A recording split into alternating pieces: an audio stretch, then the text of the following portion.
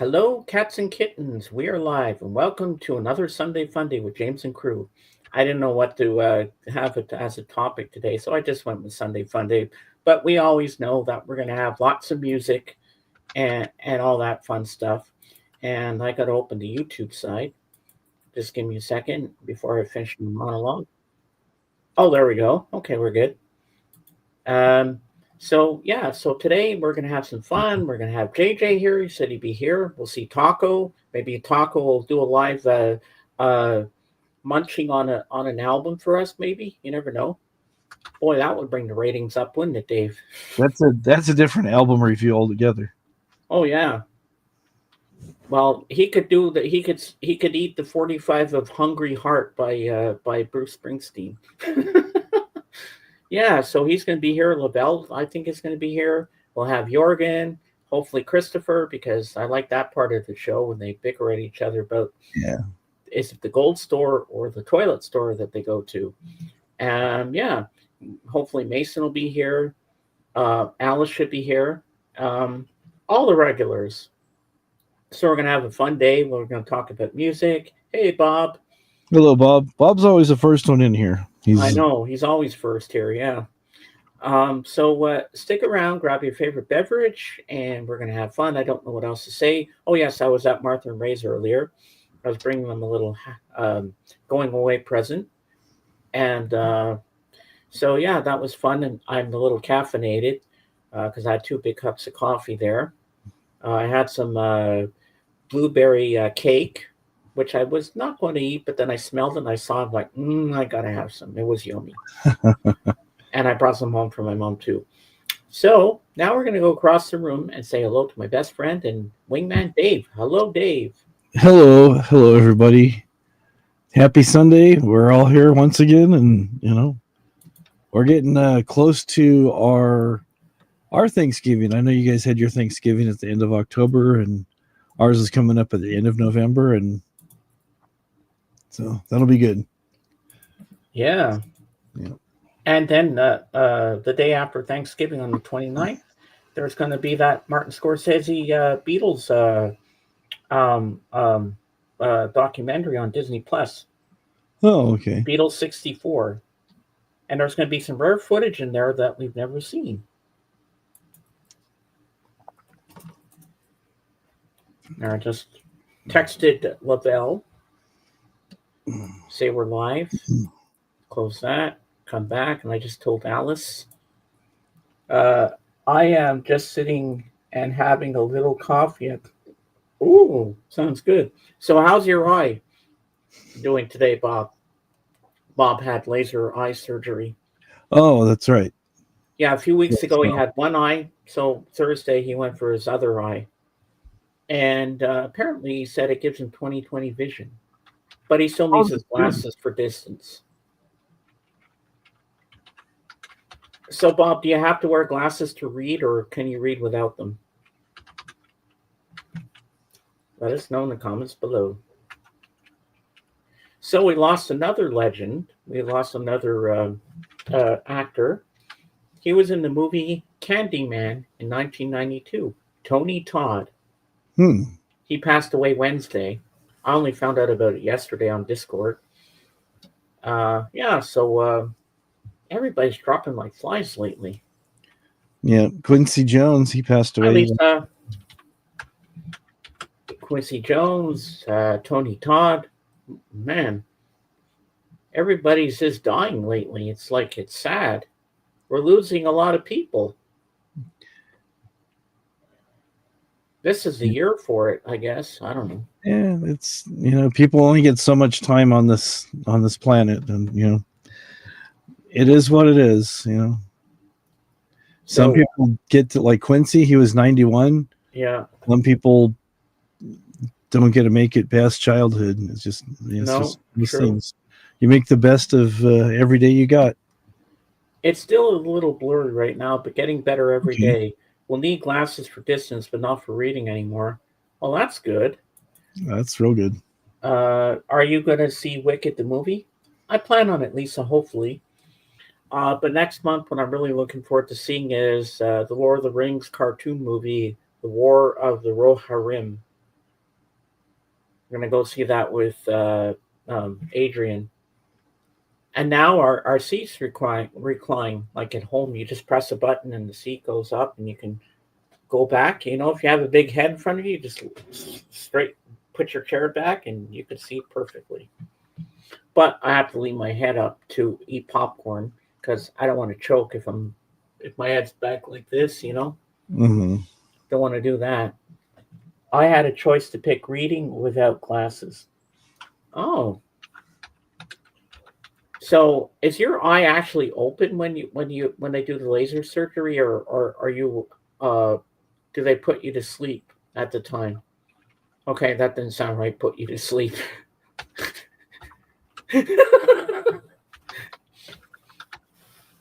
Well, you know what I mean.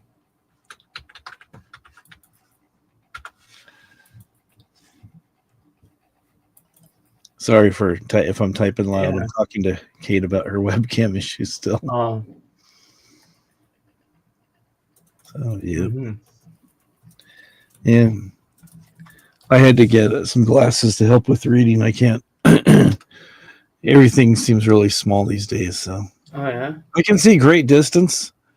Just the last couple of years, I've been having some issues when I go to read. So it's like, okay, no worries. So In 12 days, I'm going to be 21. Woo, Lisa. wow, Legal around the world again, huh? there you go. I pre-ordered 2 new records. Must stop myself. Hey, what's wrong? Hey, we all collect records. Nothing wrong with that. Hey, at least we're still into physical media. Not like some people. So what new records did you order, Lisa? I'm curious to know what you're going to get. Wow. How's your vision, Dave? My vision's pretty good. I use glasses occasionally for some reading, but that's about it.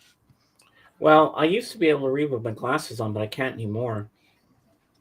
It's harder to read with glasses on, but I can read. I can read a book without glasses on that doesn't even give me a headache. One is Christmas, and other is an album. Oh, Mm. which album is it? Let's Bob sync here. Uh, it is not laser. They actually make an incision in the side of the eye to put new lens inside the eye. I was awake, but good drugs that didn't make me care. Ah, so you're a Hey, little stoned, immaculate. One of the singers BTS did a song with uh oh, Bing Crosby. Wow, that's pretty cool. Wow, Christmas stuff. hmm. Every We're not even out of November and stores already got Christmas trees and decorations up. It's like it's Oh a yeah. little too early for that. I mean, my friend Blood and I were watching BSF. We were watching this girl who lives in Japan, and she was doing a Twitch stream, and she was walking around this square, and they had all these different plants, and they love chrysanthemums. Why can't I say that word? um, and she was and she was going past this room where they had more Christmas stuff. They had Christmas trees up already. It's like, and she's saying, this is stupid. I mean, it's a little too early for Christmas stuff. It is. We're not even halfway through November yet, and everybody's putting up Christmas stuff. It's like, wait till December. Everybody's just getting ahead of themselves lately. It's Hmm. crazy. I need to fix my record area in my room, huh? Why is it? Is it in shambles, Lisa, or what? Christmas is my favorite holiday. I like Christmas too, but you're gonna find this weird, but Easter's my favorite holiday. Don't know why. It says Jesus rose from the dead and he came back to us like he promised. I don't know. There's just something special about that. I mean, I Mhm. love Christmas too. That Jesus is born and everything to save the world, but I don't. Just Easter has a special meaning to me. Always has. No, I just got records out of order. Too lazy to have them all in order. Maybe Wood Girl could come over and fix it for you. Hey, Dave. There you go. There you go.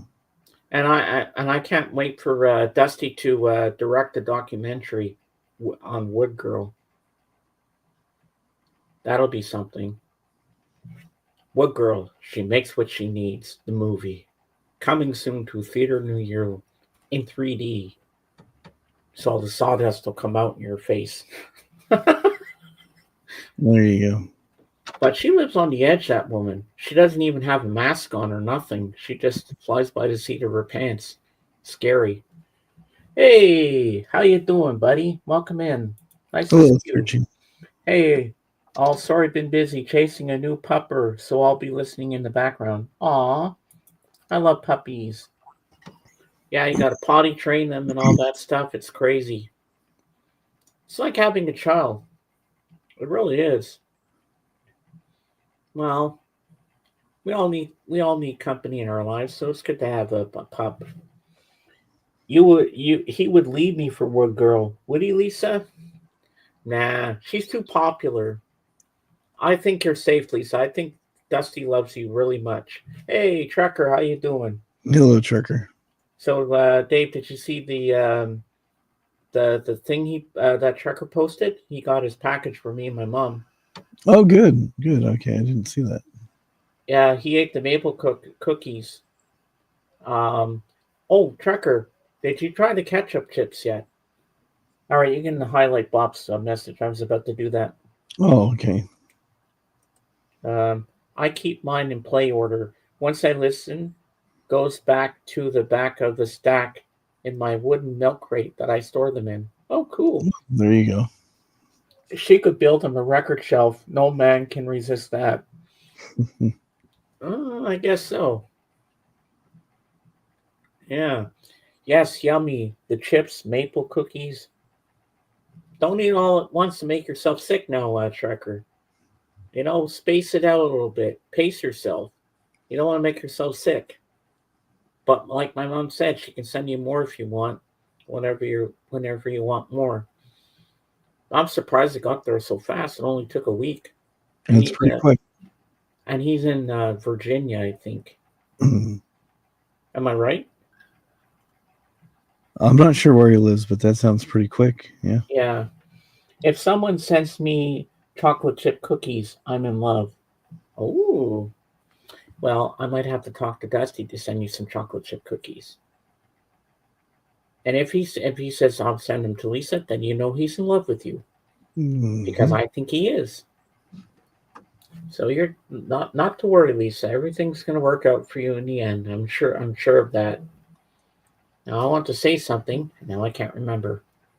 I lost my train of thought. Oh, I hate when that happens. I want to say something and I can't remember what it is. Uh, yeah. So I'm really, really looking forward to next month when I go see Russell Peters in Moncton and hit that record store. That is going to be really cool. Which reminds me, um, I'm actually extending. I'm going to put the link here. Hold on. Zara's texting me. Okay, I'm going to put the link in here and in the private chat, Dave, and you can share it with everybody here. You can share the screen and I'll show the record store I'm going to hit when I go there. Um, if I remember how to spell. Ah, here it is. Okay. Okay. Let's copy and put it in the private chat. Boom, boom, boom. Oh, yes, I was right, Virginia. Yes, Virginia, there is a Santa Claus. Okay, I put it in the private chat, so if you want to share the screen, we can all have a look at where I'm going to go. And they even have an arcade in there, apparently. All right. Let's see here. We'll have a look. And we're going to the same day before we check into the hotel.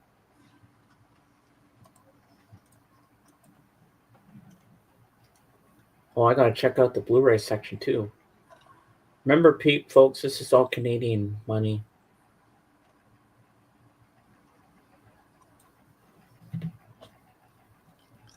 They even repair CDs and DVDs and whatnot. Well, And they even take store credit and everything, so you can trade in stuff too. Wow, they got bubble our. bobble.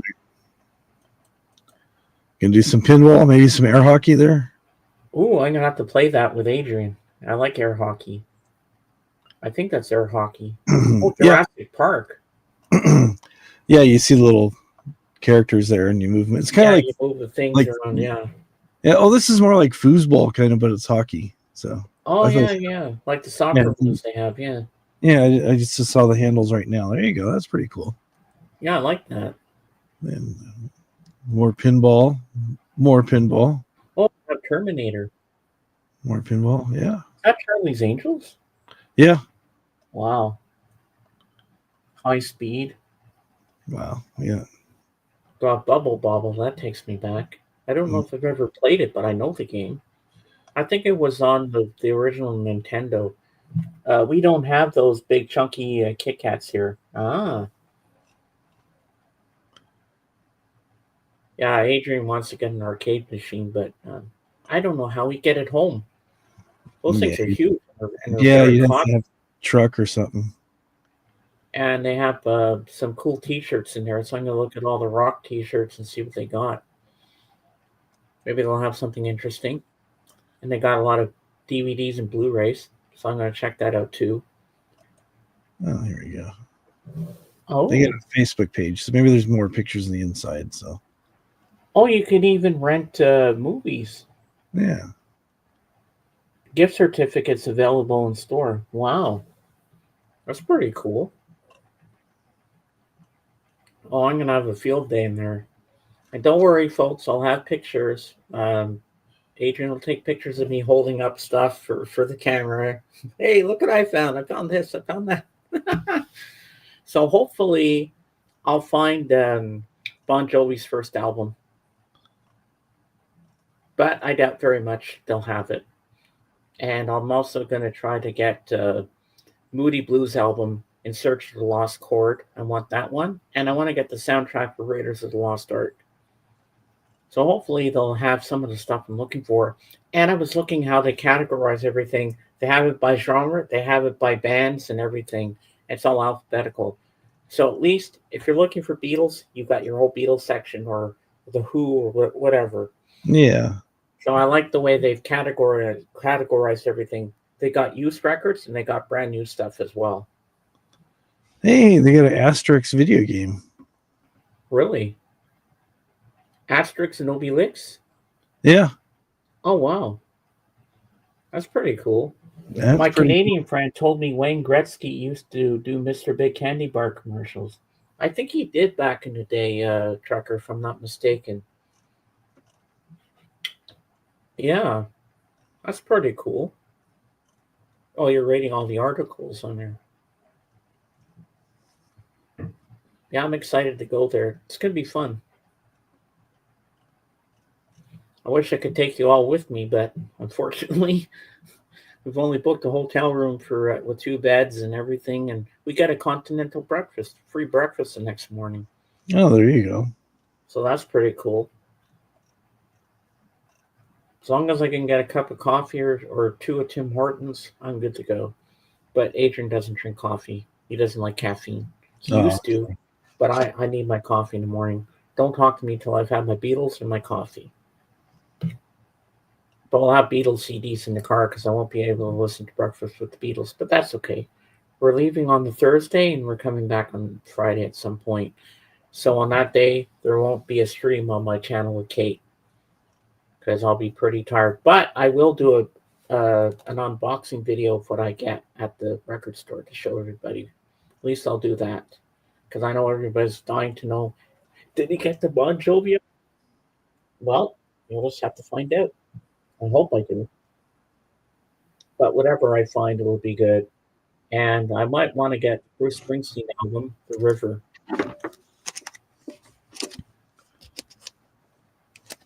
So, yeah, I'm looking forward to going to that place. oh no, it's not. Okay. For some reason I was thinking that the cover of the Love album was taking the same place as the Motorhead, but it's a desert area. It's not the same place. Oh, I got to make myself big because I have something to show you. Funny you say Okay. Motorhead. All right.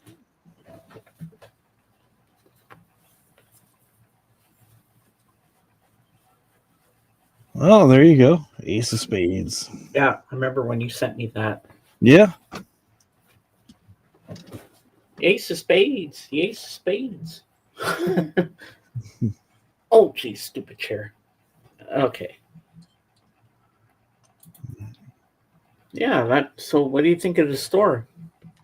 Looks pretty nice. Looks like a pretty nice store. Looks like you guys will have a lot of fun there and probably spend quite a bit of time in there. Looks like there's a lot to see. Yeah, he's going to look at all the video games, and I'm going to go to the record section. And probably look at the movies too and see if there's anything worthwhile to grab there too. But Yeah. my main goal is to get albums. But the only thing is, I like it. It's a little more organized than Backstreet Records was. Mm-hmm. And they'll probably have a better selection and have what you want right away. If you ask for, oh, I'm looking for Elvis, do you have an Elvis section? Boom, they have it. Because the way they did it, they had everything under alphabetical order, but it was E, and you didn't know what you were going to find in there. And there was a lot of albums. I didn't even know who these bands were at Backstreet Records. I didn't like the organization, the way it looked, but I did find some good stuff in there. But I think this place is going to be more organized and the way I want it to, the way I want to look for a record, as as you find the right genre in alphabetical order. I think this place is going to be more organized than the other place. I'm even going to ask: are you allowed to look at the crates that are on the floor underneath? Um, you can ask them. I'm sure you are. I mean, sometimes they have stuff there they haven't priced yet, but they'll let you know. Just say, "Hey, can I look through this crate here?" And they'll say, "Sure," or they'll say, "Oh, we haven't priced those yet, but they might direct you to another crate or something that they have done." So, You know what? I got an album from the. Hey, hello, Christopher. And your buddy will be here today. Don't worry. Don't know if he'll have some new records yet, Christopher. We'll just have to find out later in the show. Yeah, so, but I found the soundtrack for Dr. Zhivago in the dollars section. I played part of it. It sounds beautiful. Because oh, sometimes good. when it's a dollar, it's not supposed to be the best quality. Mm-hmm. Like the records are not in good shape, but that one was pretty good. Well, that's good. I still have to play the whole album to really find out if it's in good shape. I mean, yes, maybe it crackles a little bit, but that's about it. I still haven't even opened my cleaning kit yet. Yeah, you just run it through the cleaner. That should help some of it. Should take it Yeah, I'm all going to away. need someone to sit with me and help me figure out how it works. Yeah. I'll have Adrian help me. I mean, I should use it. Mm-hmm. Yeah, but yeah, that should be cool. And I might finally pull the plug and get the Beatles Magical Mystery Tour if they have it. So I don't have that in my collection yet, and I also want to get the UK. I have the US version of Meet the Beatles, but I want to get the UK version with the Beatles. So I have both the US and the UK versions of it. Hello, Dark Wizard. Hello, Dark Wizard. Uh, yeah, Kate will be here a little later. Um, and also, I want to get the UK version of A Hard Day's Night. I have the US one with the George Martin orchestral stuff on it, but I want to have the actual. You mean this one? Yes, that one. Yeah, I want to get the UK pressing of that.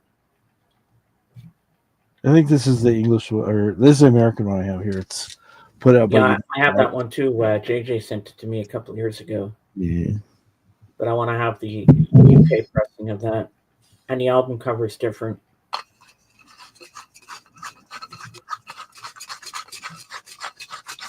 What are you doing? Changing light bulbs here. Uh, There we go. Changing the light bulb.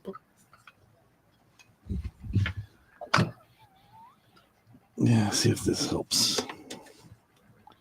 It's getting a little cooler out today. Yeah, it's A better. little on the windy side, mind you.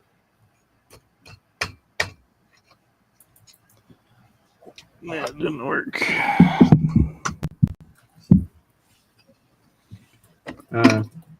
Sorry, I'm just getting a message from Lavelle. Oh, okay. All right, I just messaged him.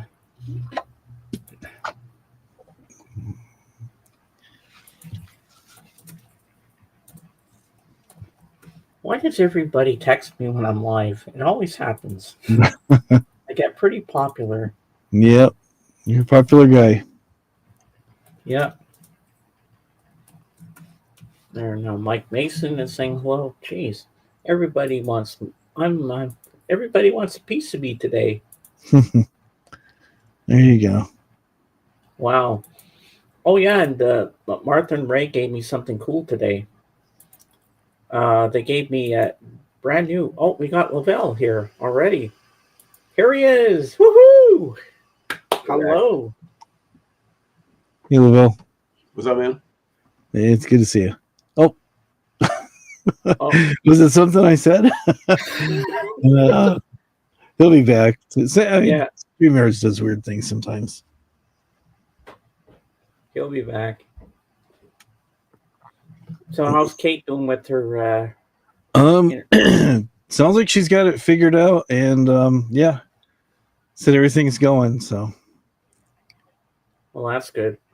When I got home, I was going to take my jeans off and put on my jogging pants to feel more comfortable, but I just left my jeans on. Too lazy. All right, he's back. He's back.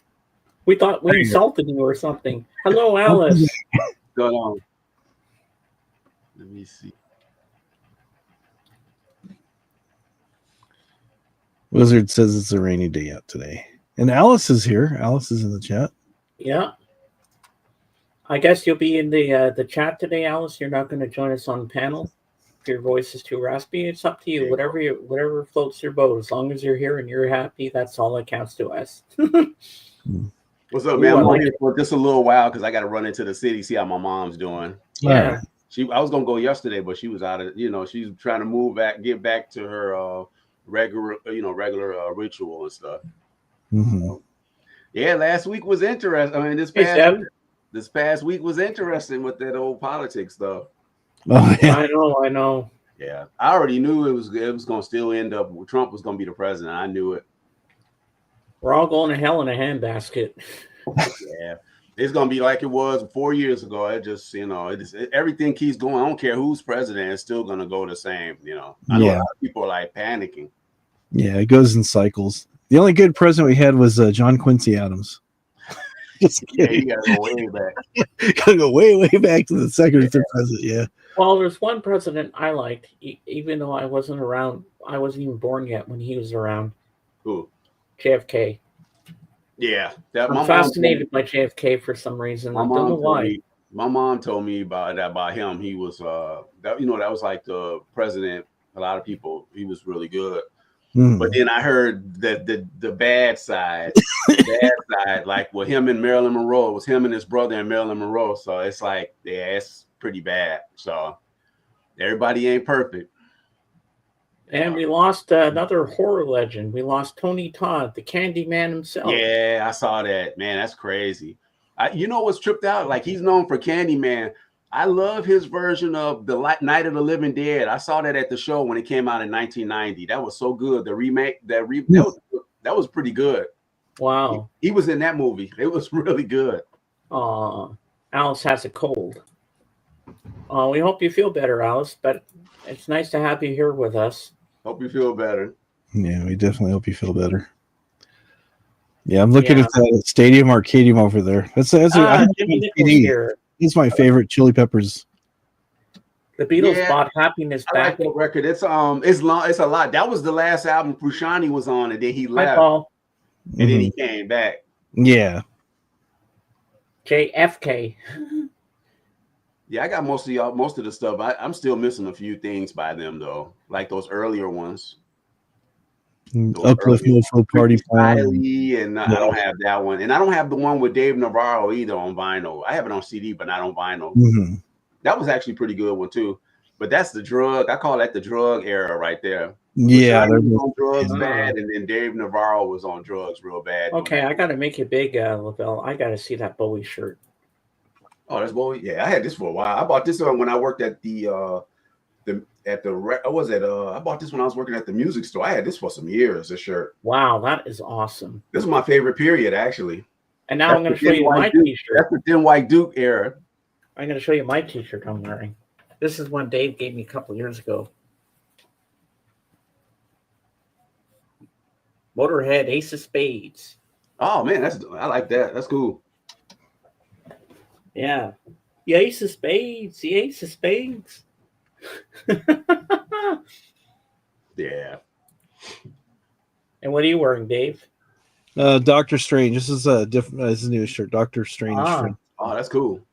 It's a local record outfit here. They do it's a really old record store that's been around since 1989, and the guy has an indie label, and he's put out a few local bands and stuff on. Well, quite a few local bands on him. Trucker, which Star Trek was he on? The original series or Next Generation? So he said Tony Todd was on Star Trek. I didn't know that. He was in a lot of stuff. He was in Platoon too. Yeah, he was in Platoon, and there was a lot of movies he was in. I was shocked. Oh, Next Generation. Okay. He was in another movie too. He was in the military. God, I can't remember the name of it. I can't show, but I have a Moomin shirt. Oh, cool. He was in what's that war movie? It was another one later. It was at The Rock. It was in one of those movies like that came out in the 90s. I can't remember of it. Yeah, he played in a lot of stuff. Yeah, Candyman is what he's known for, though. Yeah. They filmed that in the Cabrini Green Projects. That's crazy, in Chicago. Oh, yeah, The Rock was good. The Rock, right? I think it was The Rock, right? Saving Private Ryan, maybe? Lisa says. No, I don't think it was Saving Private Ryan. I'll tell you in a second. He was in a lot of stuff. Night of the Living Dead, Candyman. Oh, yeah, he was in The Crow. Yep. And The Rock. Yep. He was in there. I knew he was in the more movie. Well, it was like The Rock. The Rock with, old boy Nicolas Cage and Sean Connery. And he was in on The Crow. He was one of the bad guys in The Crow. I'll forget about that. He was in there too with Brandon Lee. He was in there. Wow, yeah, that was a good movie. Yeah, I never watched none. Final Destination, I kind of remember him in there. Yeah, he played in a lot of stuff. It's crazy. Well, for me, he'll always be Candyman. Yeah, that's what he's known for. Because I went with my best friend Deborah to see it. And we'd used to rent horror movies. And you know what we do, LaBelle? We'd hold up cue cards and we'd have, we'd rate the kills. We give it a 10 if it was good, or if we give it a 2 if it was crap. Yeah. And then we'd make bets who was going to be the first to get killed in the movie and stuff like that. And then, you know what we did one day? We said, okay, we both decided we're going out for lunch. But we, when the supermarkets have little samples and stuff, you can taste the food before you buy it and stuff. Well, we went around with plates. Okay, we grabbed some plates and we went around the whole supermarket for all the people that were cooking. We're making ourselves at home. That's crazy. And the guys were saying, "What are you doing? We're having lunch. Thank you. It's free." Oh man! And we got away with it too. Oh yeah. We had paper plates, and we were going around to each section that was cooking food. my brother-in-law used to do stuff like that. My son did a bunch of work for him and stuff with his cousins. Mm-hmm. And my brother-in-law goes, since you guys are working so hard, I'll treat you to lunch. My son's like, okay, whatever. He thought maybe they're going, just some local place, even Jack in the Box or whatever. Took him to Costco for free samples. Damn. Yeah. I went to Costco yesterday. They always have those free samples. I went to Costco to pick up a few things, and yeah. I only go to Costco for one reason only. You know what that is? They're What? hot dogs. Oh, Yeah, the Oh, hot their hot dogs are dogs really are so good. good. The hot Hello, dogs, I did. Jenny. I got that yesterday. I got a hot dog. It's like $1 or something. It wasn't that much. You get a hot dog and a drink. That's always good. I don't put ketchup on those dogs because I just like the flavor of the dog on it. Me So too. I don't put nothing on there, so I just eat it like that. it's got a juicy flavor. I can't explain it, but it's just so beautifully put together. Yeah, I used to go to. I used to have a Sam's Club. Sam's Clubs used to have. They, I think they still have it too. They had the hot dogs too, but theirs is Nathan's. That's really big in New York. I remember when I first went to New York, I had a Nathan's dogs. Yeah, they still. I'm pretty sure Sam's Club still have it. I got Sam's Club. They still have the Nathan's dog. Yeah. Oh, we got Lisa. Hello.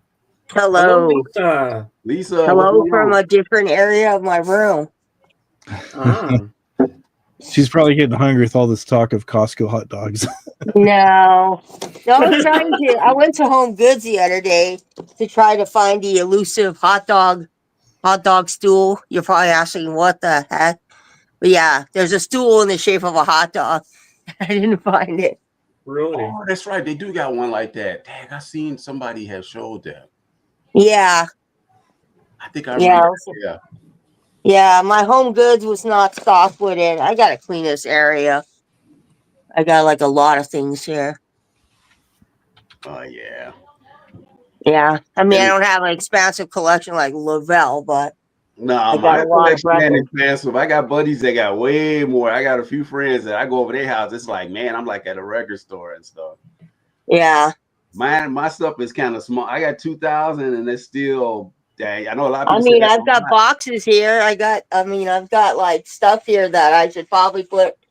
I just leave them in here. I meant to like shelve them. Wow. It looks pretty organized. No, it's not. I mean, I haven't played these yet. I bought them last month. I haven't played these yet. Oh my god. Yeah, I'm gonna get. Yeah, I got Disney.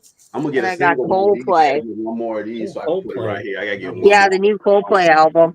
Man, that's as far as so I can open up more of my. I want to pull my my 12s. Have my 12s so I can get to them because a lot of my 12s are like put up. Yeah. No, I don't know. I got shelf stack on top of each other. That's how it's been. You gotta do that. Yeah, the Lisa, 8. I have a 4Q stack on top of a 4Q. Oh, that's how mine is. Are you gonna get the new Cure album? Huh? Lisa? Are you gonna get the new Cure album? No, I have not. I've listened to it. I have not bought it. I'm not a person that really needs the new Cure album, do I? I was gonna do a review on it. It's too many reviews. I'm like, I'm done. I should have did it last week, but I just didn't do it. It's so many people doing. I like, nah, I ain't gonna do. I was gonna show my collection again, but I was like, nah, it's okay. I mean, there's a lot. There's a lot I need from the Cure. Yeah, that's the one. Oh my god. Yeah. Yep, that's it. That's it, but it's a lot of money, and it's like originally like $70. Yeah, that's the one I've been trying to find. People are scalping. I'm like, it would be perfect in my record area of my room right here. Because I do need to like really get a better rug here. Because I have an IKEA rug. But yeah. I gotta do some stuff, more stuff to my room. I'm gonna do a room tour one day. I'm gonna do one. Yeah, but, you have your stuff up pretty nice. I was watching videos from people in the vinyl community of the record room to get ideas. And some of them have really expansive collections. I was like, dude, I'm not there yet. My room is kind of small, though. I'm a 10 by 10. Yeah, my room is fairly big. Like the same size as that guy that does videos. He does it on Fridays. I forgot his name. 33 RPM. My room is the same size as his. 10 by 10. Trevor has a question for all of us here. Do you guys watch Vinyl Obsession on YouTube? I've heard of them, but I don't. I've never watched them. I mean, there's so many vinyl channels out there. Channels, I can't even keep up. It's just like I can't. I can't. There's so many. I can't keep up. And there's always like a new channel every day that pops up. I work all these hours. It's kind of hard for you to some of the ones I check out. Of course, this one I'm on here, but I check this out, of course, but. Yeah, a few of them I look at, like Dom Seeking the Thread, and I'm subscribed to him. yeah, I look at his stuff because he shows some really him, Dave. That's about it. And I like Tim University of Vinyl too. I watched his last night. He did one on XTC, which I like his stuff. His stuff is pretty informal. Yeah, there's a lot of channels out there. Steve Carlson. It's just, it's hard to keep up with all these channels. Yeah. And some channels, they grow bigger than others. And Mazzy, I watched some of the Mazzy ones. His stuff, he's so damn big. It's just like, man. Yeah. I like Mazzy. I watch him sometimes. Yeah. I watch him sometimes. I haven't saw Mazzy gone back on Old Girl Show anymore. I think he hasn't been on Rachel's show for a while after that. I used to go on. I used to go on that stream. I used to go on that stream from like 2020 to 2021. I used to be there a lot. Yeah. And then I was like, that's just not the stream for me anymore. And I'm glad I left because she's more into the politics and stuff. It's more yeah. That's why I kind of glad I dipped out when I did. Yeah, I go in there, I say hi once in a while, and that's it. I don't I don't go in there anymore. I don't have a wrench there anymore, so there's no point for me going there anymore. Yeah, if you can't find your I've seen a lot of people with those. That's like a real popular one right there. That's cool. Have that one, yeah, with the hand. Yeah, I'm looking for like a unique chair to put in my record area. Yeah, something unique that people are like, "Whoa, that's pretty cool."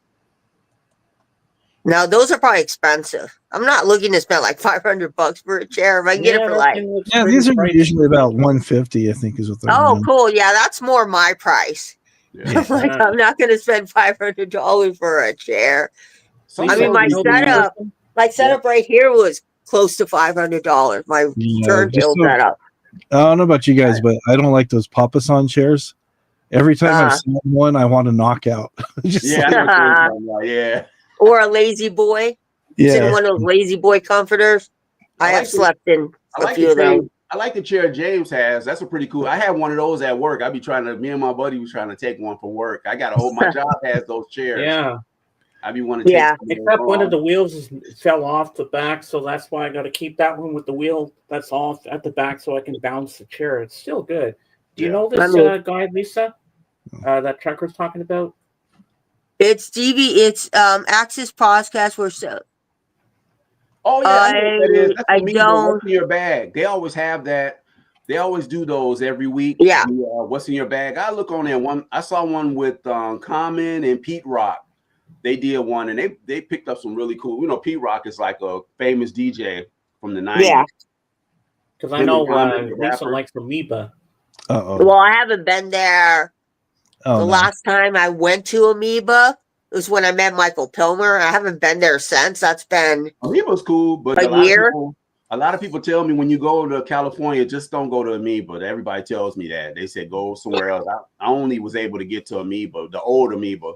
They was like, dude, you need to go check out Record Safari. They was naming all like places on Melrose. Well, yeah, there's a lot of cool places, but I feel like with Amoeba, it's overwhelming. But if you're looking for something, they probably would have it versus the other stores.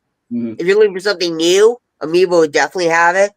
But the other stores, if you're looking for some unique used records that are hard to find, you might want to check other stores because Amoeba has a sizable used collection, but it's not like you're going to find. Well, the rare stuff is usually on their shelf. On the wall. They have a wall shelf with all the expensive rare records. They like one time had Will Smith's son record for like $100 on their wall shelf. I'm like, I didn't realize he was that much. One I got that at Amoeba. Yeah. Behind the counter. And then the other one I found Neil Young. Neil Young was on the wall, Ragged Glory. I bought Ragged Glory and R.E.M. Yeah. Nice. I mean, they have a 45 section. I do want to go back because I'm going to be 21 in 12 days. I do want to go back and get some rare 45s because I've been collecting a lot of 45s lately. Yeah, 45. I love 45s. I heard Tower Records was a good place to go to back in the day. Yeah. Tower Records is good. Good. We had a Tower Records near me in the next town over in Pasadena, and I bought the first Arctic Monkeys album at Tower Records back in 2006. I found your chair, Lisa. but Yeah. unfortunately, it's just a slip cover. But I saw this, and to me, this looks like it's the perfect groovy Lisa chair, or at least a slip. Show me. Oh, that's yes. cool. Oh wow. Yes. You guys That's know my actually not aesthetic too bad. well. That's pretty perfect, man. psychedelic looking. Oh, that's a slip cover though, right? Yeah, it's just a slip cover. Oh, you can put Oh, chairs on. cool. You know, I get myself an old chair from some grandma. That Put a actually, slip that's cover. your channel too, Lisa. That's pretty cool. Yeah, all that. Alice, what do you think of the chair? Yeah, I've had my banner forever. Dusty made my banner a long time ago, and I just kept it because I don't have a program to make banners. He does, so I kept it. Ah, Ooh, that's so cool. yeah, it is Dark Wizard. I mean, Lisa's I should 25. go to like I don't know where, like someplace that has them cheap, like go to IKEA. Yeah, you probably find a decent chair from like the 80s at like Goodwill or something. Clean it up, probably and then like Facebook Marketplace. Oh, that's how if I go to IKEA, that's how I was able to get that stand for my turntable that holds my R&B records. I went to a thrift store. I ended up going to Lombard, and I found my thing for my that holds my turntable. It's an old table from I want to say the 50s or something like that. It folds out. It's like a dinner table, but I use it. It fits my room good. So nice. Yeah, I like those mid-century modern furnitures from the 50s. The Danish made furnitures. They had the ones with like the record shelves and you could put your turntable in there. Yeah, it has those a are pretty drawer. cool. You pull the drawer out, and then at the bottom, my records was able. I put all my rhythm and blues, my R&B stuff, and soul. Cool. But I still need to get a single. I want to get a single one so I can put right here. I'm gonna get a single. Yeah, that's why I'm avoiding IKEA. That's it for me. No more. I'm avoiding IKEA because I know I'll walk out of there with a Kylex shelf and be like, yeah, what do I need this for? I don't have space for it. But maybe I want to put my soundtracks in another shelf. Yeah. You collect a lot of soundtracks?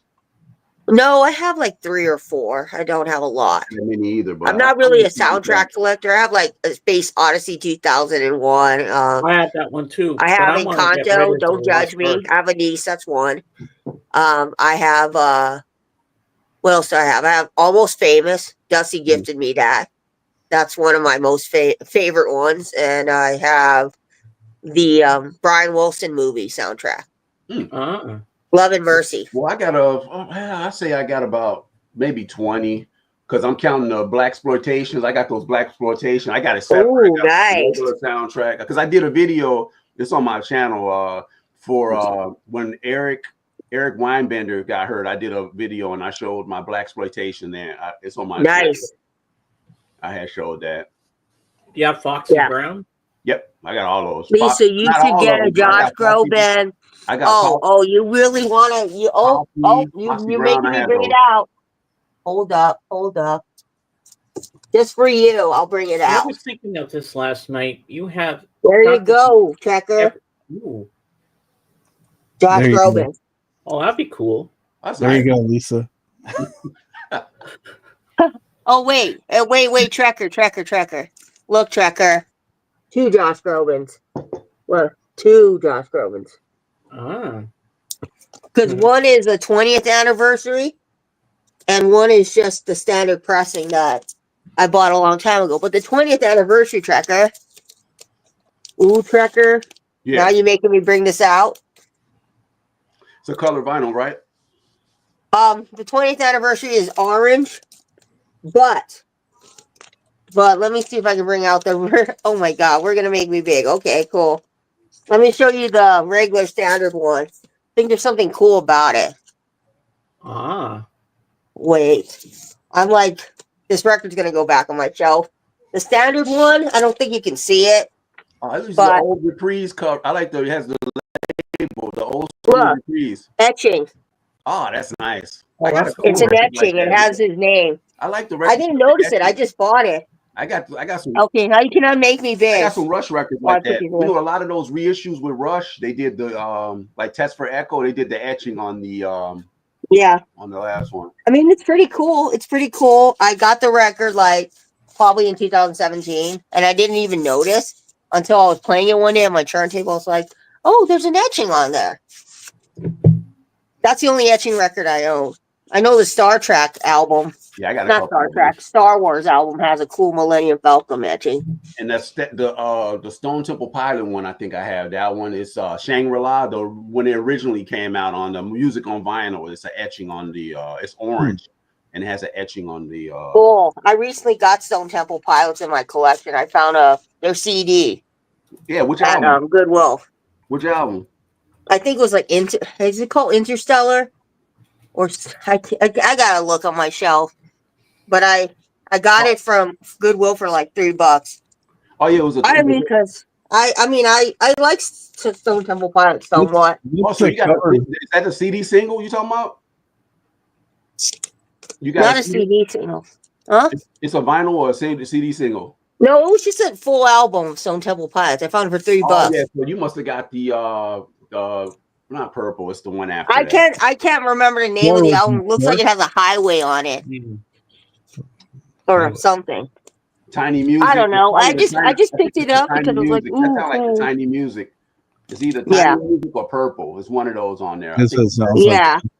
Purple's my band in the 90s was not Stone Temple Pilots. I was really into Rage Against the Machine, and oh yeah, I like Rage. I was really into Soul Asylum, REM. Rage, I didn't get like I have the first. I got the main three.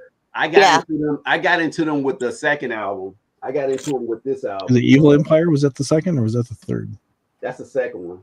That's the second album. I think their first album was like self-titled, and there's Battle of Los Angeles. Yeah, I'm trying to remember what. This is when I got into them. This is when I got it. This one. Here. Oh yeah, that's when everybody pretty much got him because that was their like they had a lot of good songs on there. A lot of people like this one, the what you call it one. Let's see if I got it. I know I have it. Was self-titled or Battle of Los Angeles? Probably. Battle of Los Angeles is well, because when I got into them, I was a young I was like 15, 16. This is and I discovered Testify. Yeah, self-titled.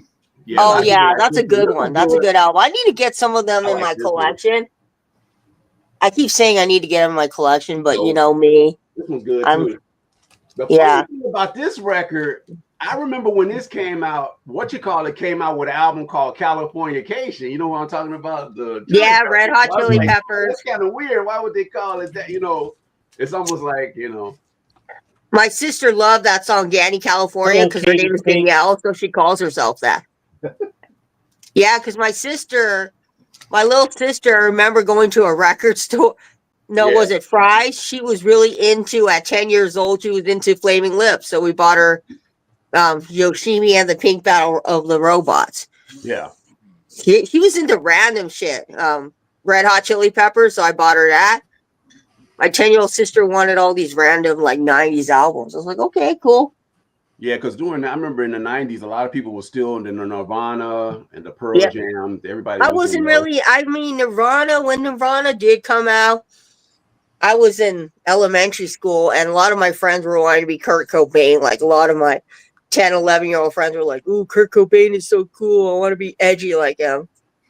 Yeah, and here's me wanting to be. Because I used to work in the early 90s, like 93, 94. I was working at Ventures in Norwich. So a lot of the guys that I was working, I was in the hip hop then, but a lot of those guys used to play a lot of like the Black Crowes, Stone Temple Pilots. Oh, Black Crowes. I remember all of those when they came out. Yeah, I remember the very first hip hop artist I got into, and that was Tupac. Welcome in, Katie. Do you know this person, Lisa? Oh, she's from Dusty's channel. Yeah. He recommended some channels, mine, yours. Oh, that's nice. And other people. She's cool. But I guess I can give her a wrench. Yeah. Well, yeah. Okay, I haven't. She's pretty cool. She's cool. Okay, I'll give Lisa approved. All right. I'm sitting here. I'm sitting here looking at stuff I have. Oh my god! I found a bunny hat. There you go, Katie. You're a mod. I found my old thing. My old beret. Should retire that. But yeah. I need to get some. I need to get some Rage Against the Machine. I need to Lisa, get do you more have a 90s on raspberry? vinyl. I You got have to a get a couple of raspberry that. I want to beret? get the live Kind you find concert in the by them. secondhand store? Ah. Raspberry beret. Oh, Oh, Raspberry. I love you're Prince. welcome. I love Prince. I think Prince is like one of the most Yeah, Prince talented is You're welcome, cool. guitar Katie. players in R&B. Yeah, he's Raspberry very Beret, underrated. Little Red Corvette, 1999. Don't even Mhm. get me started with Prince. I love Prince.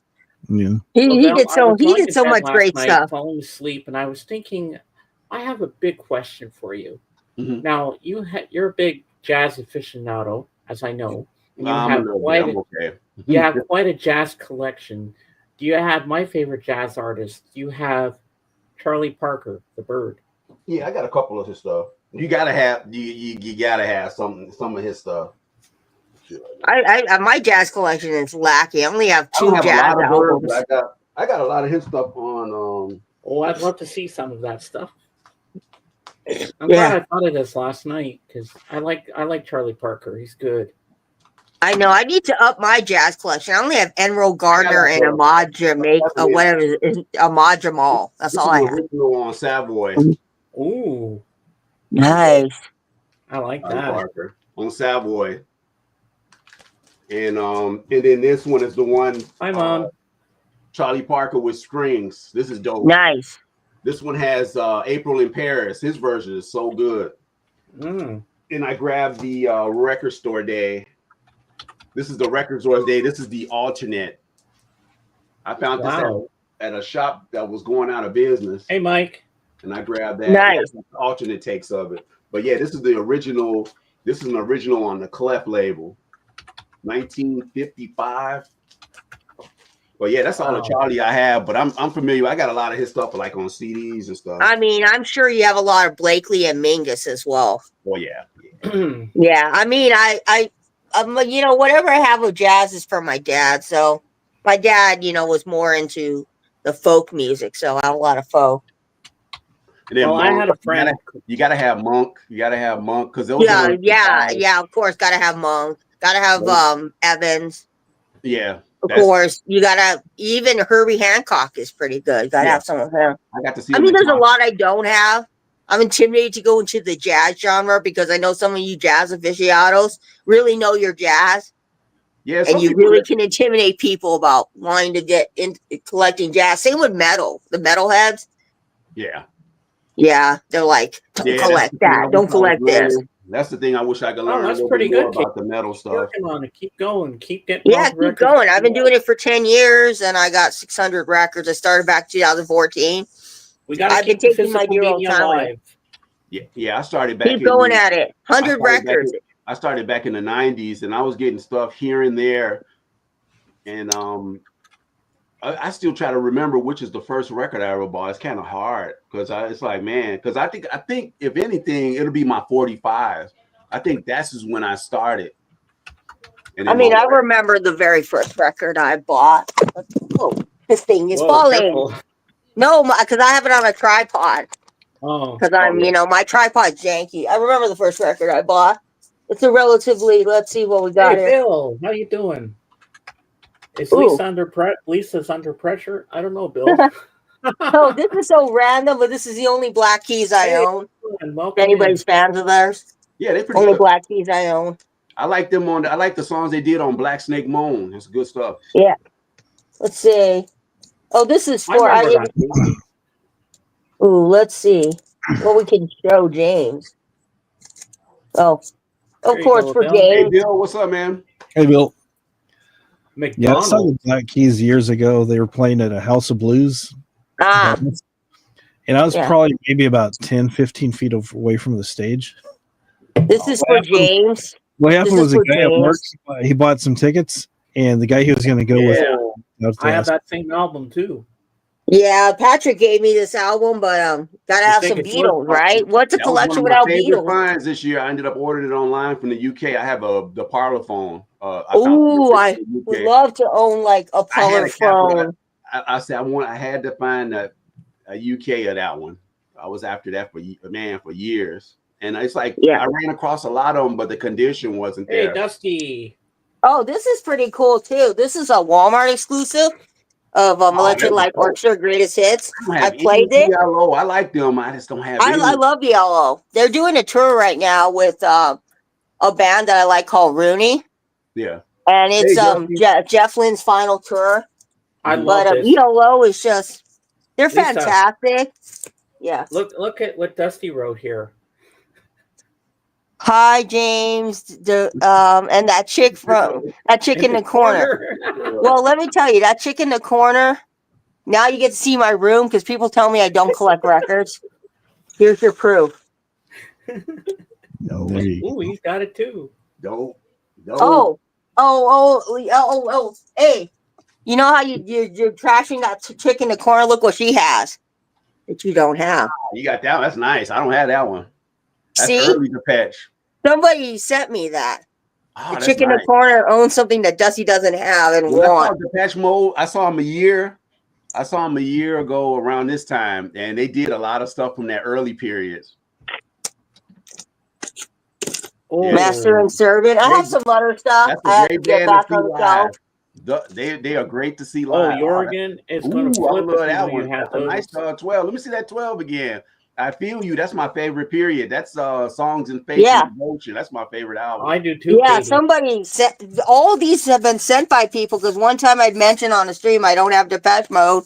Next thing you know, That's nice because that's a UK. That looks like that's a UK because I don't think I that came think out so. in the US. That didn't come out in the US.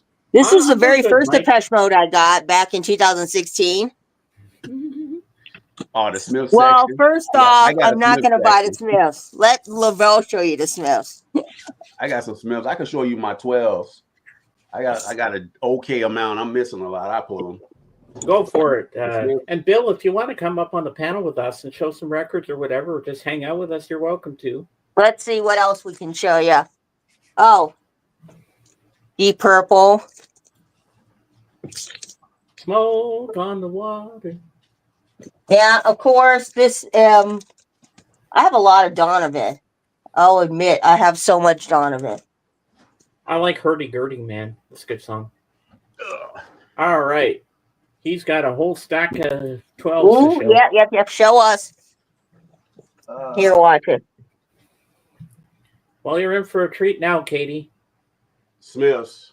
This one is Heaven Knows I'm Miserable Now. It's funny. I remember when this came out, I was in high school, and this was my first song I ever heard by them. Me too. Ironically, it is the first song I ever heard from them. What a difference does it make? This killer right here. I want the one with the Morrissey cover. It's a guy that's on here, Arnaldo. He does videos. Fidelio's Frequency. He yes, I watch him. He's a big yeah, this is original UK. These are the ones I collected in the 90s. This one right here, and that's the original Hand and Glove. Sorry, I cover it up with my hand because you see the behind, but that's an original UK. That's actually a first press. Oh, wow. And then that's This Charming Man in there. Ooh. That's a 7-inch. I always keep those together. Was that expensive, that one? Well, yeah, it's expensive. The Hand and Glove, the one in the bottom with the guys behind or whatever. Katie wants to know if they're all originals. Yeah, these are all originals. Yeah, these originals. Nice. This is a German original. This is the one that's kind of hard to find. This one here. And Dusty's this one right drooling. here. This one is a German. Wow, that splatter is awesome. I might have to buy a Miss Smith record. Damn it. I was not going to buy any Smith, but that's pressing. This is William. It's Really Nothing. It's a killer. That's original, right? Yeah, it's an original German. This is the one that's hard to find. A lot of people go after this one because it's okay, that's it, German. You got me to buy a Smith's record, Jeremy. Yeah, it says How Soon Is Now, and please let me get what I want. My local record store was actually selling some original Smiths the other day. Permanent Records, you might have heard of them. Yeah. But somebody already snatched them up. Yeah, he goes, My How Soon Is Now. Well, that was in the movie The Craft. Yep. Everybody knows that song. Or a cover. Love this song. Shakespeare's Sister, killer. Love this song. This is original too, UK. Stretch Out and Wait. Ah, I mean, you probably bought those when they were cheap because nowadays that would be like I paid like expensive probably as hell. $25. This was before that whole vinyl resurgence. This one's dope too. Yeah, because Headmaster's Ritual. oh, that's cool, Alice. Yeah, the Depeche Mode is good. Yeah, so this does is on Jorgen, the like- Megadeth label. Look at the tracks on there. Meet Is Murder. nice. Wow. Headmaster, I love that song. That's like the opening song for Meet Is Murder. And Nice. this I is a like master track for that. this one. I used to like this. I dig this song too. Boy with a Thorn on His Side. Oh, I love that song. I love that song. Well, here you go, Dusty. Lavelle. Yeah. I bet he has The Queen Is Dead, Lisa, cough, cough. You know what's the thing about it? This punk here is like teasing me about it. This punk teasing me about it. You know what I'm gonna do just to piss him off? I'm never gonna buy it. So he will have one of my favorite ones here. This is Big Mouth Strikes Again. Johnny Marr's killer on here. Johnny Marr's playing. Yeah. Don't you guys go out there and buy me The Queen Is Dead because I still want to be not having that. Oh, that's cool, Katie. Green Bonnet, nice. Nice. Oh yeah, this was dope too. I always forget about this. Sheila Takes a Bow. Dope. I love Sheila Takes a Bow. You see, Dusty, I know some of their songs, even though I don't own their albums. Calling me a fake ass man. This is another one too. I found this. I remember I found this at Reckless. This was Last Night I Dreamed Somebody Loved Me. That's somebody's dad on that cover. Somebody's dad is on that cover. And this one's Panic. I found this over the summer. I was stoked to find this. This is I had the US. I sold the US. This one's way better. This is a UK original. Panic. Ooh. Stripped out that song. Now you gotta show The Queen Is Dead for Dusty because he's obsessed with that album. Then this one right here is probably my rarest. I found this. This goes for a lot. This one here. This came out in the 90s. Ooh. Hooligan. I found this for $9 at a place called Logan's Hardware in my old neighborhood where I grew up. Wow. This one's pretty rare. Ooh. And I think I showed the other one. It's over here. I had another This Charming Man. They had all the different remixes. Let me see if I can find it right quick. I got so much stuff. I haven't put a lot of stuff away. No, Lisa doesn't have any Smiths, Katie. Here you go, right here.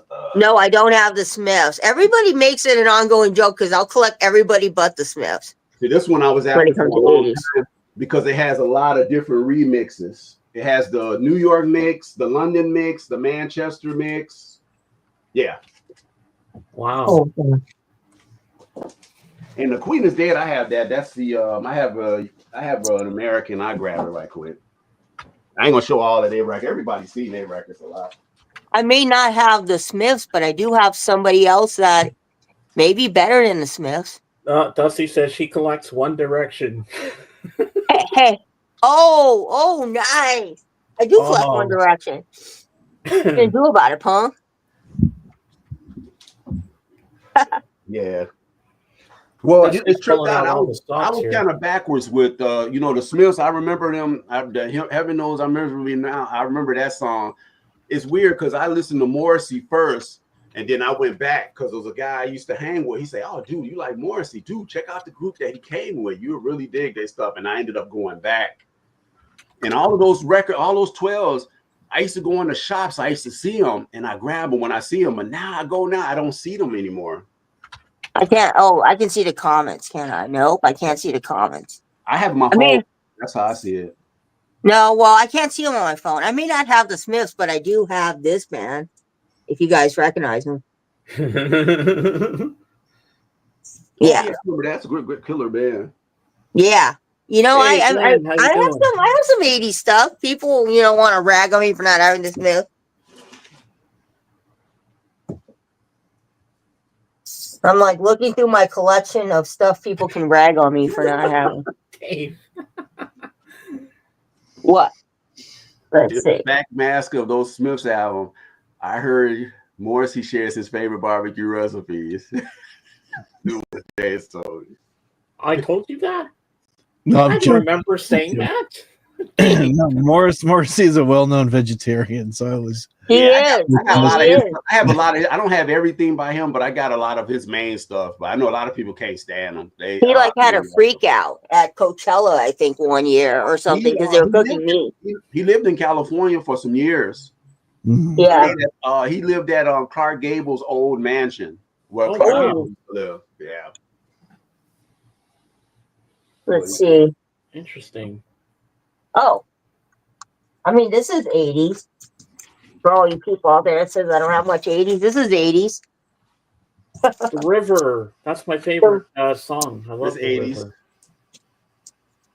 Well, I have a Psychedelic lot of Bruce Furs. Springsteen. We're not going to show all my Bruce Nice. Springsteen. I got way too much, I Bruce. saw them. I saw the Furs in '99. I saw them in like 1999, early 2000s. They was really good. Cool. I like the psychedelic furs. Yeah. All right, have a good day at work, Katie. Thanks for Nice to coming by. meet you, Katie. You're Have a always good day. welcome here. And Glenn, don't call me Gary, just showed up. So, hello, Yeah. Glenn. Good to see you. Yeah, I remember when I was calling him Gary the first time he came in. I wonder if any of you people know of this guy. He's kind of big. He's kind of a big deal in the music world. Oh yeah. Ah, I wonder if you have kind that of know album about too. him. Mecca. Ram, never heard Macca. of The him. Walrus. The Walrus. I mean, this album I got it for $9 at a record store. Couldn't pass it up because I love this album. My I love favorite it. song is All the ones first I track, have, I got Too the Many half People. speeds. I wish I had originals of his. That's the ones I wish I run across. I got those half speed. I mean, I only have 2 albums by him. I have Ram and I have this one. yeah, I have that one too. I just haven't really gotten around to buying McCartney 2. I want McCartney 2. I have Tug of I War. also want Tug of War. I gotta And get that's that about one. it. Pipes Tug of of War Peace. is dope.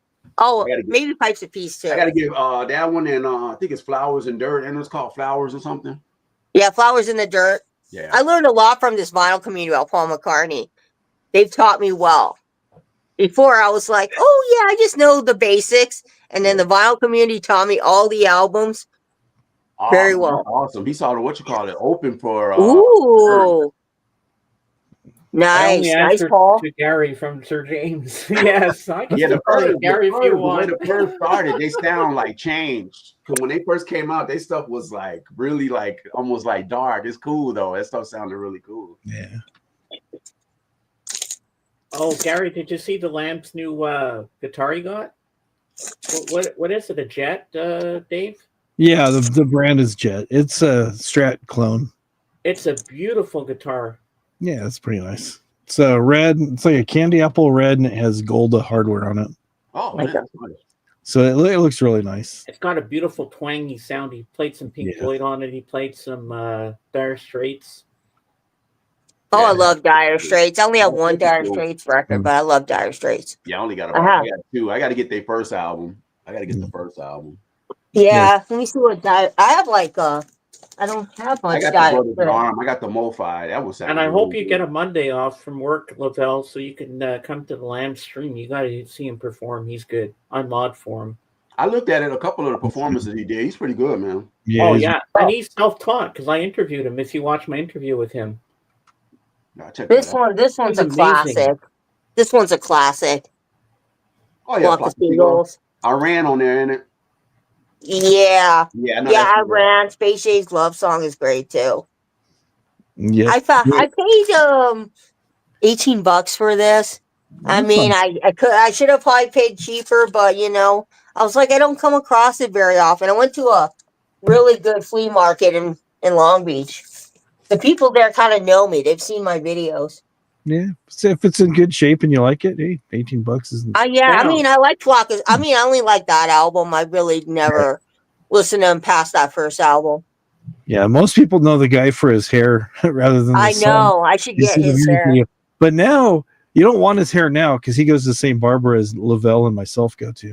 Oh, the bald barbershop. Yeah. Yeah. I know. I've seen a picture of him recently.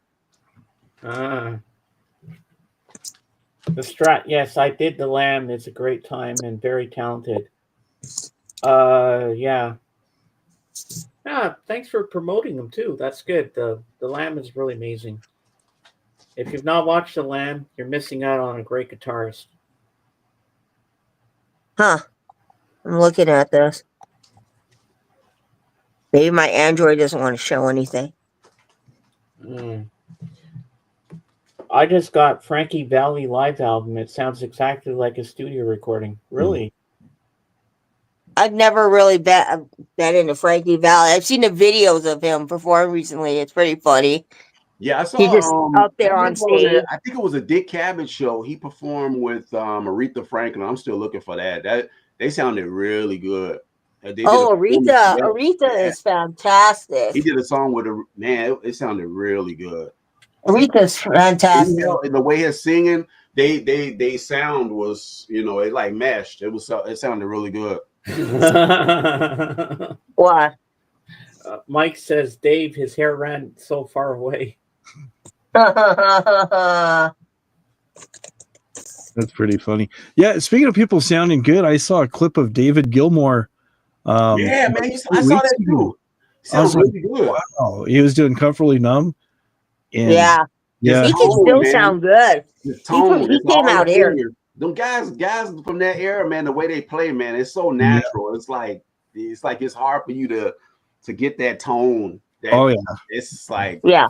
He performed out here. He did Hollywood Bowl. 2 dates out here at the Hollywood Bowl. I think one at some other place. Mm-hmm. The Vinyl Piper had showed a lot of the performances. I never seen him. I would like to go see him. Yeah. For the chat, here we go. Aretha Franklin. Oh, there you go. I never loved a man the way I love you. This is to prove to Dusty that I do have other stuff. Says One Direction. But yeah. This is my diva section over here. The diva. I mean, I love Aretha. Aretha's voice is fantastic. Her, Etta James, Dusty Springfield. This is my first one. Janet Jackson. This was my Mariah Carey. That's a Whitney. stereo. I'm looking for a mono or this one. Oh, I have another Aretha Franklin on my other shelf. It's live at the Fillmore West, I think, from her, or Fillmore East. Mazzy gave it to me. It's pretty special. That's good. Queen of Soul. Yeah. The Queen of Soul. I mean, there's a lot of like Queen of Soul. I mean, if we're thinking of modern times, Beyonce has a really great voice. Type in the chat for Alice how to type Aretha Franklin's name. You want to call the album movie again? Was called Respect, about her life, Alice. Yes. Yeah, Respect is a great song. Think. Yeah, I like the bass how it starts. Yeah. She's just one of a kind. It's like it's kind of hard to replicate her and Etta James. There's nobody that sounds like them anymore, really. No, I mean Adele comes close. Adele comes close. Yeah, I have an Etta James. I like. You're welcome, Alice.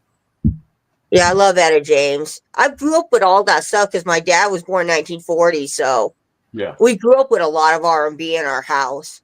A lot of doo-wop, the Marcells, Del Vikings, the Platters.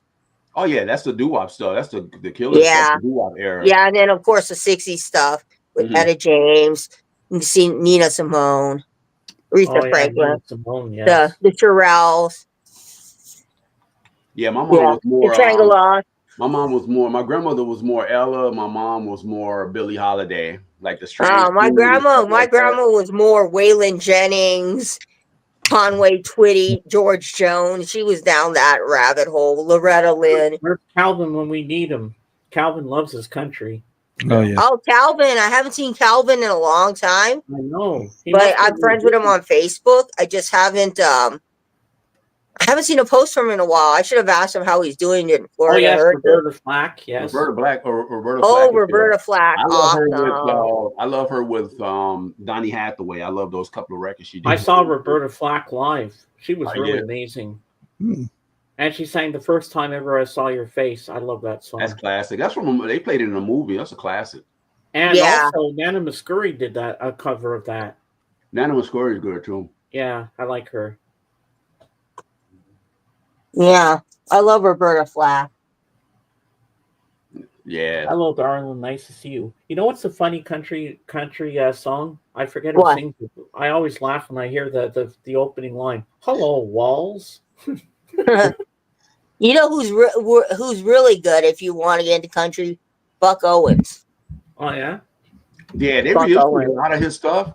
Kraft reissued a lot of stuff cut by Kevin Gray. I heard that they sound really good. Yeah. The Buck Owens stuff. The A reissue. country song I really like is "Up on Cripple Creek." She sent I me heard that when part. I Yeah. sprang a leak. I mean, of course, and then you got the '90s when I was growing up. Yeah, the Dwight Yoakam, Yeah. Alan Jackson, Garth Brooks. Garth Brooks, of course. And What's the then '90s without Garth Brooks? McGraw. Reba McEntire. A lot Really, of that. Willie Nelson. I didn't know that. Willie Nelson's great. Willie Yeah, he Nelson does wrote a "Hello show here Walls," every one year of his for his legends. That's birthday. like legend. That's outlaw. He's considered outlaw. Him and Yeah, Willie Nelson. Cash. Them guys was really good. You have 23 Charlie Pride LPs, Mike. Wow. Wow. Yeah, Charlie I like Pride. Charlie Pride. I like Charlie Pride. He's one of the, I want to say one of the very first, I don't know if he's one of the very first African American country artists, but. Remember the Oak Ridge Boys?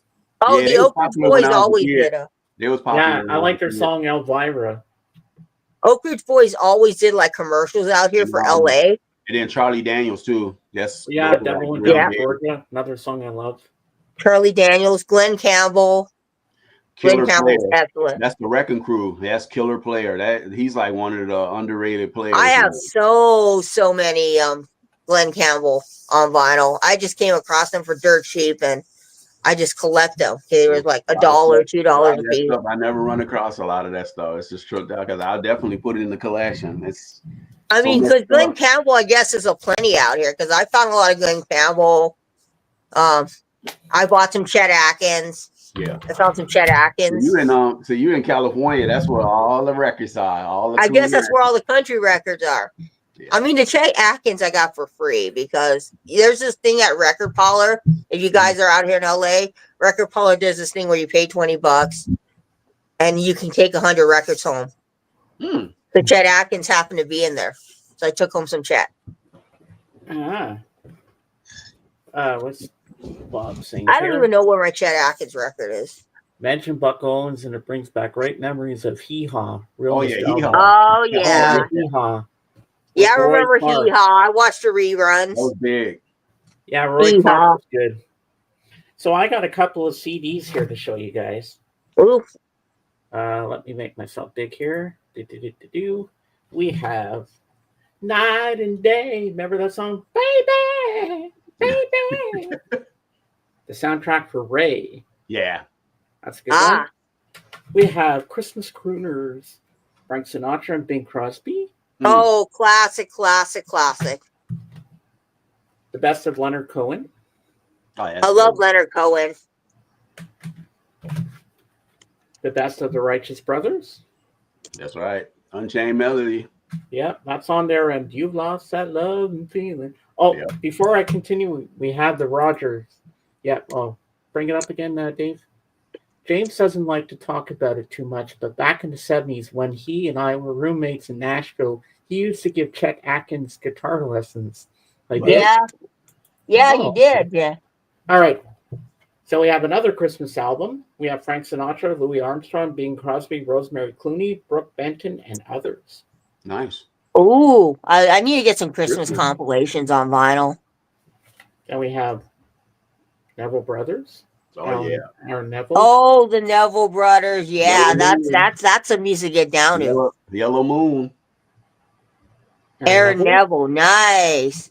James got soul in him. Oh yeah, that's a good album. Tattoo Heart. Cowboy Junkies. Cool. One of my favorite Canadian bands, and I've met them.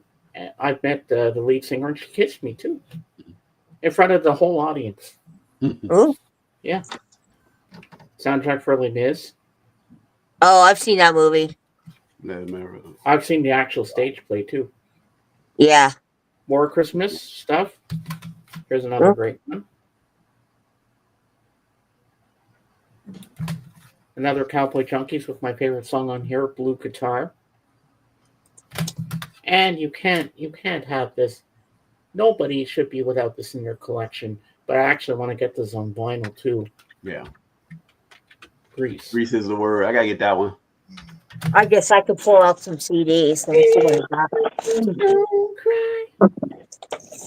This has my favorite song on here, Ragdoll. And of course, hey, you can't go wrong with Steely Dan. Yes. Good one. And this one is awesome. 70s Gold is like a compilation of all the killer stuff.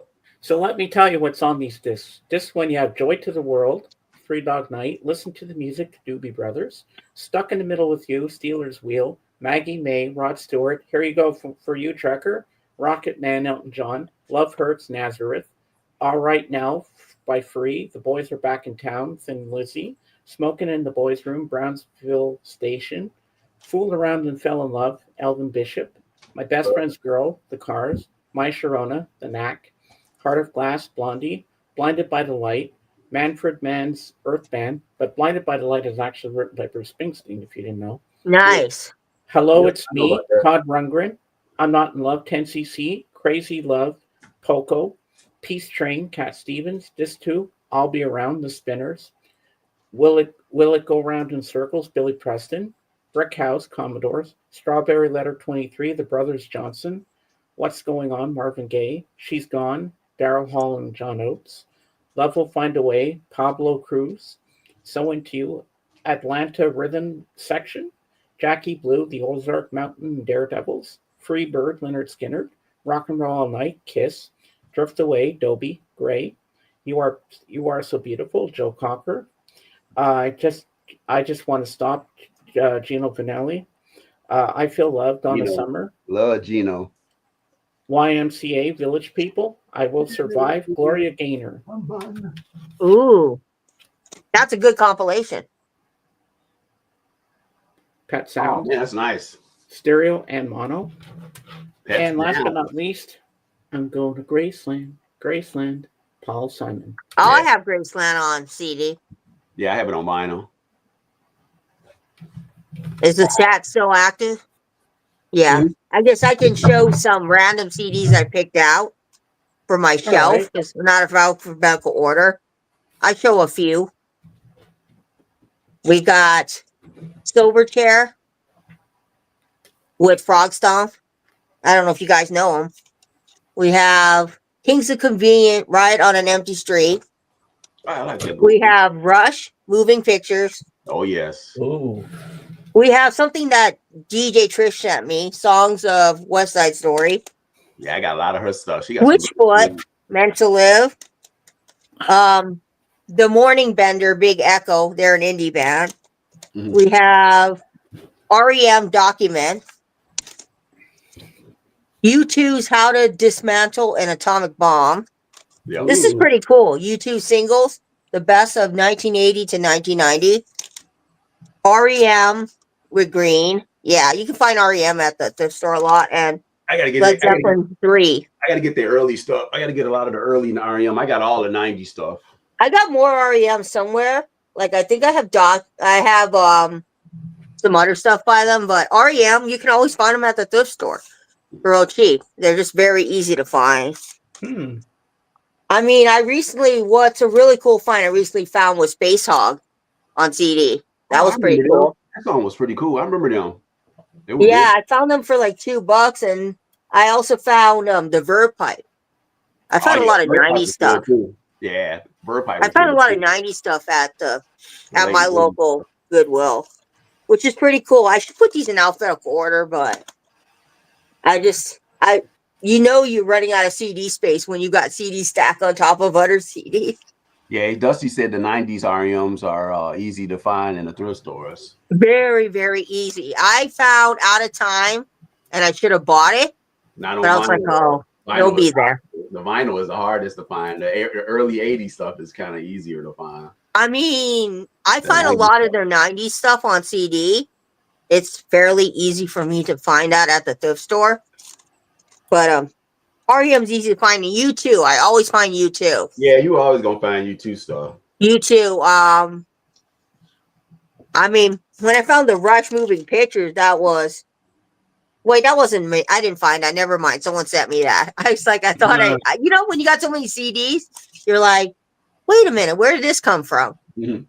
And I just remember Prague had sent me this. I completely forgot. Yeah. Oh, I remember Prague Hat. I haven't seen him in a while. Yeah, Yeah. he's almost at 1,000 subs. He's doing pretty good, man. Yeah. He's doing really good. But yeah, I paid $1.99 for CDs and $3 for my records at my local thrift store. Yeah, even the thrift stores, I think in California is a lot better than here in the Midwest. The Midwest, they're not as good. When it comes to records, not necessarily. It's Because there's timing, been right? many times I've gone to like Goodwills and Salvation Armies, and I found the bare minimum. The bare minimum. Glenn You Bailey. don't find like really hard hitting records. One time, Thanks for my being here, greatest Glenn. thrift store find. I'll see you tomorrow on the land stream. My greatest thrift store find, Lovell, was $3 for the Man Machine by Kraftwerk. Never will find something like that ever again. Yeah, my greatest one was Hey, Joy Darren, Division. welcome in. My greatest one was Joy Division. Love Will Tear Us Apart. I found a 12-inch for 50 cents. Yeah, it's my greatest find ever, and I found the I Smiths can't Meat is believe I Murder found it. for 50 cents. I ended up selling it. I flipped it because I already had the record. I found The Meat is Murder, and then I had found Bauhaus. Ooh. Bela Lugosi is Dead on it's getting a Small Wonder. 20th anniversary box set and Black Friday, How to Assemble an Atomic Bomb, unreleased stuff. Ooh, Mike, that's cool. I mean, that's cool, but you know, for me, it's like if I find like just a standard pressing, I'm fine. All these anniversary pressings they do for artists, they want to charge you an arm and a leg. Like records nowadays are so ridiculously overpriced. I paid $50 for a record, and because I bought it online, and I've come to the realization that's going to be the standard pricing now for new records. Yeah. I mean, did I want the record? Yes. Was it because it was my birthday month and I want to treat myself? Yes, but I don't do that very often. Yeah, because once in a while I'll be like, "Ooh, I'll buy a new record." A lot of the box sets to me are like overpriced, and some of that stuff. Some box sets are really expensive. Box sets. Lisa, what's Dusty going on about here? What's he saying? Holy shit! A Bauhaus Small Wonder Lugosi. Yeah, I ended up selling mine. I had it. I sold it. I flipped it. I got 150 for it. And Dusty loves that band, Bauhaus. Yeah, I like Bauhaus, but I have I don't have any of their stuff. But I think I like them, but I haven't really collected their stuff. Yeah. But that money, I couldn't turn that down. I flipped it. Oh, that's cool, Mike. I bet that box set's American Idiot's gonna be very expensive. This is for you, James. Look what I have. Oh, let me make you big. Oh, I bought this for $6 on vinyl on Amazon. Can you believe that? $6. That is so cool. That's nice. That's one of his classic albums. What songs are on that, Lisa? They lock up a man who wants. Let me see. I haven't even played this. I'll have to look it up later, but I think there's a song I like on there. The name is escaping me. But for $6, you know, Amazon sometimes be having really good deals. Well, that's American. I mean, it'd be more pricey for me here in Canada. Why do you get the good prices? We more don't. Pricey for you, man. We get the garbage. I mean, you know, I got lucky that sometimes Amazon will sell the new records for ridiculously cheap, low prices. Mm-hmm. Like I got that Black Keys for $10 on vinyl. That's not bad. I got another album for like $10, and then I got for $12 the Charlie Brown Christmas. So sometimes they will sell records for ridiculously low prices, but you have to get it like during December. Right? The Charlie Brown is Vince Guaraldi, right? That's Vince Guaraldi. Yeah. I don't know how many. They've done so many pressings of that album, Lavelle. It's like that's probably every year there's always a new pressing of that album. I got a green pressing, and then Target came out with a gold pressing. And now there's like a split pressing. If you look at the Dead Wax, that's Kevin Gray. I bet you it sounds really good. I don't know what's on the Dead Wax of that album. I have not looked. It's like a green pressing. KPG When you see that, that's Kevin Gray. It'll be written in like Oh, okay. cursive. I'll look into it because I bought it in 2016 Yeah, he was or doing it then. 2017. I'll look into it Ah, because I have that pressing because they've done so many pressings over the years of Vince Guaraldi Trio. Yeah. So I do own some jazz. Yeah. you know what? I like the Linus and Lucy song. Yeah, that's a good Bum, one. bum, bum, bum, bum, Yeah, that's bum, classic. bum, do do do do do, ba ba da da, do do do do do do, bum bum bum bum. That's so cool. Huh. I like looking through things to see. Yeah, I'll be There's doing an that artist too. that some people might know and some people might not know, but this is one of my absolute favorite albums Here's a from. blast from the past, Lavelle. Look who's here. We have Darren. Huh. Hey, Darren McNally from the UK. You know this band, James? yeah, I have that. Gorilla. I have Oh that. yeah, Demon Clint Days. Eastwood. Yes. That's actually my favorite Gorillaz album. That's mine too. I like that one. Demon Days. I Mike got the has a question Target for you, Lavelle. exclusive. Yeah. Lavelle, do I see RHCP Stadium Arcadium What's behind this you? one? Nice. That's actually that's a really good Red Hot Chili Peppers album. Yeah, that Donnie California. I love the guitar work on there. Oh And yeah. Dusty wants to know which war album is that behind Lavelle? Is that That's a the comp? box set. That's the comp. That's all of the albums. Wow. Ooh. That's all the early I kicked albums. myself in the foot because was a I record found store a day. $9 copy. That was a record store day thing. I grabbed that. I had saw it for cheap. Nice. Yeah. Every time I hear that song, The Low Rider, I This is my always think favorite of Cheech and Stones Chong. live right here. This one you gonna Ooh. see. This is dope. This is my favorite Stones live. Oh, nice. Mick looks really good there. And then one of my buddies gave me a patch. Look at the patch he gave me. That is so cool. Nice. Oh my God, that is awesome. Yeah, this is pretty rare. You don't see this one around too much. Da, da, da, da, da, da, da, da, da, da, da, da. Yeah, the Stones. This is one of the coolest stone find that I found at a flea market. This is pretty cool. Hey, I don't have that one. I'm still looking for a UK. I'm holding off for a UK original. I'm looking for a UK of that one. Yeah, I don't know what. I think this is a US pressing. I bought it for 20 bucks. Though. I have the It's 45. just hard to come by this album. Yeah. James, have you seen the Midas Touch film yet about Brian Epstein? Yes, I did, Darren. I absolutely thought it was fantastic. A lot of people are saying there are inconsistencies in that movie. Like they've got some information wrong in the Midas Man movie. I'm not a Beatles aficionado. So I thought it was a great movie. I thought, they portrayed him pretty well. The guy who they got to play Paul looks like Paul. It is wicked. When he has the sideburns and the beard, he looks exactly like Paul. He looks like Paul, but the one they got to play John. The guy that played Ringo, not so much. How about the one who played John? Kinda? Yeah. And then the one who played George. What happened? Did they got a guy with plastic surgery to play George? I have no idea. I thought it was a great representation. Liberace. If you're looking for a good Beatles movie, one I saw recently within the last few months is The Lost Weekend, the Maypag movie. It's her story of being with John Lennon. I own that on Blu-ray. I have that. My friend bought it for me for last Christmas. That's the last documentary I saw, and I thought it was really well done. You get to see Maypag. She talks about her relationship with John. She talks about her relationship with Julian Lennon. She was a very big part of Julian's life. Because, Darren, at the time, Julian didn't really have a relationship with his dad. And Darren, one thing that got wrong in that movie was the Royal Command performance. When he says, "We need your help with this next song. For the people in the cheapest seats, clap your hands, and the rest of you just rattle your jewelry." They played the wrong song because it was actually Twist and Shout they were supposed to play. Yeah. And they played, I said, wait, that's not the right song. That's not how it happened. They're altering history.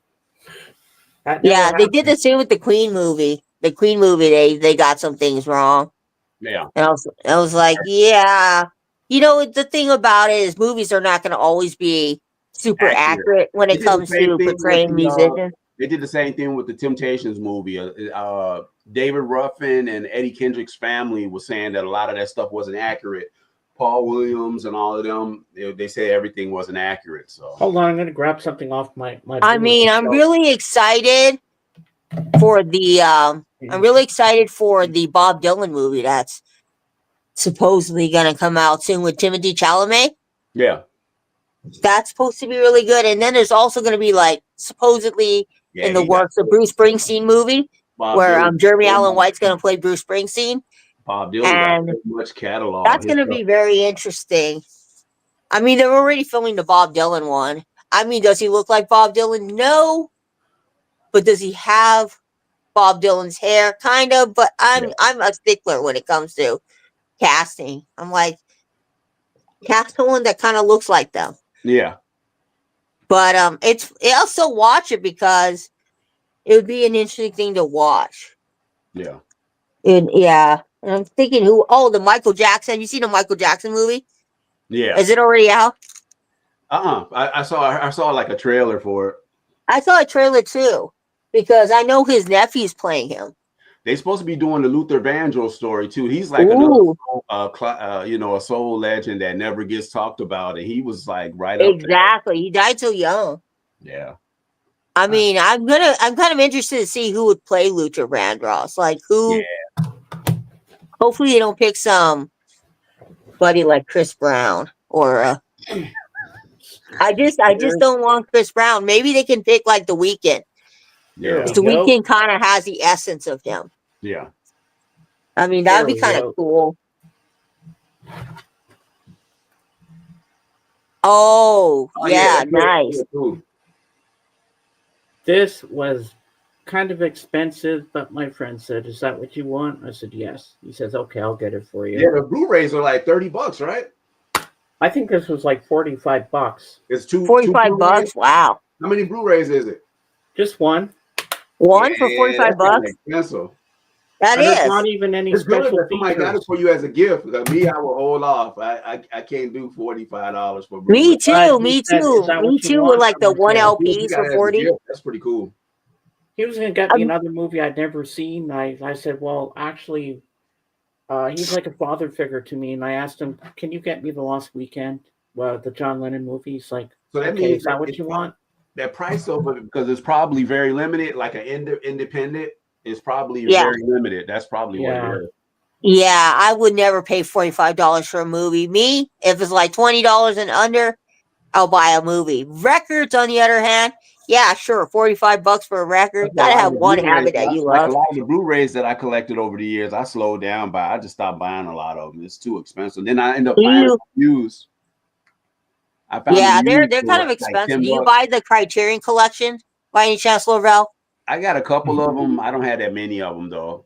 I have Merry Christmas, Mr. Lawrence with Ryuichi Sakamoto and David Bowie in that movie. That's a killer movie. Yeah, I don't have a big movie collection because I have all these like streaming services, but and I had I like some. I like some right movies. back and go to the washroom. I had Third Man. I had an original Blu-ray of that. I sold that. I flipped that. I got $300 for that one. Wow.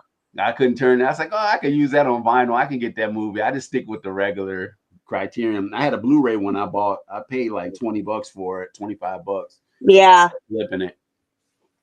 Yeah, I don't really buy movies because then it's just not something I collect. There's only two things I really collect is books and records because I love reading. But I don't know. I have some movies, but not a big collection.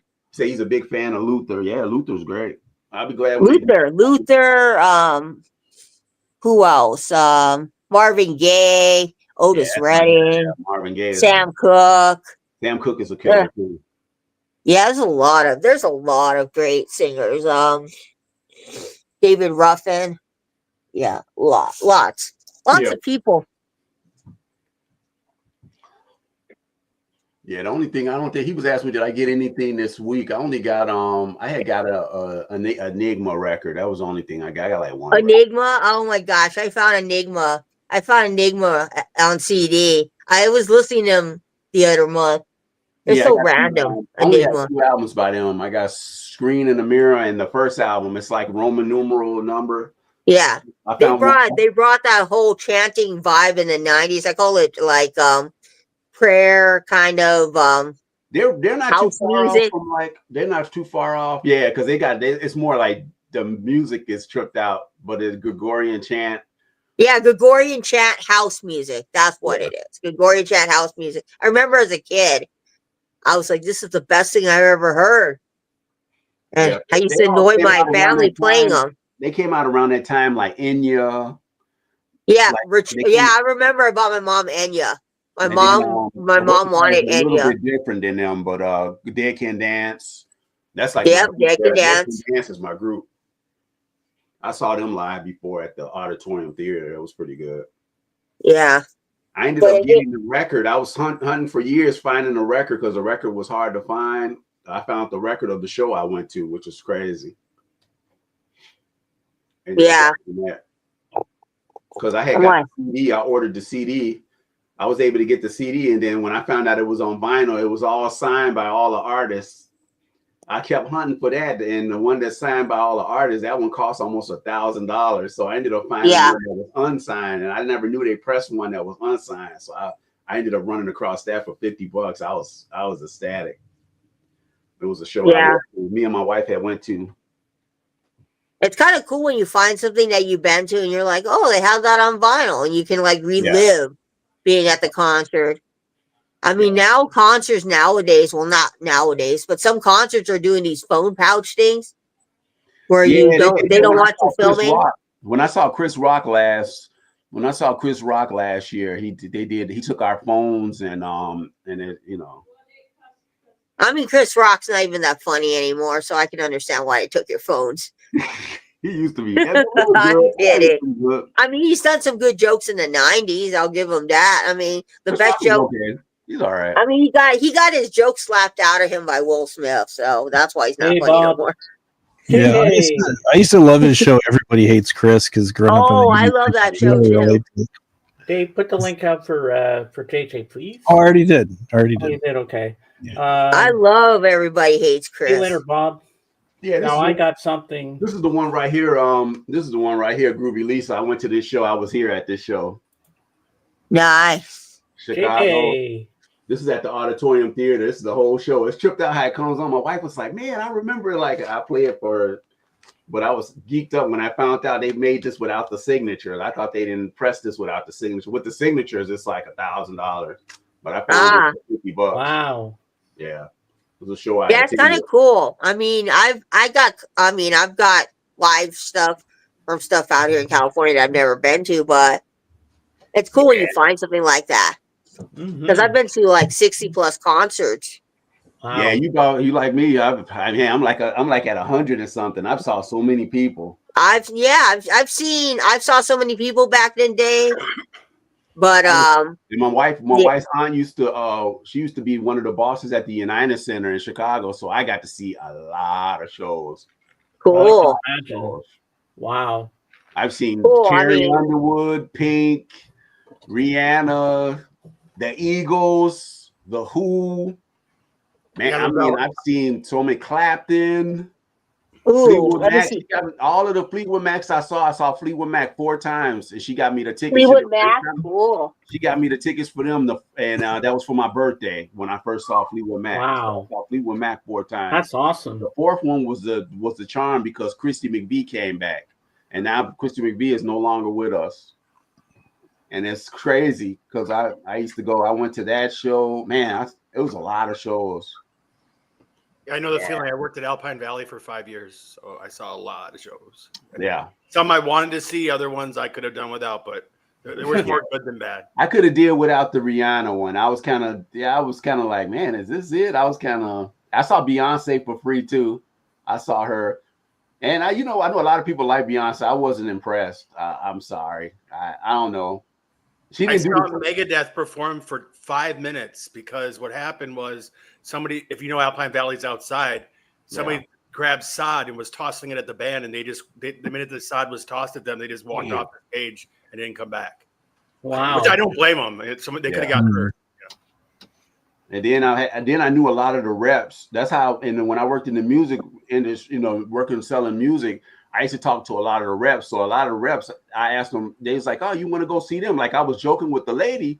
I was like, "Oh, I would like to see Aerosmith. I never seen them." She's, "Oh, you want to go see them? I can get tickets for you." I said, "Oh, you for real?" And she's like, "Yeah." And she got me. And I saw them at the World for the Don't Want to Miss a Thing tour. And then my wife's aunt worked at the United Center. Aerosmith came back with Cheap Tricks some years later, and she said, "I can get you tickets for that." And I got to see Aerosmith too. Nice. Got to see Prince, Sade, man, a whole bunch. Usher, Jill Scott, Maxwell and Jill Scott. I've seen so many shows. Crazy. The worst show I ever saw at United Center was American Idol Live, the first show. That was horrible. I saw my ex-wife Counting was Crows. pregnant, dragged me to that show, and I seen Counting Crows too for their second album. They sounded good, but the sound in the air gun was horrible. I saw them for the acoustics at the United Center are terrible. The acoustics at the United Center are terrible. They used to be. Yeah, you've been in United Center there, and it was except for one person, and I don't know what did she do to her band that she had. Barbara Streisand was probably the only artist. I know when I went to the United Center, the acoustics was amazing. I've been to millions of shows at the United Center. I've been to hundreds of shows. The acoustics there was so precise. She had like she had the original drummer from that Quincy from Bad, she had an orchestra. I mean, you could hear a pin drop. Wow. I saw her for free. And the tickets, I looked at the tickets, my whole mouth dropped. The tickets were like $500. Oh yeah, and they pay it. And but she sounded that's awesome. Why, like Billy Joel and Elton John, when they were coming for their indoor tours, they would rather do 4 or 5 nights at. Well, it was called Rosemont Horizon. Now it's called US. That didn't change his name so many times. Allstate Arena now. Yeah. What? It's Allstate Arena now. Allstate, yeah. They would rather perform there because Billy Joel was very open about it. He hated the acoustics there and would not play at the United Center unless he absolutely had to. Yeah, and there's a lot of stuff they do to rigging, because when I saw Prince at the Allstate Arena, and I saw him at the Chicago Theater, is another killer place. Acoustics are amazing in the Chicago Theater. That's like on downtown on State Street. I saw the Allman Brothers there. That was amazing. Yeah, and then I saw Prince again at the United Center, and this was right before he died, like the next year. It was called Welcome Back to Chicago. That was the name of the tour. It was Janelle Monáe, what's her name, opened up for him, and she was on the tour. Prince was killer. The sound was outstanding. The Eagles sounded good in the United Center too. I don't know what the hell did they do. They sounded good. And but Streisand was the best sounding in there. Yeah. Wow. Yeah. That's amazing. Yeah.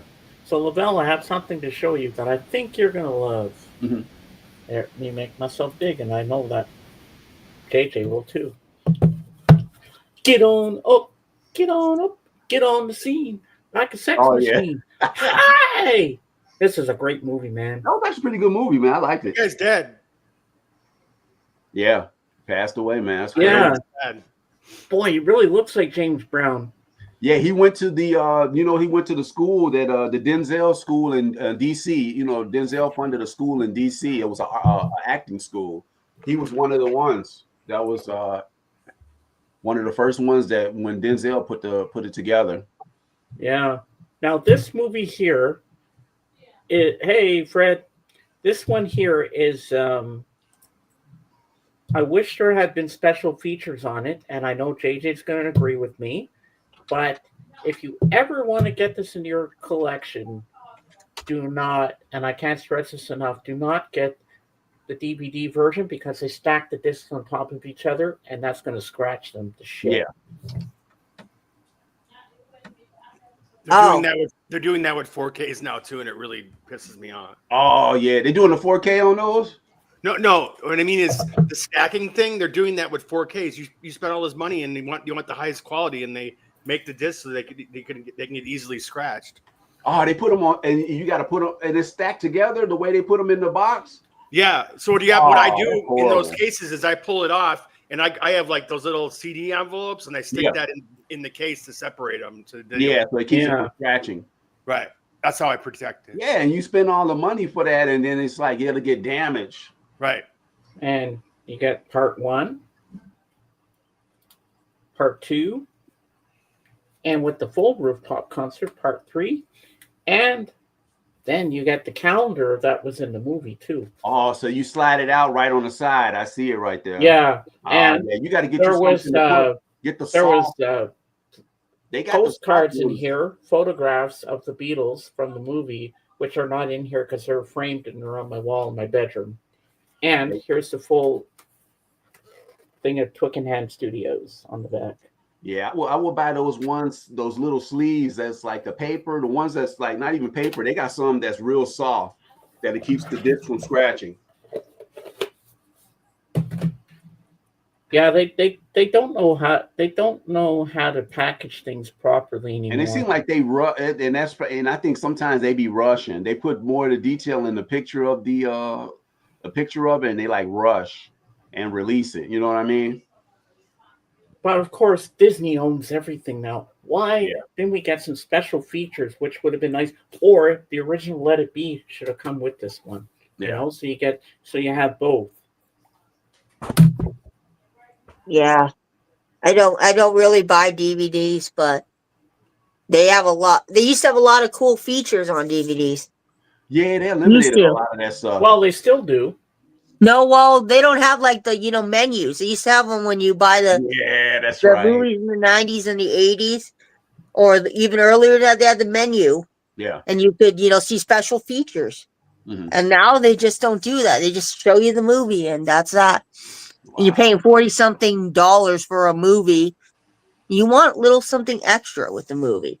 Don't pay $40 for a movie. I'd say 90% of the time you're getting special features. It's just on some releases because they're rushed or whatever. Yeah. Exactly. Or in this case, what I think went on is that, okay, let's get something out for the fans. Boom. Yeah. They did the same thing with Avatar as well. Let's get it out, And then I remember Avatar. Later, they'll come out with a more detailed one. That's why a lot of people then got slick too. People got smart. They just wait. They just sit back and wait, because then that's when they be like, oh man, like they come like that's what I notice about a lot of box sets. That's why I don't have that many box sets. They come out with this, and then later on they release everything separate. They always do that. And it's like they do. It's kind of annoying. No more. That's during the pandemic. That's a pandemic trick. That don't work no more. Yeah. Well, I heard they stopped getting rid of the menus because some restaurants are regional and they're restricted to certain areas. So, yeah, that's true. Yeah.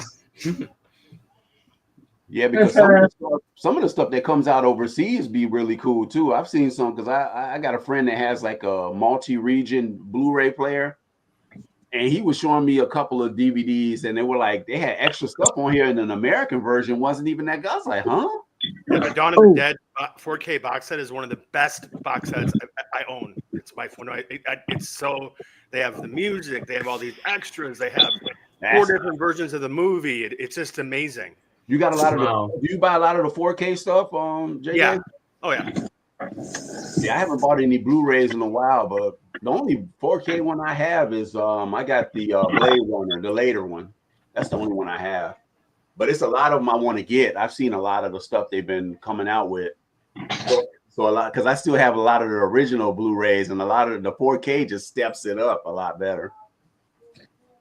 Well, the director didn't do his homework, JJ, the Midas touch or Midas man there, the Royal Command performance, when he says for the people in the cheaper seats, the line, they played the wrong song. It's actually Twist and Shout.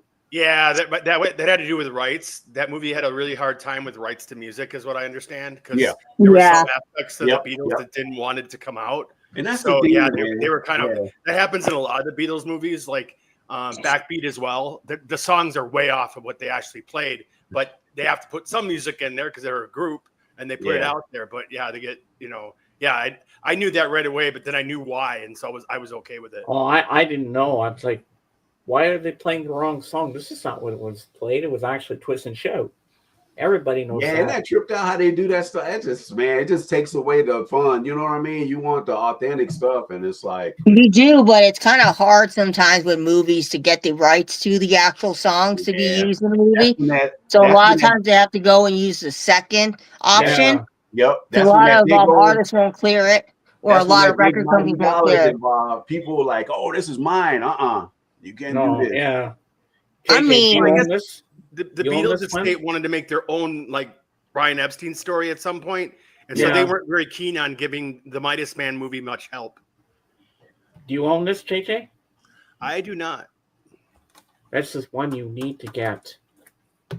I mean, I feel that gave a very good, accurate representation of how Yoko really was. Everybody knows Yoko's kind Oh, of yeah, I do got cold. 4K. I got the Star Wars 4K. I thought I had something else. I do got those Star Wars 4K ones. You have the new Star Wars or the old Star Wars? It's the new one. The new one. Mike, Yeah, because I Mike, kind all of I have to watched the say new is, ones. Mike, all I have to say to you is, love stinks. Yeah, yeah. Of course I like The Wedding Singer. I love the Wedding Singer. They did that on vinyl for Yeah, I what's got that part one company? and two. I remember Paulina and I like dived on that one when it came out.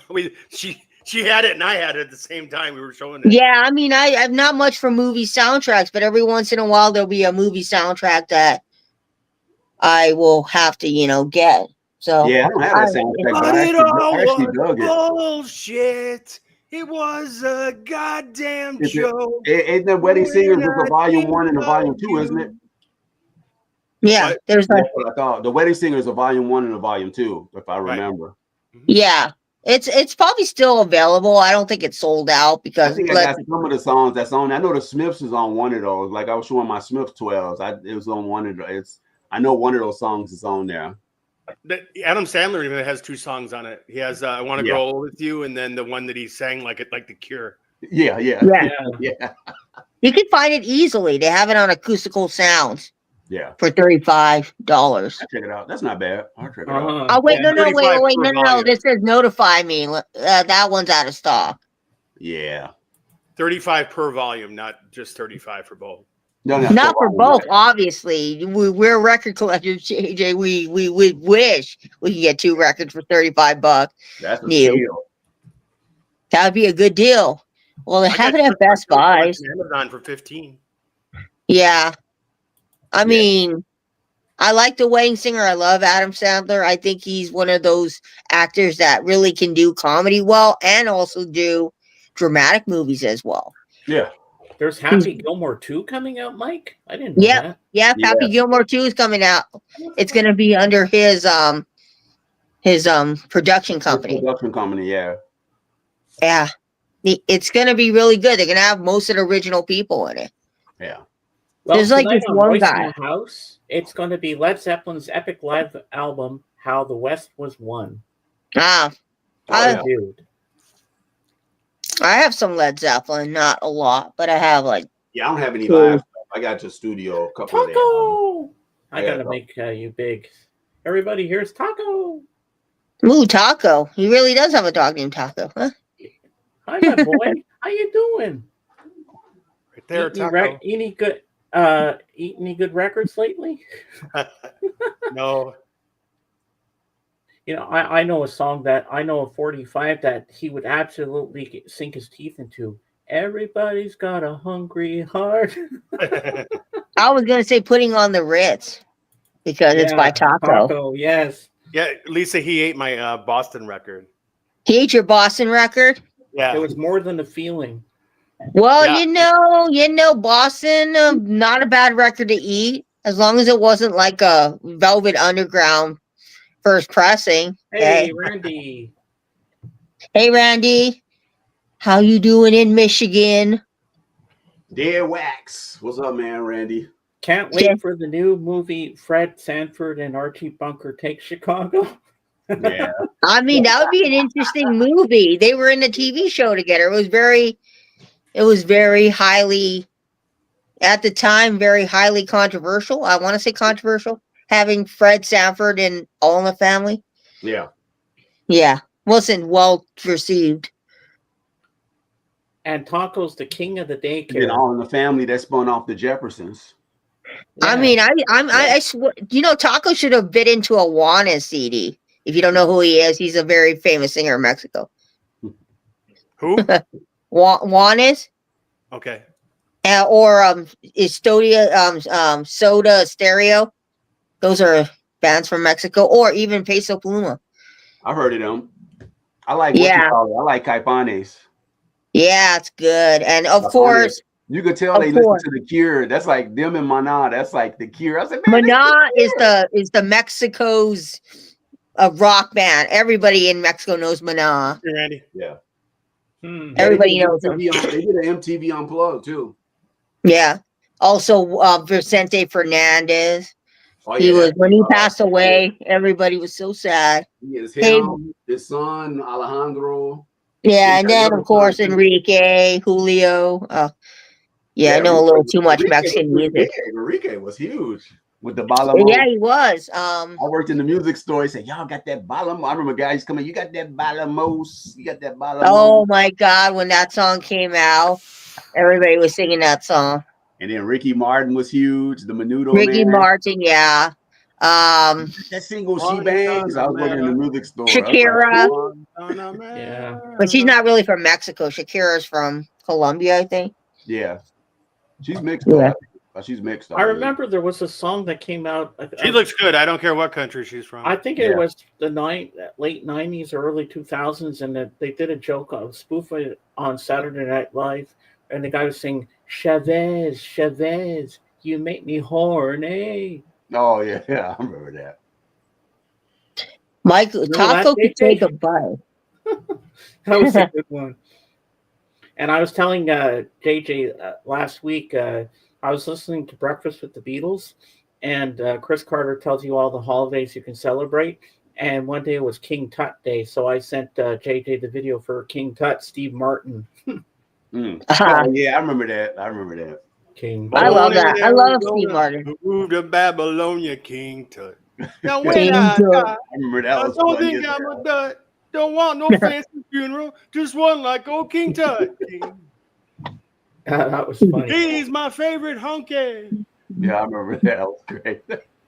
I mean, I love some comedians. I have the only comedians I have on vinyl. Well, I only have one comedian on vinyl. It's George Carlin. Oh yeah, he was cool. I like Yeah. George Carlin. He tells it like it When is. he was in Car Wash, he was in a lot of stuff. He was. I have Rudy Ray Moore's records. Yeah. Oh yeah, his covers though. You can't show his covers is out there. I know. I used to love to see in the covers when I used to go with my cousin how he used to have all those Rudy Ray roars. I was like, yeah, let me get that record. Cover your eyes, boy. Cover your eyes. Did you see the movie with Eddie Murphy? Yeah, I thought That was pretty cool. hilarious. It was funny as hell. Yeah. Eddie, it Which was like, movie? wow, he's back. He was hilarious. Which movie is this? My Name is Dolomite. Yeah, my name. Oh, I haven't seen that. Yeah, Eddie Murphy did that. I have to watch that one. It's phenomenal. It was like I got hope that he was back as a raunchy comedian again because he was so funny in that movie. Yep. Oh, that was a great movie. They had that on Netflix. They've been trying to get him to do stand up. They've been trying to get Eddie to do some stand ups, but he not doing it. Well, apparently he has the contract, and apparently then COVID hit, but he had it in the contract that he was supposed to go work the clubs first or something like that, and they were going to make arrangements for that, and that just didn't happen because of COVID, and the whole thing just got put on hold. But that was the plan. He even admitted it that he was going to do SNL, and then he was going to go work the clubs, and then he was going to because he feels he needs to work the clubs first before he can do a big concert. That's just how he always does.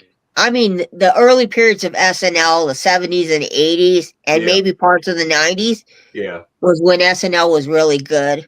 Yeah. And then the 2000s, it kind of was like, it wasn't bad. I mean, we had Jimmy Fallon, Jason Sudeikis, Will Ferrell. Yeah, who else? Cool, but I know what you mean. The classic, the classic era back then. That guy that passed away was also on there, and I can't think of his name. He was in it. Phil Hartman, Chris Farley. No, another guy. It was Phil Hartman was dope too. I'll take the I'm rapist. trying to think of his name. He passed away from cancer. Phil Hartman, right? I think he died in the 90s though, right? 90s. I'm thinking of what's his name. He passed away from cancer. The name's gonna escape me. The name's gonna escape me now. Oh, Norm Macdonald. Oh, yeah. yeah. And Norm speaking of Saturday Night Macdonald. Live on Tuesday on digital, and then I'm sure it'll come out other means down the line. The Saturday Night movie directed by Ivan Reitman's kid is coming out, where it's basically the whole movie is about the first 90 minutes of SNL. Oh, wow. Oh yeah, like I mean, I've got some things I love from SNL. John Belushi and Dan Aykroyd, and it should be Ooh, really good. I Just mean, got my back from the flea favorite, market up my the street. favorite is That's pretty good. Found some decent vinyl cheap. Well, yeah, Dusty, why don't you come up and show us what you got? ooh, show us your loot. I mean, my favorite SNL moments are just Sean Connery and Turd Ferguson. I still like the one Chris Farley and Patrick Swayze when it was the Chippendale dancers. Oh yeah. my God, yes. That was hilarious, man. I was just like, man, I was rolling. Or when Chris Farley would interview people, and like he had Paul McCartney on there, and he's like, you were in the Beatles. That's Remember that time you got arrested? Yeah. For drugs in Japan. Yeah. Chris, I'd rather forget that. He goes, "Urgh," you know, when he does that thing. Or I like this one. I like Chris Farley's. You'll be living in a van down by the river. Mm-hmm. The motivation speaker, Matt Foley. He had that. You know what I liked about Chris Farley? He had the charisma similar to like how John Belushi was. The charisma. Oh, exactly. Their lives. I mean, it was just crazy. It was almost like a role. I was just like, man, because I remember John Belushi when I was a kid, and I was like, man, when you saw that, it was just like, whoa! I said, this dude is good. Yeah. And when he did, he passed away, man. I was just remember like, when man. John Belushi did Joe Cocker? And then they actually had Joe Cocker as the musical guest. Yeah, it was hard to tell which was which because he had him on. And then John Belushi came out. He was doing all the same moves. To watch that stuff, so I used to sneak and watch that stuff. My one of my favorite is Eddie Murphy with his Mr. Robinson's Neighbor or something. Yeah. Oh, that was hilarious. I liked him when he used to be with Joe Piscopo. Man. Yeah. I mean, that early SNL can't be recreated. Blind as a bat, and I have sight. Yeah. Yeah. I don't like the modern SNL. No, modern SNL. Stevie Wonder commercial for taking pictures when he was playing tennis.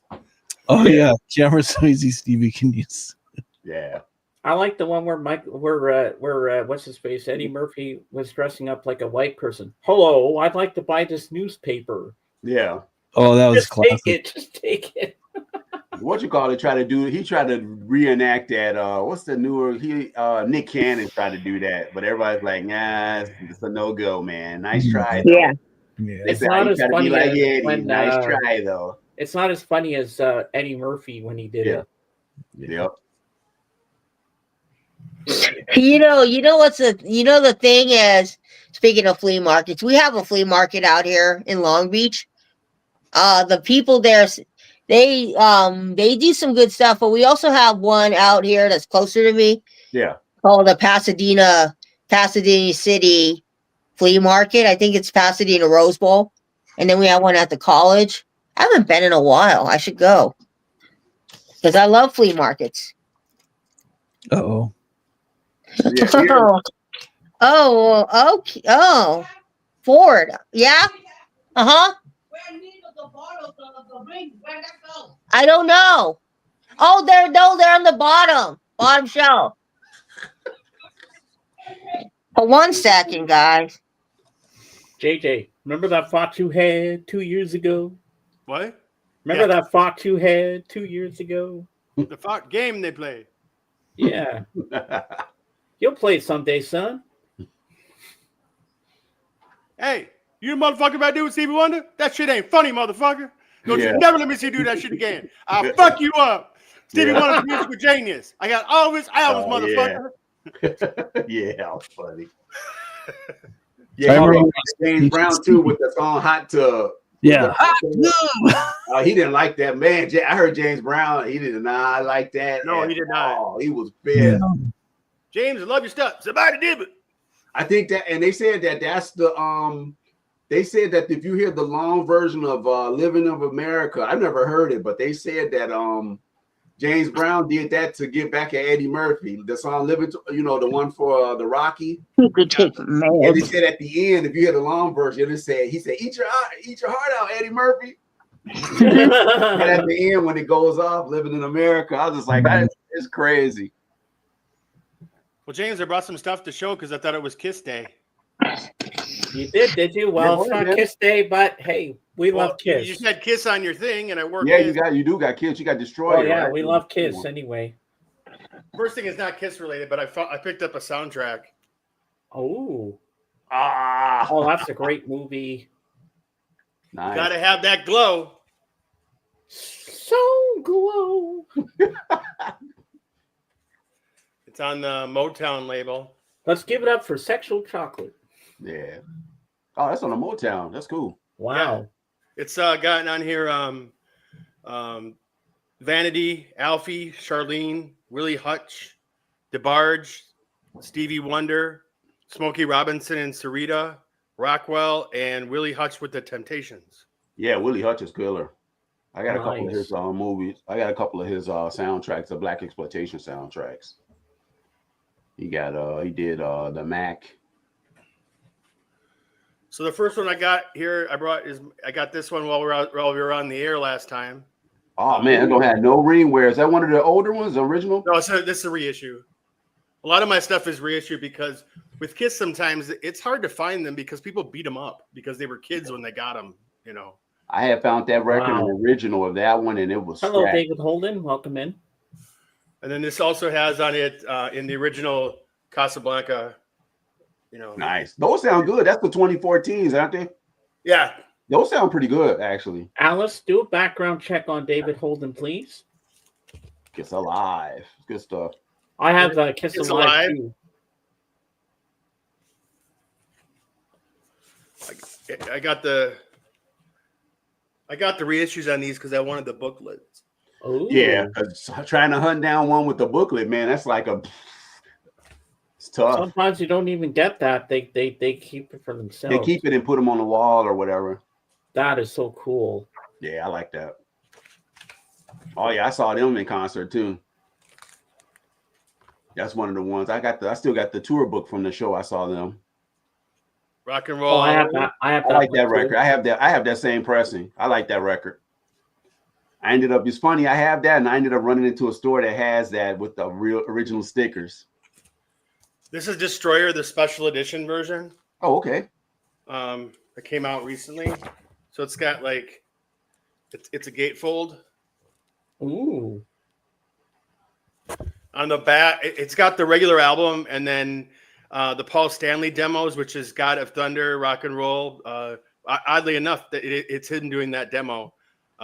Detroit Rock City, Love Is All Right. Mm-hmm. And then it's got a bunch of rarities on here as well on the B side. That's the Resurrect or just the regular? Because I know it's a Resurrect, right? I know they got a couple of ones. Right. Yeah, that's the regular. This is the 2 LP deluxe. There Okay. was a bigger box set, but I didn't go for that one. Ah. And then it comes with this booklet too. Nice. That's the cool thing. You got those books. Yeah.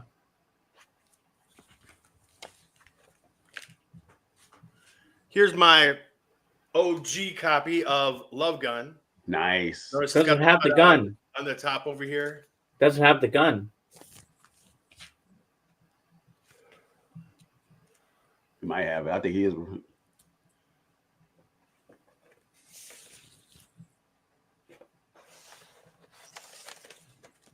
Yeah, it got a lot of the goodies in there, man. That's hard to find it like that, man. So it's got the original ad for merchandise from back then. Yeah, like the T-shirts. That's cool. Yeah, nice. These were all mail-in back then. And here's the insert.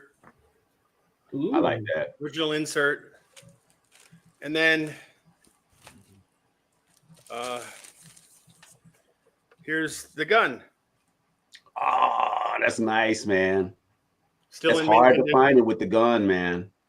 The people at Half Price Books, but I don't have the gun. I got this at Half Price Books. They had it priced at $8.99. I don't think they knew about this because I found it in there. And I was like, when I was checking out, I kept my mouth shut. People be sleep on Half Price Books. Thanks, Alice. Man. Half Price Books be having. I found an original Lou Reed, a promo of his the one with his first album, the one that David Bowie produced. Right. I found that at Half Price Books be having some stuff, man. That's pretty cool. I'll put it back together later. I just didn't want it messed up in my stack. But I got a live too, and again I got this for the insert as well. Oh, I have that one too. Nice. That's nice. I like that. And then, I mean, I won't pull both of them out, but like came with these original inserts. Ooh, nice. And it has the original, then the Evolution of Kiss pamphlet that comes with it. Hi, Sarah. You got way more Kiss than I got. I only got like 4 or 5 albums. You got way more than I have. I've loved Kiss since I was 5 years old. I played it on my little record player when I was a child. And this is just a picture disc of Gene Simmons' solo album. I got this on clearance from Amazon, like a second hand thing. It was only like $12, so I grabbed it. Oh my God, Kate would be going nuts if she saw that Kiss stuff you have. Then I got the double platinum. Ooh, I like that one. I love that. I just love that aluminum. I love the. That's pretty cool. People complain about the strutter, but my thing with the strutter is that, okay, buy the album with the strutter on it. That's the right version. You're good to go. That version on there sounds okay. People, you know what's thinking? There's a lot of you could use that gatefold and you could get a tan with it. This is the first album I bought with my own money. This is not the original one, but this is Kiss Dynasty. Well, I have that one too. And mine has the poster, right? Yep.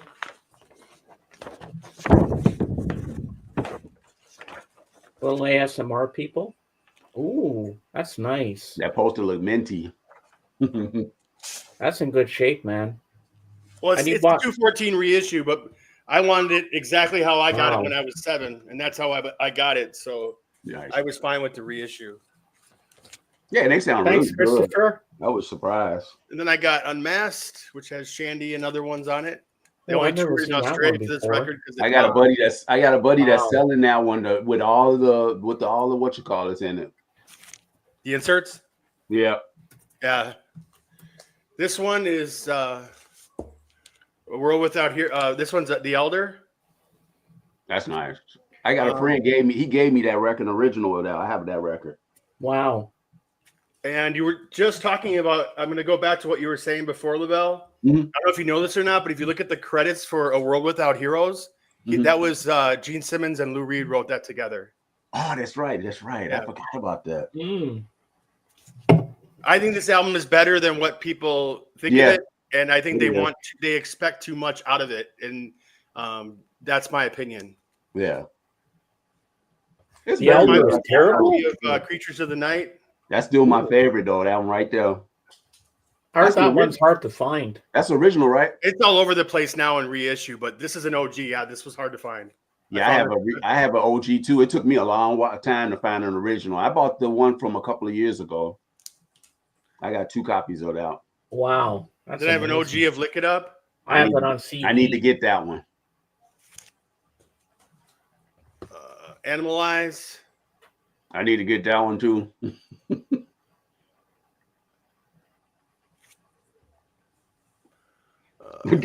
Fred said Asylum.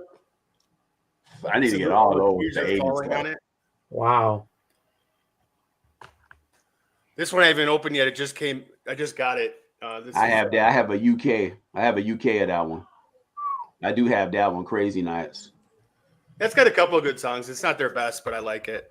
Yeah, that's the that album is more like slick. That's the slick production. It's kind of slick. Like everybody had that sound. And then this I got Hot in the Shade. Never heard that record, but that's on my list though. There's a song in here called Forever, and the writing credits are Paul Stanley and Michael Bolton. They wrote that song Forever together. Right. Michael Bolton did something with them. He did a lot of writing actually before he became popular. Yeah. If you're wondering why I got this on eBay. That's the one I want. That's the one I want. want. Why I have this on here. This guy had some really cool Kiss stationary, so I just left it in there. I thought Revenge is to me is like the continuation of Creatures of the Night for some reason. When I heard that record, it's a killer sound. It's a killer sounding record. Yeah, and I always thought it was cool too how for the video for God Gave Rock and Roll to You, Eric Carr's wearing a wig because he's just got out of chemotherapy. Yep, that's crazy. But he wanted to do it one last time before he died. He died like right after that, right? Mm. Right. And then this is one you were showing last time. Yeah. This is, Kiss Unplugged. Yeah, I have an original of that one. What I love about this record is, the recording is that they went with real deep cuts that the fans like and stuff that they like. Yes. And I thought it made for a better unplugged performance than some of the other unplugged where they just do all the hits. Yep. This one they actually did some deep stuff. Like it seemed like it was more intimate. It had a more intimate sound. That's why I always liked it. I like that that unplugged. That's why I still have it. I love that record. I mean, the only hits on here are Beth, Rock and Roll All Night. Yeah, would be like the only ones that are like true hits, but everything else are like B-sides or deep cuts, and it just works because. I love the song Beth. Yep. And like when they do Sure Know Something, which is number 5 on here, from Dynasty. Mm-hmm. I'm sorry, but Gene Simmons is just tearing it up on the bass on that one acoustically. Yep. He's tearing it up, tearing it. Sounds good. Yeah, it's really good. And then I got this one, Chris Worrell, right? Kiss. Yeah, and the only reason why I have this one is when I first got back into vinyl, I wanted to have like a smidgen of Kiss because I love Kiss. Mm-hmm. This was like 5-6 years ago when I got into vinyl, so I got this one. That's why I have it. It's kind of funny now. Most of the songs I have them in record. I still need to get Psycho Circus, Monster, Carnival of Souls, and Hotter Than Hell is. I got that one on order. I think I saw that. I think that's what tour. I think it was that one. Psycho Circus. I have their first 3. The tour I saw. I know. I have their first 3 albums in a 3-record set. I tell you one, I was at a shop and I saw the Symphony. It sold too. I knew a guy that had the Symphony, a shop that had the Symphony. He let me look at it. Just the Kiss Symphony. Right. Dude sold it. He sold it for $400. I couldn't believe it. $400. He said, it goes for a lot. It's real limited. It's kind of rare.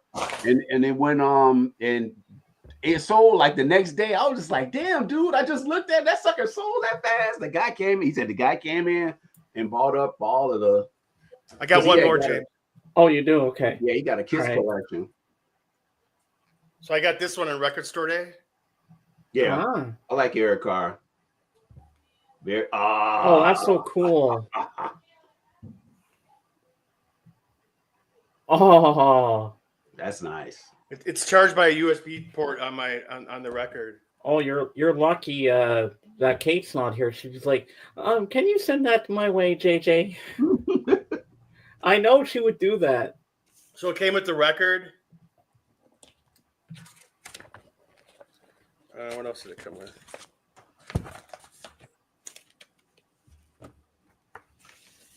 So these are like his own estate has been putting out like his stuff because Kiss kind of tossed him to the side after he died. Mm-hmm. So they've been putting out deep cuts and stuff of his stuff. Yeah, he's really good. He was a good drummer. Randy, did it was really good. His stuff?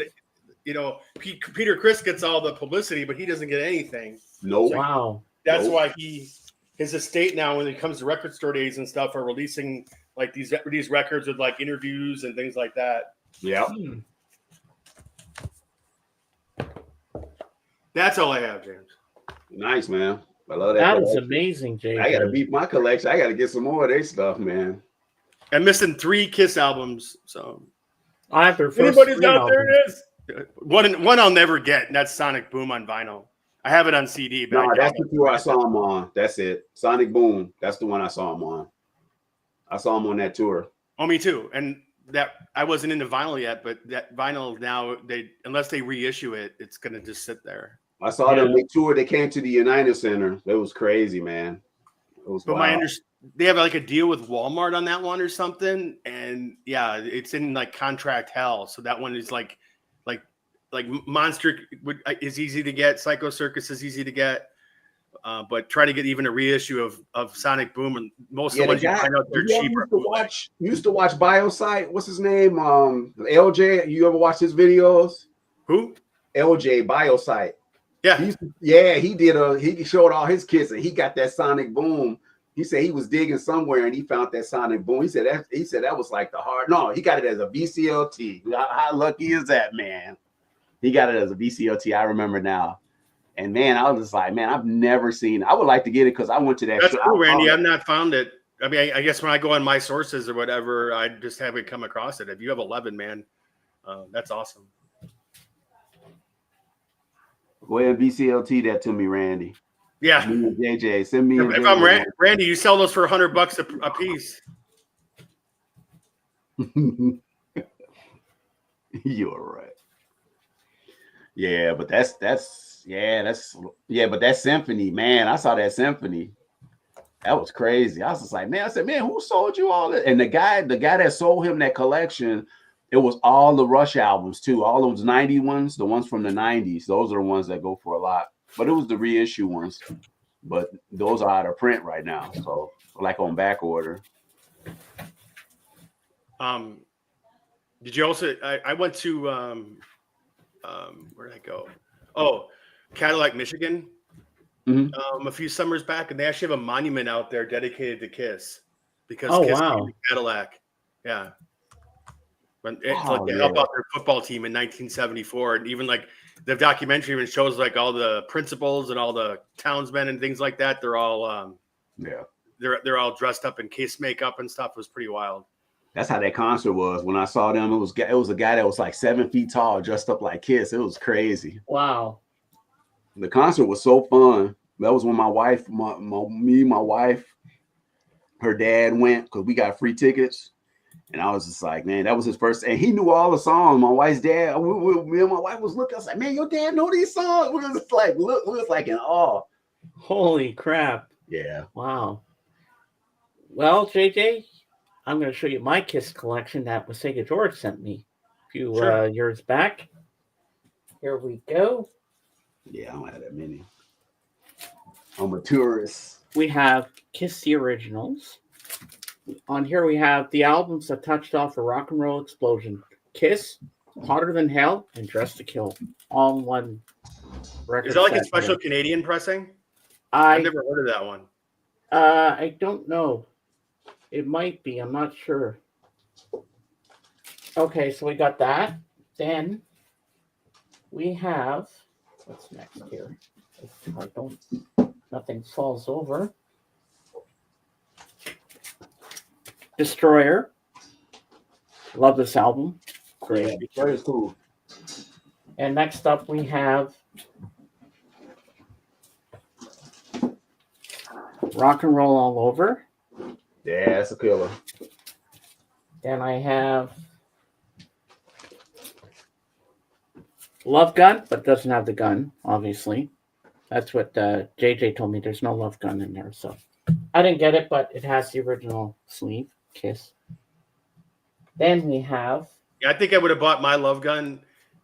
I told myself I'd buy that even if the vinyl turned out to be awesome, but even if vinyl wasn't awesome, I still would have bought it. Kiss Alive 2 with the booklet. And then last but not least, Dynasty. Nice. You have the poster? No. But it doesn't matter as long as I have the album to listen to. That's more important, Nice. Even if it didn't come with all the extras, I'm okay with that.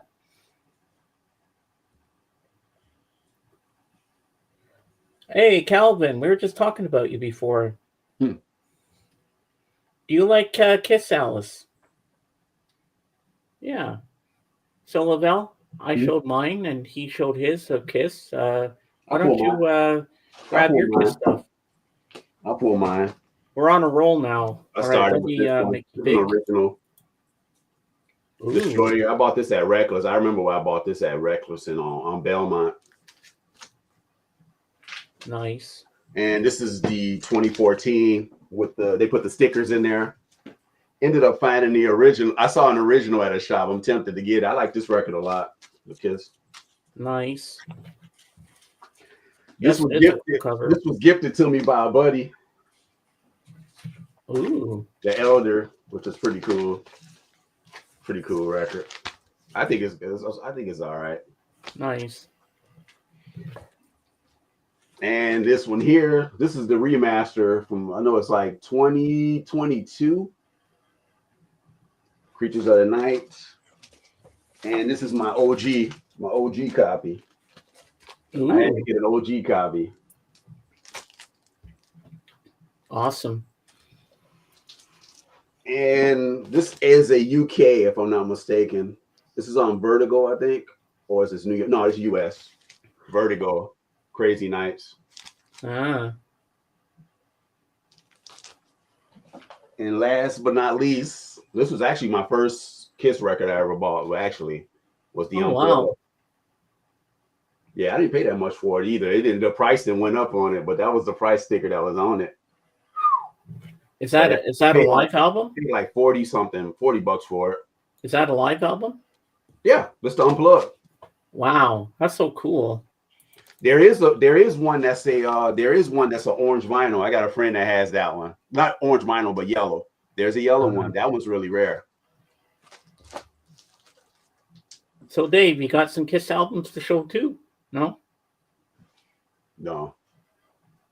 Well, I showed mine. We all showed our Kiss. Now, JJ, how many soundtracks in your collection would you say you have? Oh, you got a lot of soundtracks. Yeah, hundreds. I don't know. I don't have an exact number, but it's I a know, lot. JJ, you got some soundtracks, man. Did Yes, you finally get to watch that John Williams documentary on Disney Plus? I did not yet. It is fantastic. Now I want to go out. I want to get Raiders of the Lost Ark soundtrack. I like the way I'm trying to build my soundtracks. There's still a lot of soundtracks I need to get. There's a lot of stuff. I like the way Harrison Ford, when he was honoring John Williams, he got up there and said they played the Indiana Jones theme. He goes, they play that when I walk in a room. They play that when I leave a room. He goes, they even played that during my colonoscopy. Dun, dun, dun, dun, dun, dun, dun. Oh man. Yeah, Lavelle, did you know that he stapled that fedora to his head so it wouldn't fall off? I didn't know that. Yep, I've seen in documentaries about it. You actually seen what a stapler is stapling it to his head. That's just him goofing around, James. There's no staples in it. He's just It's like a glue, right? Is it glued in pretty much? they glued it in and things like that, but they didn't actually use staples. That's just him. Yeah, that's extreme. You know, if you take the staples out of a staple gun, it still makes that popping sound. Yeah. You know. Yeah, well, one of my favorite scenes in Raiders of the Lost Ark is in the market scene with the guy with the sword, and he's flipping around. He just pulls out his gun. I love that scene. That was all done because Harrison Ford had food, as most of the crew, other than Steven Spielberg, everybody had food poisoning, and so he was so sick. He was like, "Oh, here you go, boom." He goes, he wanted to be done with it, and then Spielberg was like, "Oh, that works," and he left it in.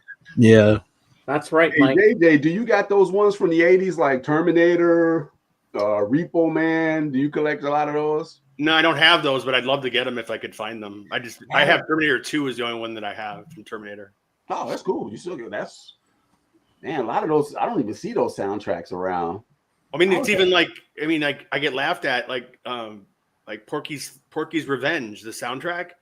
It's an amazing soundtrack and has a song in there by George Harrison that's never been released. I mean, never anywhere else but that soundtrack. You know, so on soundtracks and then like the Nothing in Common soundtrack, which was the Tom Hanks Jackie Gleason movie, took place in Chicago. Yeah. There's a song in there called "Burning of the Heart" by Richard Marx. You'll not find it anywhere because of contract issues. It's only on that record. It's like that, like the soundtrack. I the Last American Virgin. I found that one, and I was like, I put an Oingo Boingo. I was looking for that song for a long time. It's not on none of your compilations. It's only on that one, The Last American. That I love that Oingo Boingo song. It's like one of my favorite songs by it. I remember when I saw that movie at the show when I was a kid, and I was like, man, who is it make this song? Yeah, I love that song, but it's only on there. It's not on none of their collections. Nothing. I have to get the soundtrack for Breaking Two Electric Boogaloo just to get Din Da Da because I like that song. Din Da Da Din I Do got the Do 12 inch Din of Da that. Da Din I I got had the 12. I got that soundtrack. That was a challenge to find. I know not only it was a challenge to find, or if I'd found it out in the wild, it was people beat it to crap. I don't know why. Yeah, the one I came across with Breaking was I had when I that album it was messed up. It was beat up, beat the hell. But I found the 12, so I'm fine from overseas. It's a UK pressing. I found Break-In was actually just for me my personal collection. When I got back into vinyl, Hmm. Break-In was the first record I bought off of Discogs. I found Girl Six. That was like $10. That was like a steal find. I was looking through the Oh, cool, soundtrack, Mike. and that's one of the hardest Prince soundtracks to find. That one, Oh yeah, Girl Six. I have that one. It has the song "Screams of Passion." All of those songs are on there. Wow. I think that one is like everyone thought Batman was buried as far as being reissued, and then I think with Prince's death, I think that one's going to see light of day again. That's just my opinion. No, well, but you know what? I don't know, man. His sister just passed away, so I don't know who's in charge now. Did you hear about that? Right, like last week. Yeah, his sister just passed, man. Oh wow. And so that's like I heard that. I was like, oh, a lot of that stuff. It's gonna be up in I don't know what's gonna happen. Like the Black Album, never. That's one record I still It'll want. probably be a corporation like Michael Jackson. I mean, Catherine doesn't have much control of it anymore. I think Sony has most of the control over everything now. Yeah, I want to get the Black Album. I thought they were gonna reissue it, and then something had happened, and they blocked it. Yeah. Yeah, Prince is sneaky on his re-releases too. Like on his greatest hit stuff, he's only puts like certain tracks, and then he leaves certain tracks off till you buy the other one. Yeah, and then on those hits, that's why I never bought those hits because all the songs are shorter. You got to buy the albums, Right? Because they chop the songs up. And then of course I want number 3 because you remember the hits. It was hits 1, hits 2, and hits 3. 3 had all the unreleased stuff. Right. So it's kind of like I said okay. So I didn't get any of those, but I grabbed a couple of them like Piano and the Microphone stuff. They get you like that. And I'm not getting political by saying this at all, but at the convention, John Legend and Sheila E. played "Let's Go Crazy." I don't know if you saw that together, and I wish the two of them would record that. That was amazing. Oh yeah, that sounded really good. Yeah, I remember that. Yeah, I'm not trying to dig. I'm not digging in it. It's a music performance that happened, and that's all I'm looking at it as. And I hope they would re-record it because I think it would do really well if they did. Mm-hmm. I met Sheila E. actually. Oh yeah. Where? In the video, I went to go see her and Lionel Richie were playing at the Milwaukee Arena, and my mom and I, it was back in days of video games. And Mom said, "Hey, after the show, you want to go play in the video game room at the Hyatt for a little while? Play the quarters and stuff." We go in there, and there's these couple guys in there. All of a sudden, at the video game machine next to me, she walks up to this guy and puts does the hands on the eyes thing, like yes, and it was her. And wow. My mom, I was like 14 at the time, and my mom to this day teases me about it because she's like, "Your hormones were just flying." She goes, "You couldn't get out 2 words." She goes, "I did all the talking." My mom said, "I did all the talking," and then I was just like, I mean, she was hot. Yeah. Have you been 14? Yeah, man. Yeah. Oh my God. Wow. She was hot, and I have it somewhere. She signed my program from the only program I had was from Lionel Richie itself, and she signed that. That's how it was when I met the Isley brothers around my birthday. They did a signing at George's Music Room on the West Side. Me and my then boss, we went, and Angela Winbush was there, and she was married to Ronald Isley during that time. It was in '97. The Mission of Please, and she ended up signing the CD for me. She signed her name on there. She was real. Wow. I signed it, honey. You know what? Cool.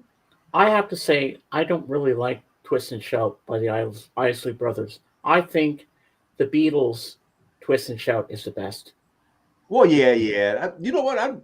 From their version, I like the Beatles version better too. I find the Isley Brothers are good. They do a lot of killer covers though. It's just slow. A lot of covers. Slow sounding. It's like the Beatles get you rocking. You want to get out on the dance floor and dance to it. They just bring it alive. And the Beatles being so good is also just a measure of circumstance because John's voice was starting to lose it towards the end of the day. They only did that in like 1 or 2 takes because his voice was crackling, and you can kind of hear it in the song. And what's great is that it works. It sounds like raw rock and roll, you know. But he was dying. They said because they recorded that whole album in one day. But Earth, Wind and Fire hijack got to get you into my life though. Even Paul said, "Yeah, their version's better than ours." They hijacked that song. That song, they changed. They added a whole nother thing to it, man. It's just still my favorite version is Earth, Wind and Fire. And I love, you know what I love? I love the Beatles cover of "Anna, Go to Him." Mm-hmm.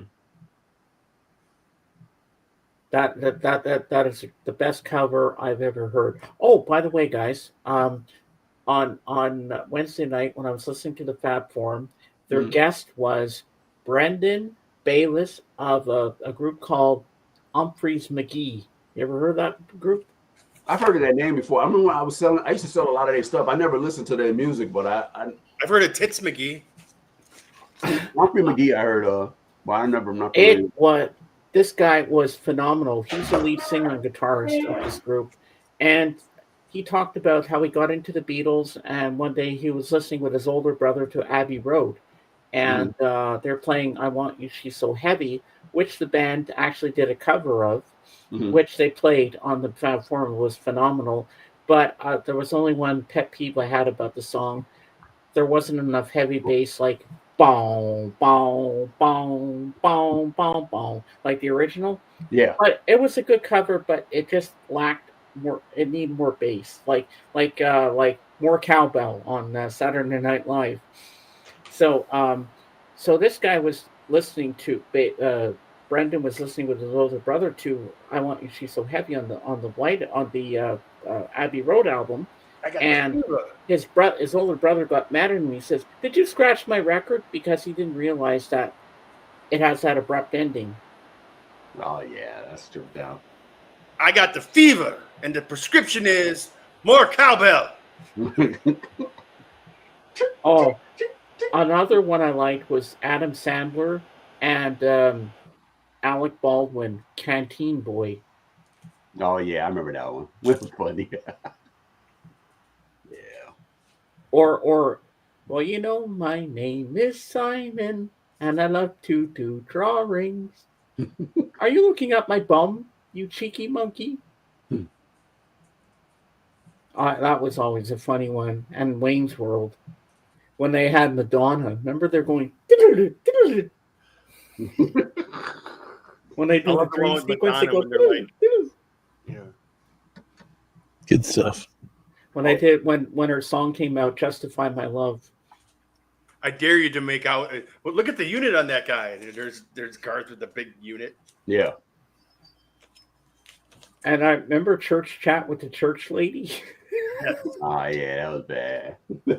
Or that coffee talk. Talk amongst yourselves. I'm feeling reclamped. Apparently, that was at the time. He's divorced now, but at the time, that was all he was imitating was his mother-in-law. Yeah. That's all that was. Yeah. Because they had her on. She was actually doing the talk show circuit for a little while with him, and it was amazing that like the resemblance between the two of them. You know. Mm-hmm.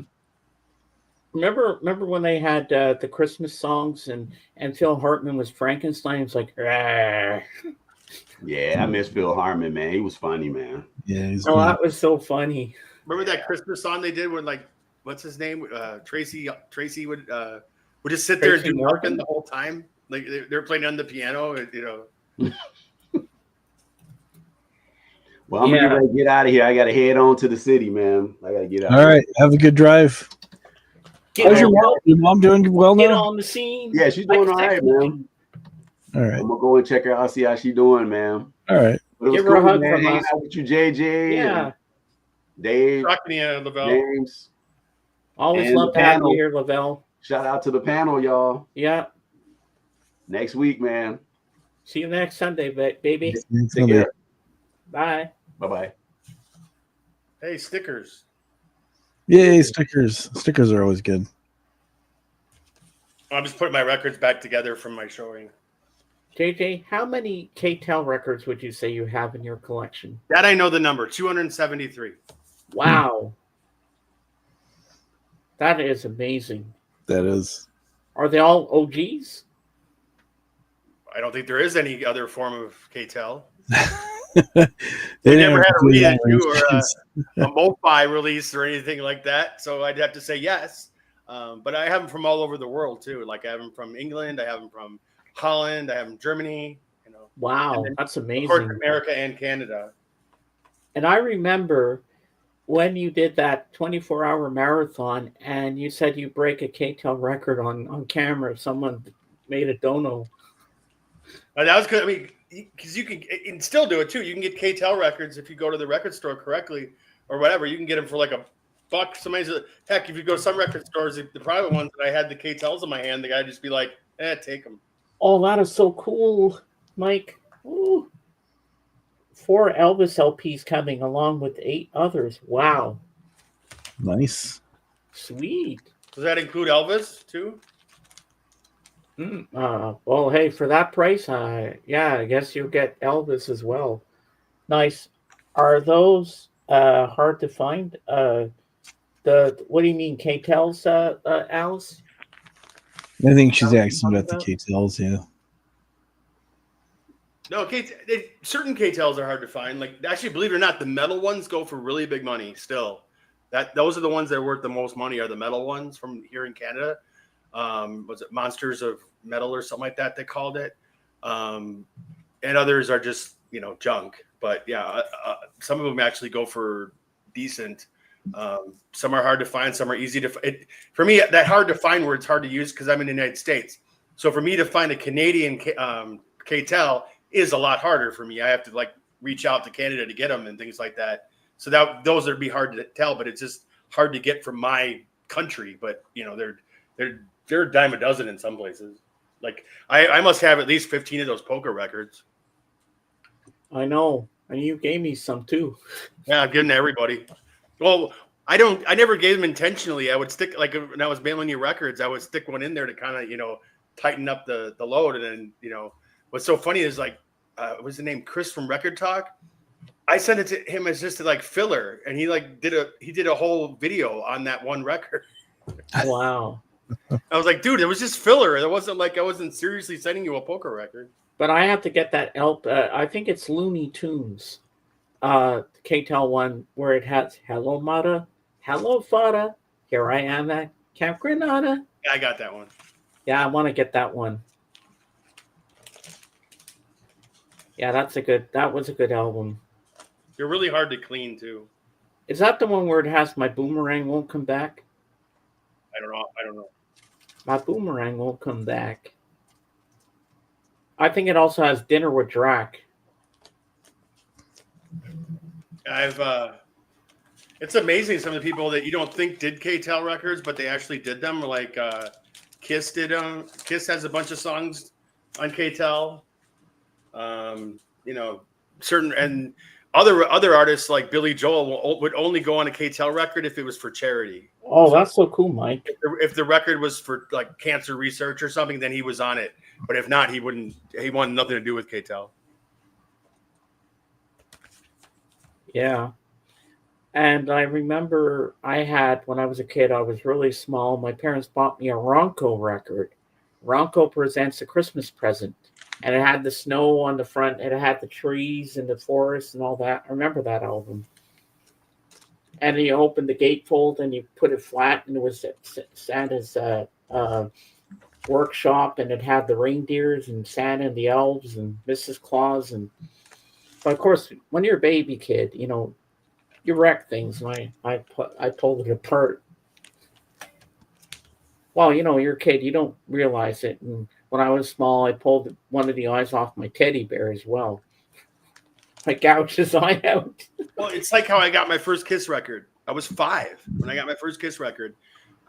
We had family in Cleveland, Ohio, like distant cousins kind of thing. And my mom wanted to visit with them. So on our way always to York, PA, Cleveland was kind of a halfway point between Milwaukee and York.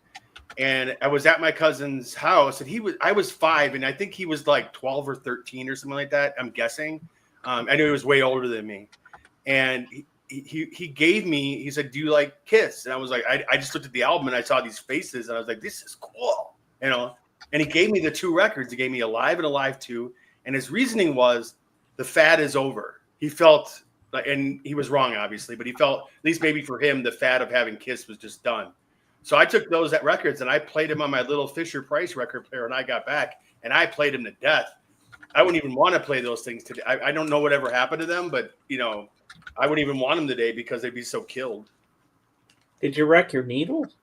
Oh, I wrecked that needle would wreck the records. It was the other way around. The thing was so heavy. Wow. My mom and dad would get so mad at me if I grabbed one of their records and tried to play it on my Fisher Price because it would just kill their record. I remember that one you told me you played a lot. Which one? That one. Return to me and always me. Something. Oh yeah, the Polish Prince. Yeah. Bobby Vinton. That one I played a lot, and I liked Mac Davis a lot when I was little, and I liked B.J. Thomas. Oh, B.J. Thomas. And they both came to Summerfest, and I remember my parents took me to see them. Isn't B.J. Thomas the one that sings "Raindrops Keep Falling on My Head"? Yep. Or my favorite one is, "Oh Lord, it's hard to be humble when you're perfect in every way. I can't stand to look in the mirror because I just keep getting better each day." Nice. Dave, can you relate? Oh yeah. There's Jenny shaking her head. Yeah. Hey JJ, didn't Menudo have her own TV show on Saturday mornings? I think so. I know Menudo was produced by the Mendez brothers' dad. Really? Yeah. Kate's here. Hey. Menudo was also on Silver Spoons. Put the link out for Miss Kate, please, Dave. And we'll bring her up. She missed all my records. Well, you can show them again. Because I know that one album. I'm not taking them out of the plastic, though. I already put them all back. Well, you can just show them from just the way it is. And she'll love the eyes on that one album cover. Well, Kate, you're in for a treat when you get up here. You are going to love it. There you go. I remember Janis Joplin's song. Remember that one? Oh, Lordy, gonna buy me a Mercedes-Benz. Remember that one? My friends all have Porsches and something. Yeah, I can't make amends. Yeah, that was a good song. But I love her version of Me and Bobby McGee. Yep. Which is a Chris Christopherson song. Yep. You know what? The stream is pretty good today. Yeah. We still have Jorgen coming. My favorite folk song is "Lord, Stop Looking at My Ass Because I'm Leaving You Behind."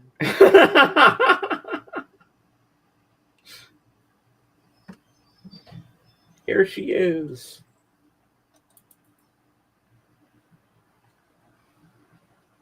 Hello, Kate. Welcome in. Yeah, I'm okay. Hi, JJ. Nice singing, by the way. Nice seeing you. Yeah, it was funny. I heard some singing going. Who's singing? I'm like, oh, it's JJ. Well, JJ's got something to show you, Kate. That's gonna make you want. I already saw the kid.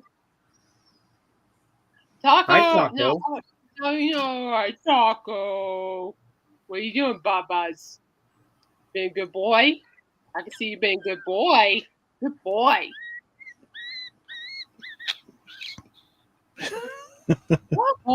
Waffles. Ha. Taco. What? How are you doing? Hi, sweetheart. You're a good boy. And we have Jorgen. Jorgen. Hello, Jorgen. Good evening. Lord, help us. And your buddy Christopher is here too, somewhere. Mm-hmm. Christopher, are you still alive? Thanks for trying to help with the webcam. Yeah, I told him to help you out because. Yeah, I appreciate you for that. Yeah, we never figured it out. Yeah. So Kate, they'll have it fixed while I'm recovering from surgery, hopefully. I recently heard a song called "The Count of Tuscany," Dream Theater. I was told that it divides opinions. Dream Theater's good. Does it, Alice? I don't know about that. Do you know this, guys? The Count of Tuscany, Dream Theater. Ring a I know who bell? Dream. I don't know the song, but I've heard the band. Yeah. Oh, okay. Now, Kate, JJ's going to show you something that you're going to want. You're going to drool when you see this. All Yeah. right, Oh, really? JJ, show them what you got. Not peanut butter cups, is it? Watch this. Yes. Look at that. Yeah. Yes, Eric Carr. You got that? No way. Look at the ice. Ooh. Yeah. Isn't that cool? Okay. Pick a box. Yeah. I knew she'd want it. Yeah, I showed my whole kids collection before, Kate. You know. It's Eric Carr. Well, yeah, I'll take it. I like that. I don't have that copy. I wish I had that too. I knew it. I knew it. She was going to freak out over You have this. me down like a book, James. You have me down like a book, my friend. Oh, yep, I have that one. Yep. Great record. Great record. This is the 2 LP version. Oh, you got the 2. I only have the single LP. That's a great record too. That's probably one of their best ones, in my opinion. I don't have that. You want to trade? You know what I was telling you, James, before that I got this when I was 5? I still can't believe my mother would let me have a record with Gene looking like that when I was 5. But. Oh, wow. Are you kidding me? Yeah.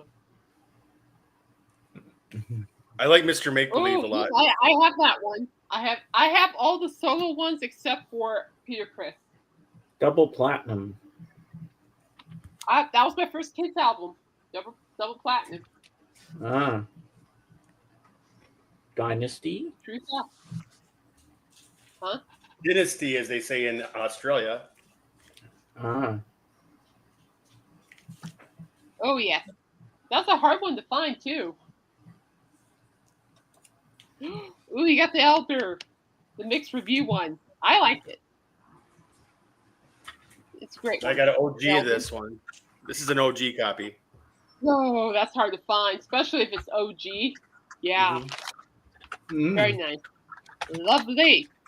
Put that in the box too. Look it up. I have that one. Yeah. Great record. Great record. I like it. I do not have that one. Oh boy, do I wish I did. That's a great. There's some really good songs on that one. I have that one. Yep. Great record.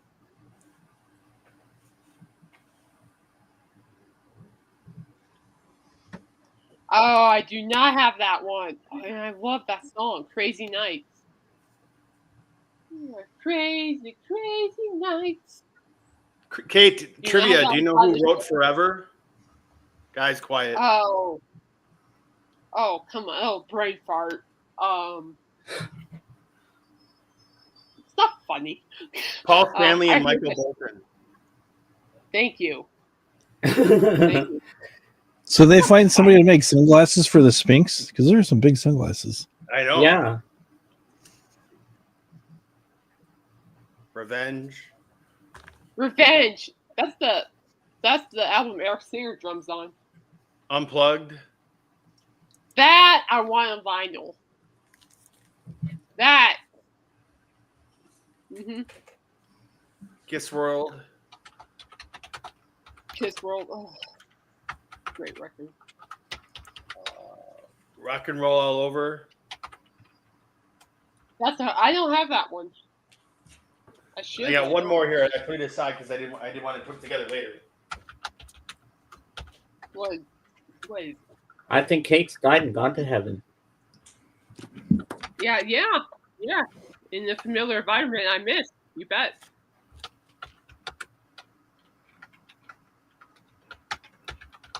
Oh, yo. Great record. I have that one too. Great. I think the Bubblegum record is really underrated, in my opinion. Here's the merchandising form. Oh, and I don't have that. There's the gun. Oh, that's cool. Hang on to that. I do. Yeah, you hang on to that. That's special right there. That's amazing. That's You can make me special. small. Hang on to All that. right. Thank you for sharing. That's awesome. Yeah, I was guessing something. Jorg and I have the same amount of Kiss records in our collections. 0. Well, you know what? I wish I had Tears for There's Falling more 45 intelligent though. than the ones that don't Welcome have back, any. Jimmy. Hey, Jimmy. So, Jorgen, you have something new today, or Nope. no? Sorry to disappoint you, Christopher. No toilet music. No, I leave that for Christopher. Yeah, Christopher I goes to have the the toilet same for it, amount yes. of Alice Cooper records as I do it as of Kiss records. Ah. Oh, is that my running back? Oh, come on! Used to have more Kiss than I have, but have a host of what should still and saw Kiss 4 times, 4 different tours, original members. Oh, Well, that's pretty cool, Dark Wizard. that's not Kiss dolls, is it? Oh, no. Ah. Sorry, guys. It's football. Sorry.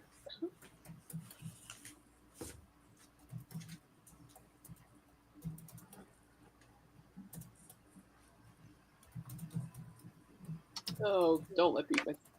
Darn it! It's my undefeated team too. Oh. Uh-huh. Well, So, disco Kate, did dolls everything are work? Did everything work out at church? Except for the webcam, everything was fine. Well, that's good. Everything was fine. Yeah, like they say, the show must go on no matter what. Oh, the show went on. The show Yeah, went on. because when you told me darn what was sure. going on, I said, well, maybe Dave might have an idea what to do. So that's why I thank told you him for to that. text Dave you. helped me. Thank you, Dave, for trying to help. I Oh, appreciate it. you're welcome. But he put some guilt on me about the webcam. No, you're not killing the webcam. But you know what? Well, that webcam probably has families, and there might be Yeah, I said the webcam has family. Think of the wee ones. What would they do without their father? Yeah. Oh my god. Pardon me. The I'm like, wee- what? I'm like, yeah. I was during the sermon, but I'm like trying not to laugh too loud. Like, So everyone, if you're not aware, there will not be a Kate and James stream on Wednesday because Kate is going for surgery on Tuesday. Yep. It'll be day after surgery. She's going under the knife. For the fourth time, people. And it's not done yet either, according to my other joints, and that's okay. Really? This arthritis I have is just a pain in the rump. Oh, I can imagine. But it's okay. This is just nerves. Bionic? They're just moving nerves in my elbow. She'll be the bionic woman. Well, I'm already setting up metal detectors as it is. So it's like I had to get blood work done. I had to explain to the security guy, I am not carrying anything. It's just I'm bionic. I have bionic knees and shoulder. He goes, oh, okay, then you're safe. I'm like, thank you. She'll be like the bionic woman in the $6 Million Man. I'm pretty sure if these procedures don't work, I'm pretty sure my elbows are going to get replaced next. I'm already calling it. Wow. Yeah, there's a thing called elbow replacement. It's grueling, so I've heard. Hmm. But I'll worry about it when I get there. If I get there, I'll worry about it when I get there. So first it was your knee, and then now it's your elbows. Both knees. Yep, I've had both knees replaced. Well, one at a time. But it was painful because my kneecaps were twisting out of place because of my condition. And then my left shoulder's replaced because it chronically dislocated itself. And the arthritis ate the ball joint. So that's replaced. Yeah. Thank you, the Dark Wizard. Thank you. I'll be doing well. It's good to see you. I appreciate it. Thank you. So basically, Kate is living out the kids' song: head, shoulders, knees, and toes. Knees and toes.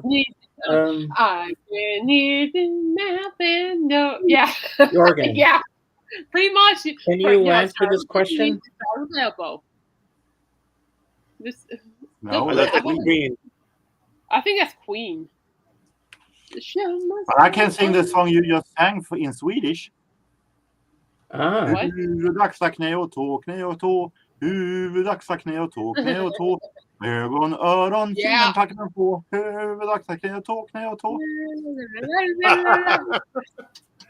Bravo. That was I didn't know Yeah. actually.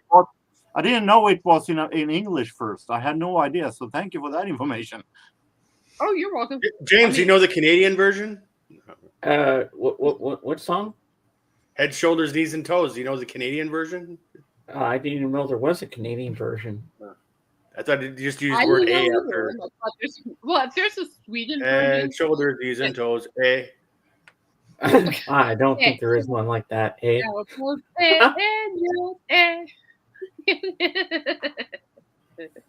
I'm gonna be good though. I'm blessed with a good team, care team. I'm fine. It'll be easy. I Easy remember a song that I heard in my childhood, and when I was on Twitch, because Alice, the thank one in you. the chat here, who's my new head mod, she mods for this girl Luddy Games Music, and she lives in France. Luddy does, Man. and she sang this song Oh. that I knew as a kid. Sous le pont d'Avignon, on y danse, on y danse. Remember that one? It sounds familiar. I thought you were gonna say Alouette. No, Alouette, Gentil Alouette. Yeah, I remember that. Is that Do the your Celine Dion ears song? hang low? Do they wobble to Yeah. and from? I remember that. You almost sound like you're singing that Celine Dion song you hate, James. JJ, what was that thing on Saturday Night Live that Eddie Murphy did where he played a record with a peanut? What? Remember that one where he says, Sebastian K. Martin or something played a record with a peanut? Oh, I don't know that one. Oh, it was a skit. Yeah, he was trying to do all this stuff with peanuts. He was supposed to be George Washington Carver. Oh, that one, yes. And then he got ripped off by it was like somebody Skippy, somebody and somebody Jif something. too big peanut butter brands. Yep. Because he's doing all this stuff with peanuts, making a peanut butter spread, but his biggest accomplishment, his biggest goal in life was trying to play a record with a peanut. And he hadn't quite accomplished it yet. You got to watch that one, JJ. It's really funny. I thought I you like said the one something with else. the fifth Beatle. I'm not saying what I thought you said. Peanut. I am the fifth Beatle. Man. It was originally called "She Loves You, Man." Depends on who the person is. She's got a ticket to ride, man, and the bitch don't care, man.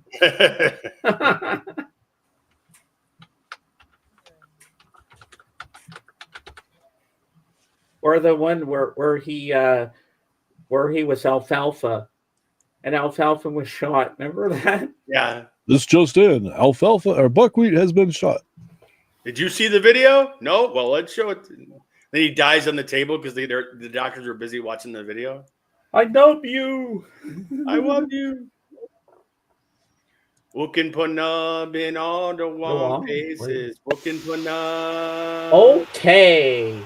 I'm the Baba Yeah, of number change. the Figaro, Figaro. She got Betty Dabba, evident desire. She got Medi Abe eyes. Yeah, I remember that. Yeah, that's a funny one. Yeah. Una panuna banca. Oh. I'm the barber of the Bill Figaro. I love Lord that help one. me. Or when he does Mr. Figaro. Robinson's Neighborhood eviction notice. Remember that? Can you say that, boys and girls? I want to be make believe.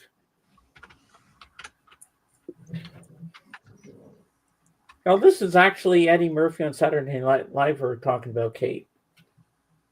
Yeah, I know. Remember when Billy Crystal does, this is Howard Cosell for Sports Beat. Yeah, I like Billy Crystal. No, he's good. So Jorgen, did you go to your parents for your birthday?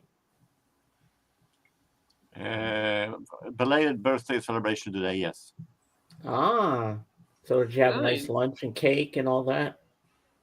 Yeah. Yeah, we have Meatballs? just cake. I ate dinner here home. My Cake's mother so has good. Parkinson's, so we don't want too much work for dad. That has to do everything himself when it comes to food. So, but there was a minor one because my sister is at another place with stomach flu. Oh no. Hope she feels better soon. Yep. Yeah. How's your mom doing with her Parkinson's? Well, she had it for many years now. So she had ache. She also has scoliosis. She has constant ache, and but she's hanging in there. Gotcha. I'm sorry. That's rough. Yeah, I can understand. My mom has that too, so I totally understand. And you? Mm-hmm. Oh, what's your name, buddy? It's awful. Remember John Belushi when he did the samurai? Oh, I only remember Michael Cretu doing the samurai. I remember John Belushi with the knife. Remember that? And then the one where they do the restaurant. Cheeseburger, cheeseburger, cheeseburger. When Cheeseburgers? my mom's best friend's husband, who passed away recently, unfortunately, but he was a neurologist and he specialized in Parkinson's. And Oh, really? his big thing was for Parkinson's patients was the yoga. He said that yoga was really, especially in the early stages, yoga and keeping movement was always really good. And Ah. so he'd have yoga classes, and what he found was like insurance companies that people couldn't afford the yoga classes, so he would just hold them in his house. He'd have the Oh, really? patients over at his house to do the yoga classes. Oh wow, that's cool. Yeah. That's nice. That's nice. Yeah. No, my mom's is too advanced. Way too advanced. Oh yes, Yeah. Alice, I have to agree. Cake, huggies, cookies, pancakes. That's everything I Oh know you love. no! No pancakes. No. Just no. Pancakes are good. You haven't tried Adrian's pancakes that he makes sometimes for breakfast in the I'm morning. not a pancake person.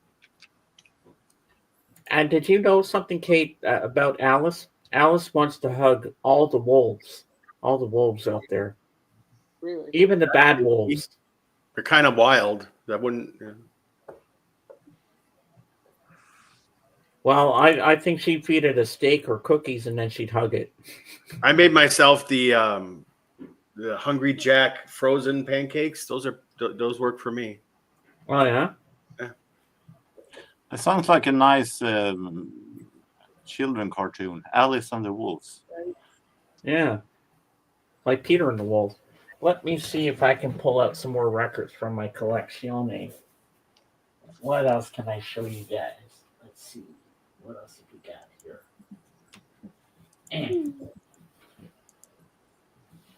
No, Dave, get the box ready so I can have his records.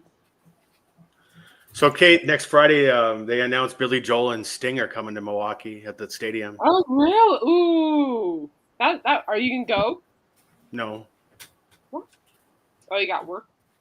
no, I've seen Billy Joel so many times that I'm like, I've gotten kind of immune to it. Gotcha. I'm a huge fan. Don't get me wrong. It's just that it seems to be the same set list every time I hear him, no matter who he's with. It's like, okay, you know. That's what the fans want to I'm hear. kind of bored with it. That's All right. A good lineup. No, it sounds like a cool show, and yeah. Yeah, definitely. Okay. I'm surprised when they're having it too, because it's like 2 or 3 days after opening day. I was like, that's really weird when they're doing it. All right, I that's pulled cool. a little whack-a-mole here, and I'll show you some records. Here we go. Whack-a-mole. We got I'm Dreaming of a White Christmas. White Christmas. Look how smooth and glossy this looks. He's This is awesome. in good shape, the cover. Here's Yeah. a little bit of trivia. Everybody assumes that White Christmas debuted in that movie. That is not true. It debuted in an earlier black and white film called Holiday Inn with him and Frank. Yes. Really? On that White Christmas album, was there the duet he did with his son David on there? No. Oh, okay. Then we have Sinatra's Swinging Session. David Crosby. Yeah. Do you like Sinatra there, Jorgen? Is it a Neil Hefti arrangement? So the songs are some of the finest, and they are swung superbly by Frank with backing that's warmed to a perfect well done by Nelson Riddle and his orchestra. Yeah, Nelson Riddle. Yes. All this time, I never knew that Frank Sinatra was a swinger. I'm going to actually say that Frank Sinatra I have nothing against, but Oh Neil my Hefti's God. arrangements I Don't don't mind me. like. I prefer that much more. That is better. Oh, much better. Jorgen, It's true, JJ. He played a lot of golf. look at this. Yeah, You guys I are have bad. Robert Commodore Sinatra on CD though. This is June 27, 1941, July 2nd, 1942. And this is volume 3, I think.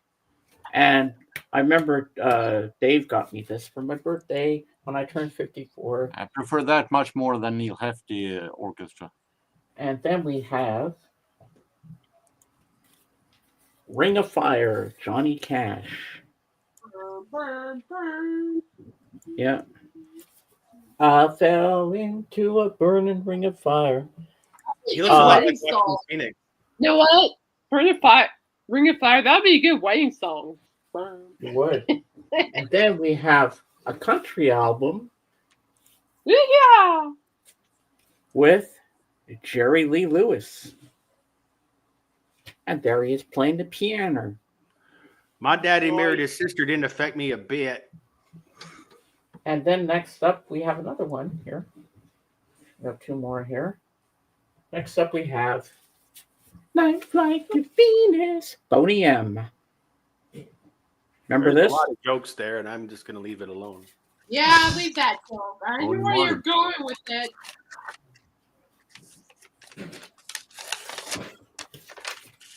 And last but not least, Stand Tall, Don't You Fall. Do you like him, Burton Cummings?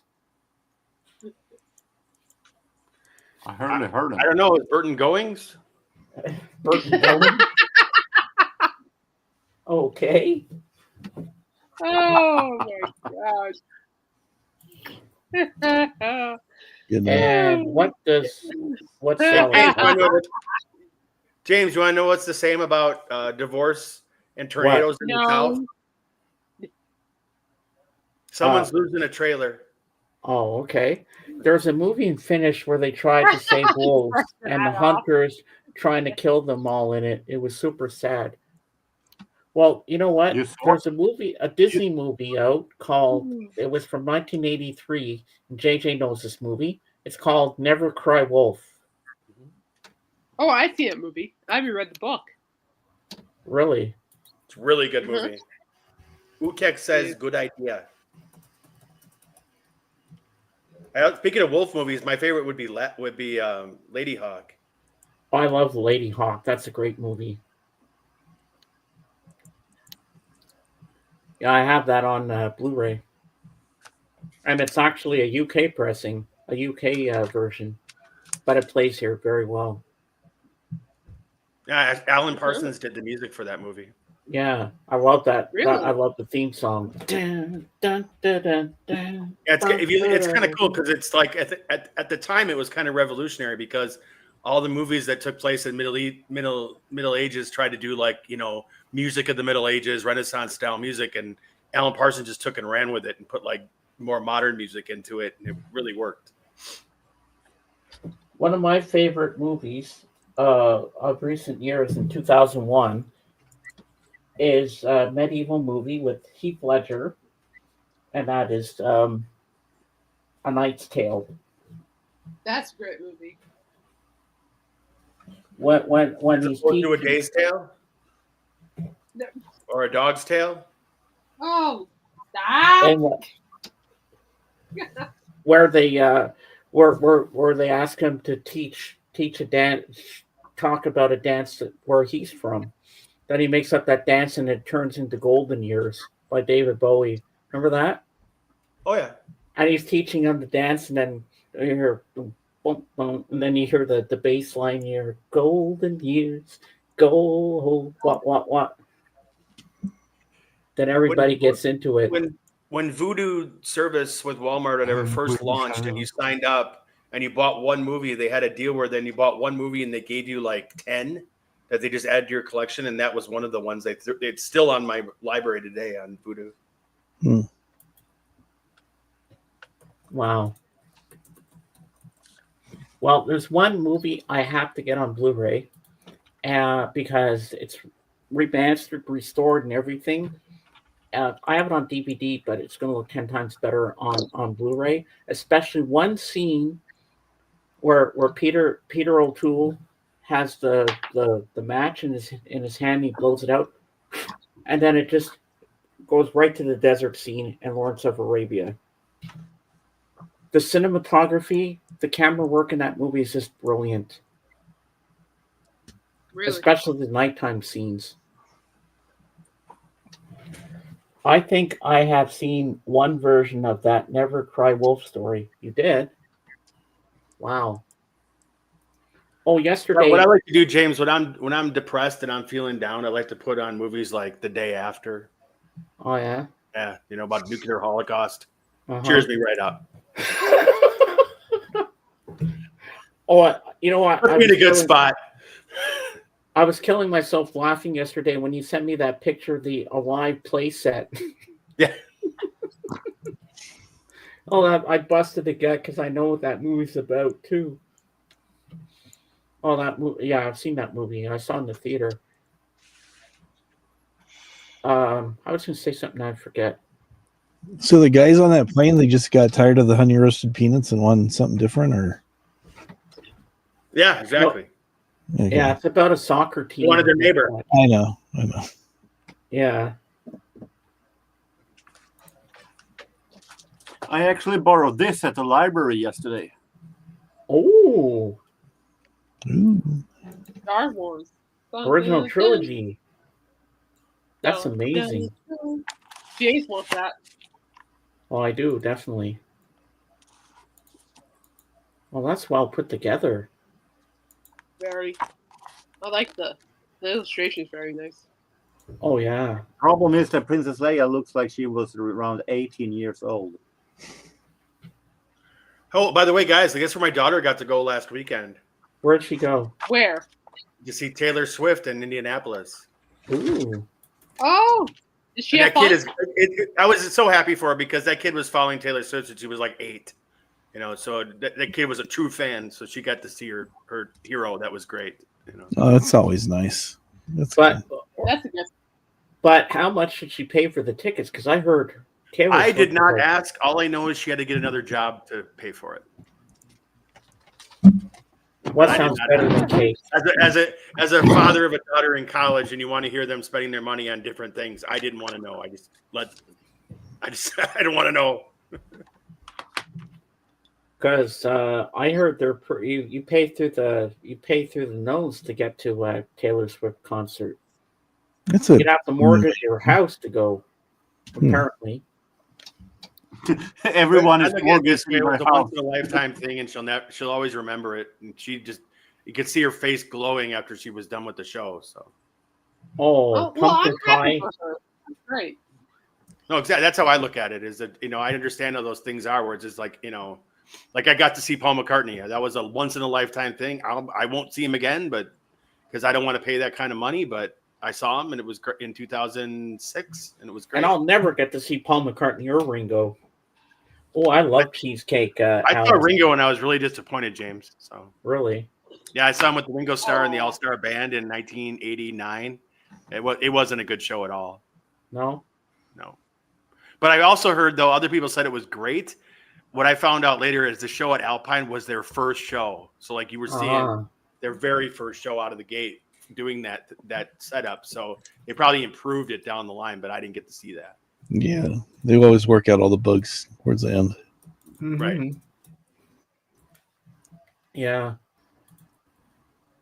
Do you remember your first concert you ever went to, Dave? Do you remember your first concert? It was Mozart. It was his last show that he did. Now he's decomposing. I believe it was at the time. My first concert was Dave up there in the tight and everything, you know. Yeah. Doing that formal dancing with you and Jen, you know. And Dave was dancing the ballet, going da da da da da da da da da da da da.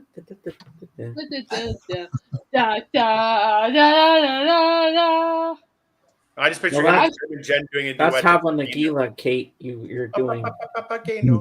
So I remember ordering this for James on Blu-ray, and I ordered it through Amazon, and I sent James his copy, and something happened, and they duplicated my order. So I don't have a Blu-ray player. So if you know anybody who needs this, let me know, and I'll send it off to him. Do you own that movie, JJ? I do not. All right, give me your address or give it to James. James can send it to me, and it'll be in the mail on its way to you. Oh, thank you. You're welcome. Yeah. Wait, you follow each other on Facebook, don't you, David? I think we do. Yeah. David, we're so formal here. I know. I don't know. That's the first time I just randomly said David. I'm like, what did Dave do? Why'd you call him David? You only say that when he's in trouble.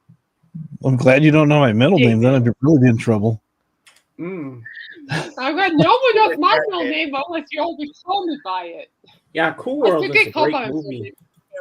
Dave, I put it in the chat. All right. Private chat, yeah. Yeah, Cool World was a great movie. Okay. All right, thanks. Yeah, because you bought the Blu-ray of that Cool World for me and for AGK. Yeah, and then somehow along the lines, I ended up ordering a third one, and I'm like, didn't I send this to AGK? Yeah, he got his, and you got yours. And I'm like, oh. And I just packed it when we moved. I just put it in with my DVDs and stuff, and I'm like, oh, here it is. So. That happened to me with that thing you do on vinyl. All of a sudden, another one just showed up at my door, and I contacted Mondo. I mean, I did the honest thing, and I contacted Mondo, and I'm like, yeah, I didn't order this.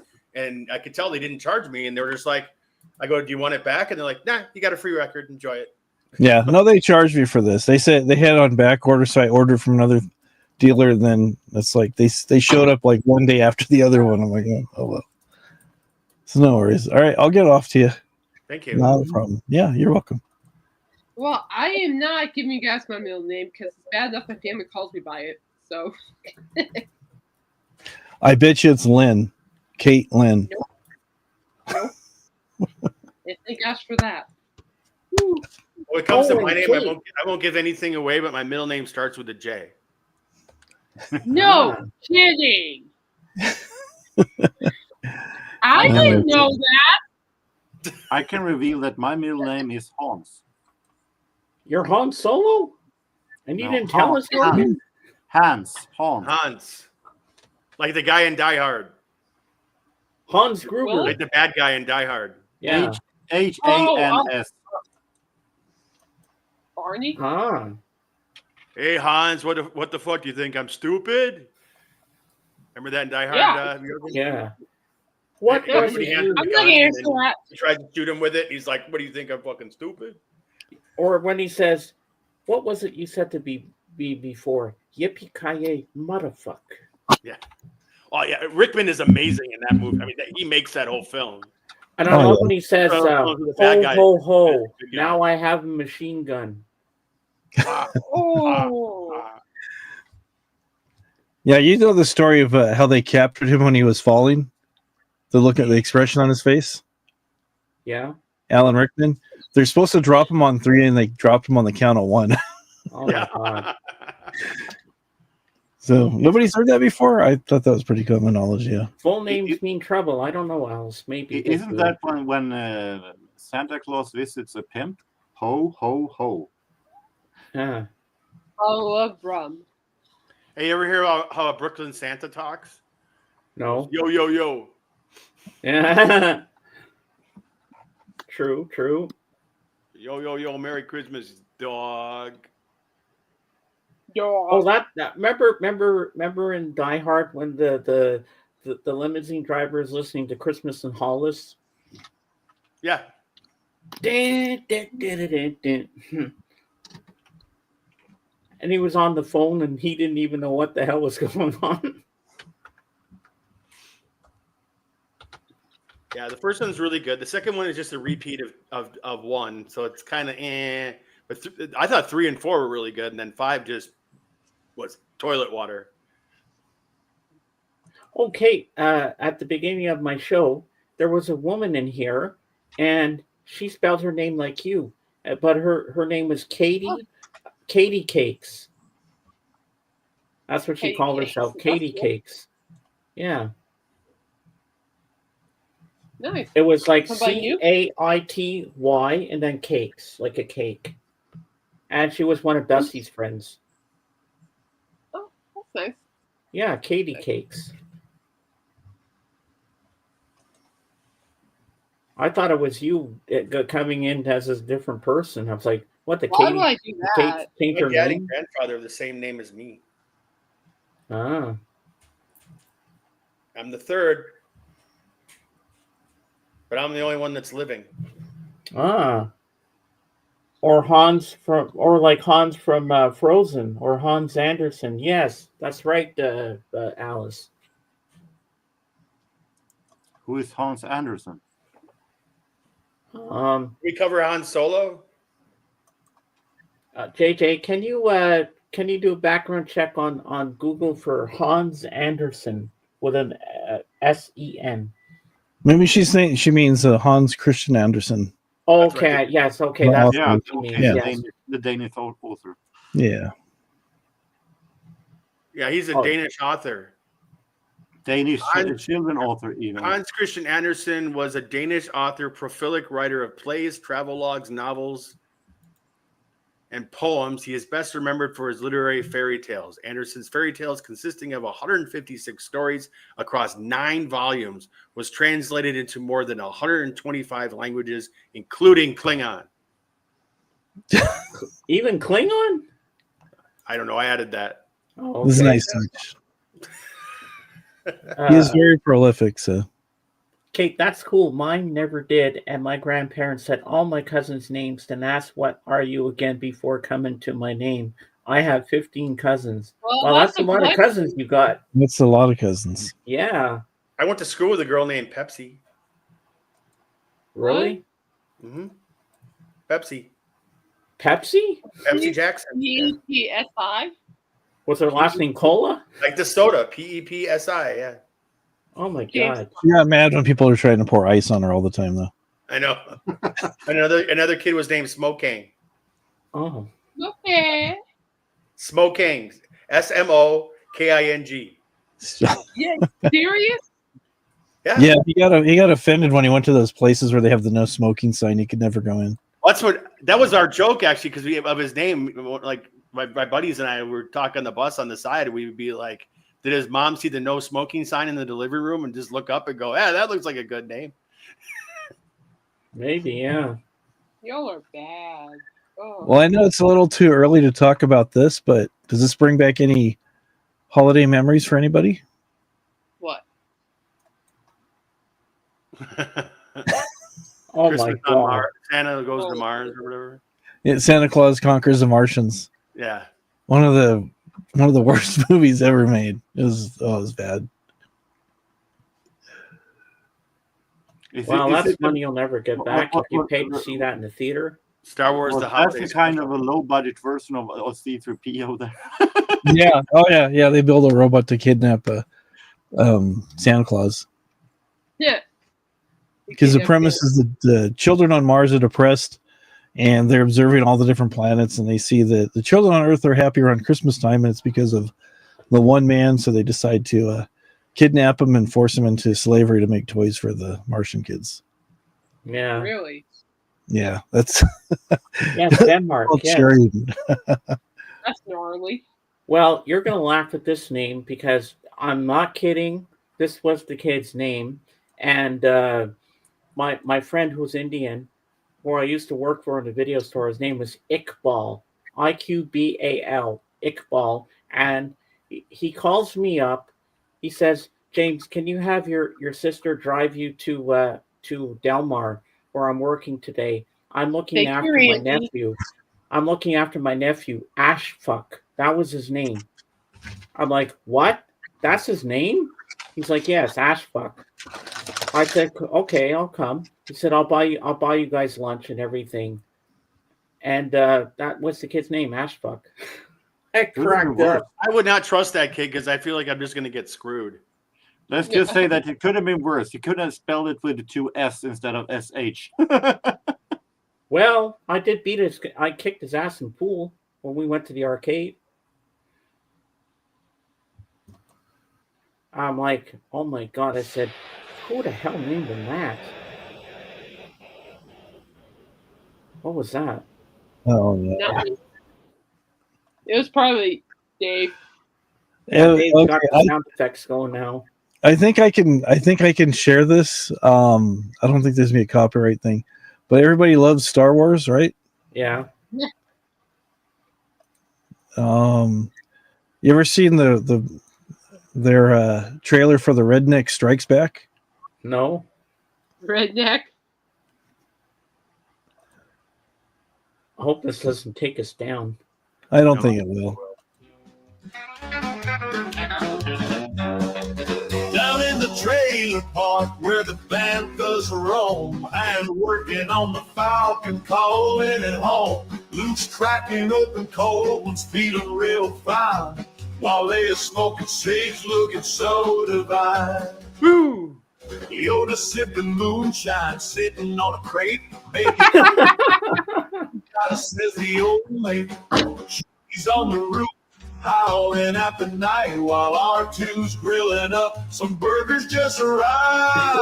Out in the trailer park where the lightsabers play, the Empire's rolling in, but they won't win today. Everyone's got a story in this dusty scene. King of the trailer park, living the dream.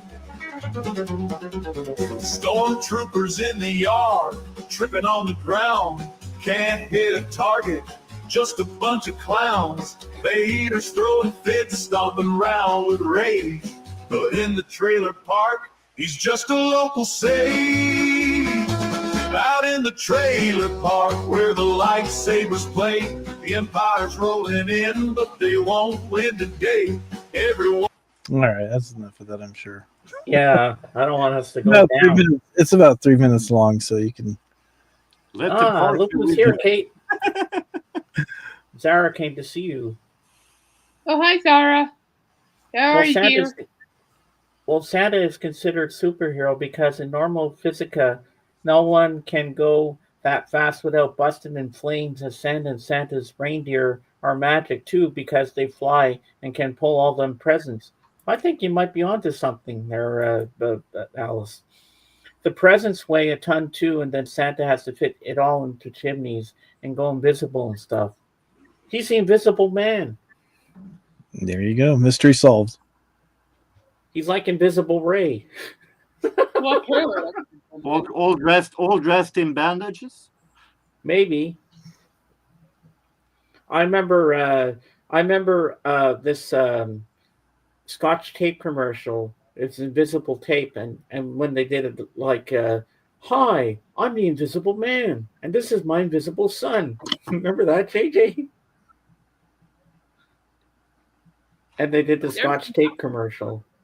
I'm the invisible man. I'm the invisible man. Yeah. Queen. Yeah, and my dad liked this commercial. Barbara, you up? Barbara, you up? I'm up now. I forget what it was about. Time to make the donuts. Oh, yeah, I remember that one. And they have the Impossible Burger.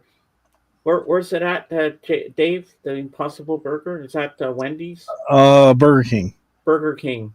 But you know what would be funny? If they had the "Where's the beef" lady eat it and goes, "Where's the beef?" There you go. Is this what you're talking about, James? I think I found what you were discussing. Season's greetings. I am Yes. the Invisible Man. You may be planning an old-fashioned Christmas as I am, but that doesn't mean you have to use old-fashioned cellophane tape. Note how shiny it looks on the gift wrap, while Scotch Magic transparent tape keeps packages pretty. It's virtually invisible. So do your own disappearing act with Scotch brand Magic transparent tape. It's magic. Yeah, that's the one. I remember that. God, that takes me back to my childhood. There you go. Do you remember that, JJ? Oh yeah.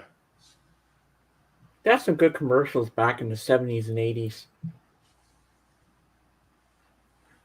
Remember the one with the big wheel? Or Slinky? It's Slinky, it's Slinky. It's a wonderful toy. It's fun for a girl and a boy. Yeah, I remember that. Kate, do you remember Slinky? Yeah, I used to have one when I was a kid. And it would go downstairs and Yep, run over your. yep, No, I I'm had it. thinking. I had a couple of Slinkies when I was a kid. No, I'm thinking of Log from Ren and Stimpy. Rolls over your neighbor's dog. It's Log, Log. Remember that, JJ? Or happy, happy, joy, joy, happy, happy. Yeah. Joy. Remember long darts? Oh, what was that? Those lawn darts or whatever you would throw in your lawn, and they were like weapons that make somebody retarded in one hit. You know. Oh yeah. They brought those back, but they don't like they're like plastic now or whatever. They aren't like big needles like they used to be. Kids would actually play, catch with them. I wonder how many little girls that had back in the day an easy bake oven and burned down their own house. You can't really burn down a house because you're just cooking with a light bulb, so it's. But couldn't that thing set fire to something? You'd really have to try. I just wonder how many people got food poisoning eating what that was undercooked by that light bulb. I promise, Mommy. I didn't mean to burn down the house and the cat. I was just going to make some cupcakes. I think all you can make was brownies with the thing, if I recall. It seems like it, yeah. Maybe the kids in the 60s made hash brownies. No, I think they still do that. Well, yeah, they do. Remember the movie I Love You, Alice Be Talkless with Peter Sellers, and they make the Hello Dollies, but the other people don't know there's hash in there, and they're all getting high. I love that movie. Yeah, that's a great movie. I finally watched Dr. Strangelove the other night. What a funny movie that is. There's no fighting in the war room. Yeah. And Peter Sellers played all those different characters. I like the one that he plays in the wheelchair. And then he goes up, oh my God, it's a miracle. I can walk. And then when the bomb doors don't open, so the guy has to fiddle around with it, the Texan guy, and he goes down with the bomb. Yep. Yeehaw! He's like riding it like a bronco. Yeah, James Earl Jones is in that movie. Yeah, he is. Very young, but he's in it. That's a good movie. Then I finally watched Stanley Kubrick's movie of Lolita. Very interesting film. And Peter Sellers is in there, and he plays Quilty. Yeah, I watched Eyes Wide Shut, and I was like, wow, what an incredible documentary.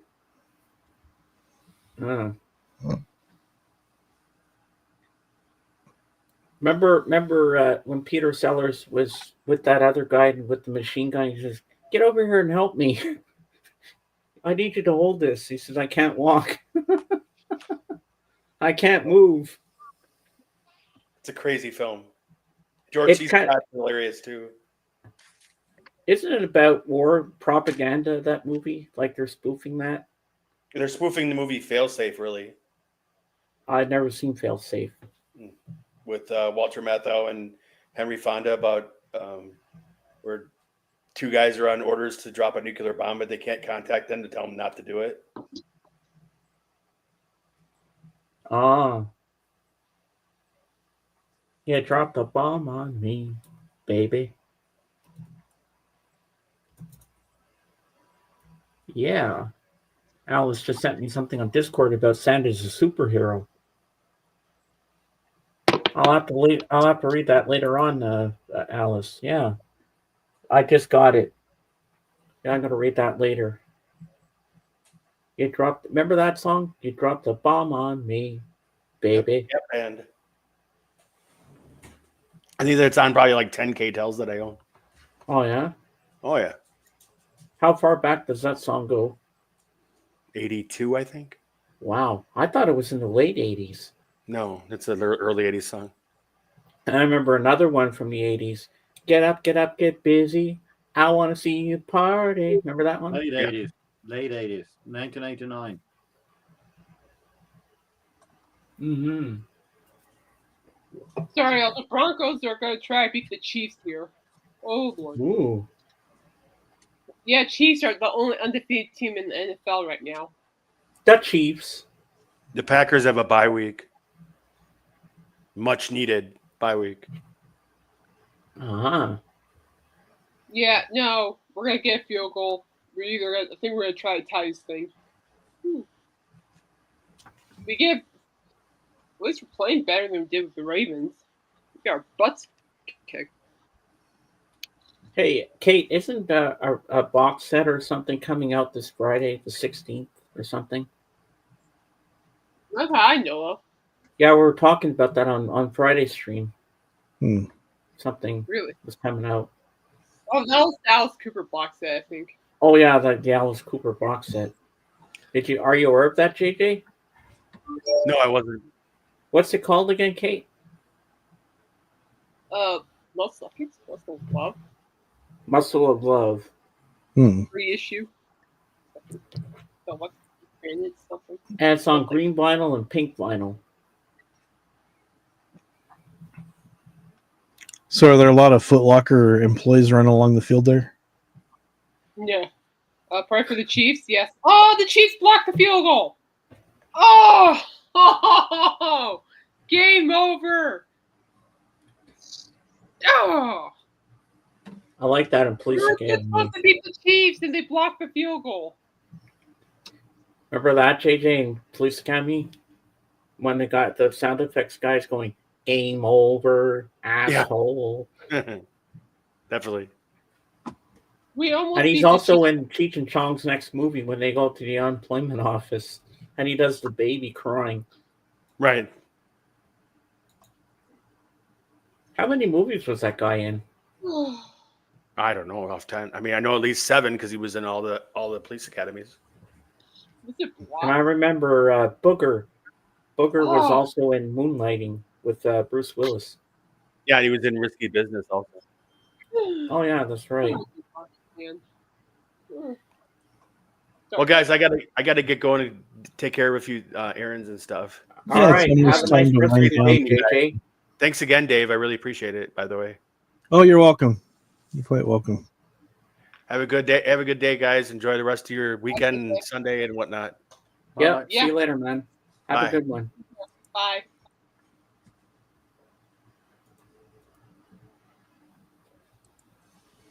And then there was 4. So, Jorgen, what did you have for din-dins tonight? What was for supper? Rice and hot dogs. Ooh. My mom's cooking a roast beef with the potatoes and the turnip and all that good stuff. Grilled cheese sandwich and tomato soup. That's what you're having tonight, Kate? Yum. Yes, sir. Did you have dinner yet, Alice? And if you did, what did you have? And I hope it was yummy in your tummy. But one guy made a mistake in his life, and he did this. The man in the moon came down too soon and asked his way to Norwich. He went by the south and burnt his mouth while supping cold peas porridge. And then there's another one that I knew from my childhood. Jack Sprat could eat no fat, his wife could eat no lean. So betwixt the two of them, they licked the platter clean. Yeah. I'm happy 49ers tied 2020 versus Tampa. Oh, cool, Mike. Yeah, I just saw. I need what's one of those two guys? George Kittle and Deebo Samuel. All They're right, definitely Alice. Have a good day. bye, Alice. Alice, They're helping she's the team. leaving. Yeah. I had fries and chicken nuggies. Ooh, because why not? Yum. That sounds good. And how's Luna? How's Luna doing, Alice? We love Luna. I know Luddy's protective of that cat. Do you remember the poster, Kate, for the movie The Crow with Brandon Yeah. Lee, where it said "Believe in angels"? Well, I took that quote, "Believe in angels." This is from 1994. I took that quote and I wrote a poem using that title because I was with my friend, and he said, "James, look, believe in angels. You could write a poem with that title." So this is what I wrote. If I find it, it's in here. It's in here. Just got to find it. Pass the Deebo. Pass the Deebo. Here it is. Believe in angels. Believe in angels. They'll protect you. They'll lead you in the light. I dream of angels all through the night. Don't be afraid to love. Don't be afraid to try. If you think God won't save you, well, that is a very big lie. Believe in friendship. Believe in love. Believe in everyone, and your heart will never break because your life has just begun. I wrote that in 15 minutes when I got home from the movie. Beautiful. And Very here's well. another one that I wrote that's very beautiful. My friend was telling me about this documentary called Where Angels Walk. And I thought, that would be a good title for a poem. So I wrote this. I'll light a candle where angels walk, where some people fear to tread. And may I never see the devil walking among the dead. If I go to heaven, will the angels let me in? If I've committed a crime, will they forgive my sin? Where angels walk, I will follow to a garden in the sky, where everything is beautiful and the flowers never die. I believe in miracles. I know this to be true. Believe in angels. They'll look after you.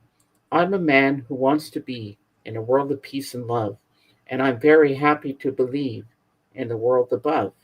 Daughters of the air, dance among the stars, singing songs of love, very friendly creatures in the world above. Angels, oh angels, come walk with me. I want to see all there is to see.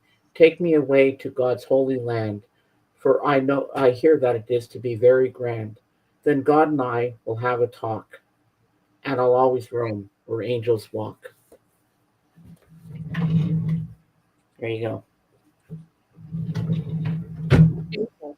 That was very beautiful, James. Thank you. Very nice. Very beautiful. Did Very it nice. touch you? It did. Very much so. Thank you. Very But much I'm so. going to read you another one that's on a website that I wrote in 1994, December 1994 at 1:15 in the morning. I was watching the show called My So-Called Life, and the episode really got to me, and it inspired me because I have writer's block, and it inspired me to write this. This is called Diary of a Homeless Girl. Okay. It's lonely out here on the streets, which aren't exactly paved with gold. Some cannot survive out here, to which I'm told. Some cry out in the darkness. Hearts are heavy and their minds are full of fear because they don't have their families to fill them full of cheer. I have no bed to sleep in. I have no food or drink, no blanket to shelter me from the bitter cold. Now I have a fear of never growing old. I had a fight with my mother, then I ran away. I wonder if she still loves me to this very day. Here I sit alone, all alone on Christmas Eve. I wipe a lonely tear across my dirty sleeve. Oh, I long to trim my Christmas tree and sing carols by the fire. Oh Lord, this is my one desire. just to have my friends and family to be right by my side, to have my parents be my one true loving guide. I won't receive any presents. My parents will never come. I wish I had never run away because now I feel so glum. I hardly have any friends out here, and the real ones I really miss. And I often dream about the boy I'll never get to kiss. What if I can't go home again or never get a job? So tonight I'll go to a homeless shelter inside the holy church and have my Christmas dinner. Then everybody will sing of our newborn Savior, O Jesus Christ the King. Now I lay dead, frozen in the snow. The night at the homeless shelter seemed so long ago. Dear diary, this is my life story, and I thought that you should know. I watch and pray for all the runaways to whom I can see. I really hope they don't die too soon to become an angel like me. That was beautiful. I bet you weren't expecting that ending. No, sir, I was not. That was kind of a sad story. Well, I didn't want to sugarcoat it. I wanted to show what would happen because I was basing it off of what I'd seen on the TV series I was watching. And it was about a homeless girl. And at the end, you see her angel wing. So that kind of inspired me. And I just made it more into a story. And I revolved it around the girl being on the streets. The original title of the poem was going to be An Angel Like Me. But I said, no, I'm going to give away the ending. So I said, what do girls like to do a lot? I said, they like to write diaries. So I said, Diary of a Homeless Girl sounds like a great title. But the original title was going to be An Angel Like Me. But I said, no, I'm not going to go with that because I'll spoil the ending. I already knew what the ending was going to be. I knew exactly what was going to happen, but I had to figure out how am I going to make this into a story? I got to add more to it, and I got to add more to the character, and it worked. So what you're hearing is her from heaven looking back down on earth and reading through her diary, telling her life story from above. And that's how I want to do it. I read that in my church once during a mass. You could have heard a pin drop. Everybody was crying. And they all came up to me and said, oh my God, the poor girl, she never got to kiss her boy that she liked. I'm like, nope.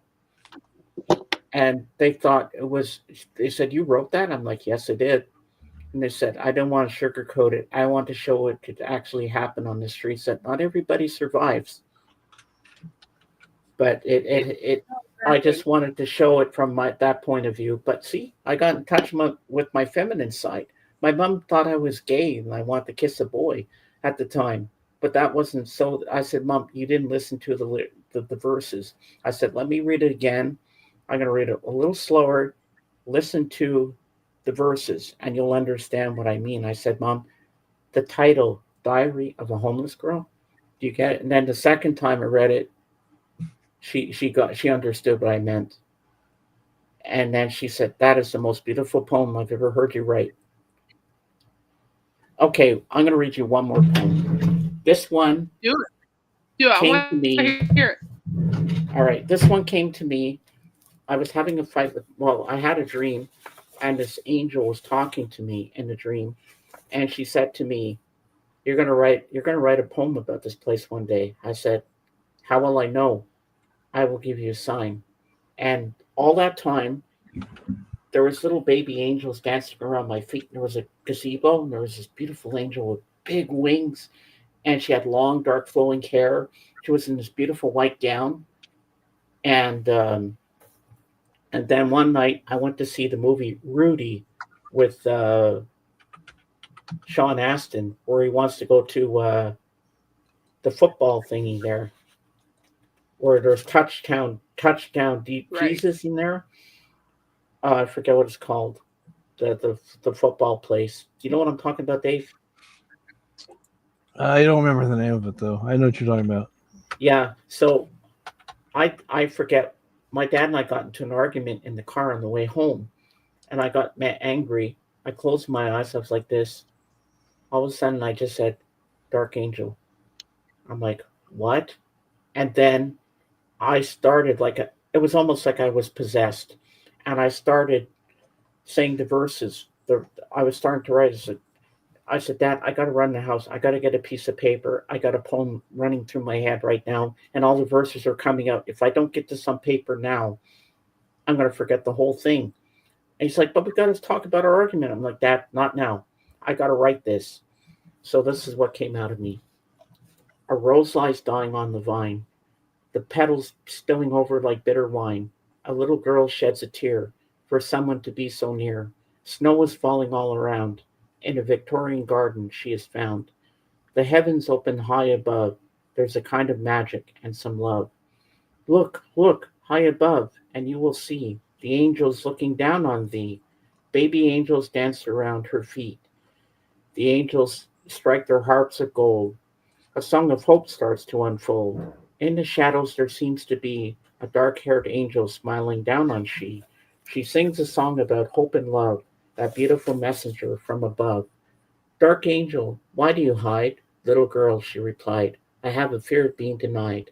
Dark angel, come to me. I'm so lost and lonely. Please set me free. I've lost my parents. I'm so alone. Please help find me a happy home. She spreads her wings to fly away. Little girl, I can no longer stay. You see that gazebo over there? My child, your parents are living there. The happy girl runs to see her parents waiting to set her free.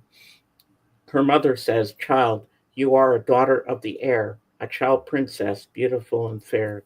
Spread your wings, my little one, and strike your harp of gold. You are God's messenger. Spread love and goodwill to noble men. You and the dark angel this message must send. As she and the angel float away, the rose begins to bloom upon the vine. They floated away into the sea of waking dreams to find a big white swan. I am a messenger of love that I must spread on and on. Dark angel, I love thee so. I truly believe in you. Let us spread God's word around. It's the thing to do. As they both floated away, all the people heard them say, love is a rose that grows in God's garden. He is everywhere. Spread his love and goodwill, and you'll never despair. They looked up to the heavens to see them wave goodbye. As the sky grew dark, the moon rose in the sky, and the stars sparkled like gold. This was because the dark angel story had been told.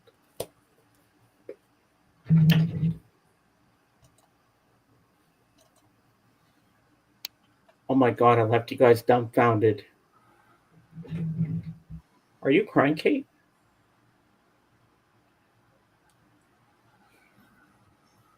Oh my God, I really touched Kate with that one. You did. You did. It's just... Oh my God. Okay, Mom. So, all right. Well, I got errands I got to run today, so all right. I'm gonna head off myself. Yeah. Hello, Alice. I'm back from reading my poems, and now I'm gonna say goodnight to everybody. So I will see you. Hopefully Friday we'll do a stream, me and Kate, but we'll let you know. Oh, Kate's back. Okay, we lost her.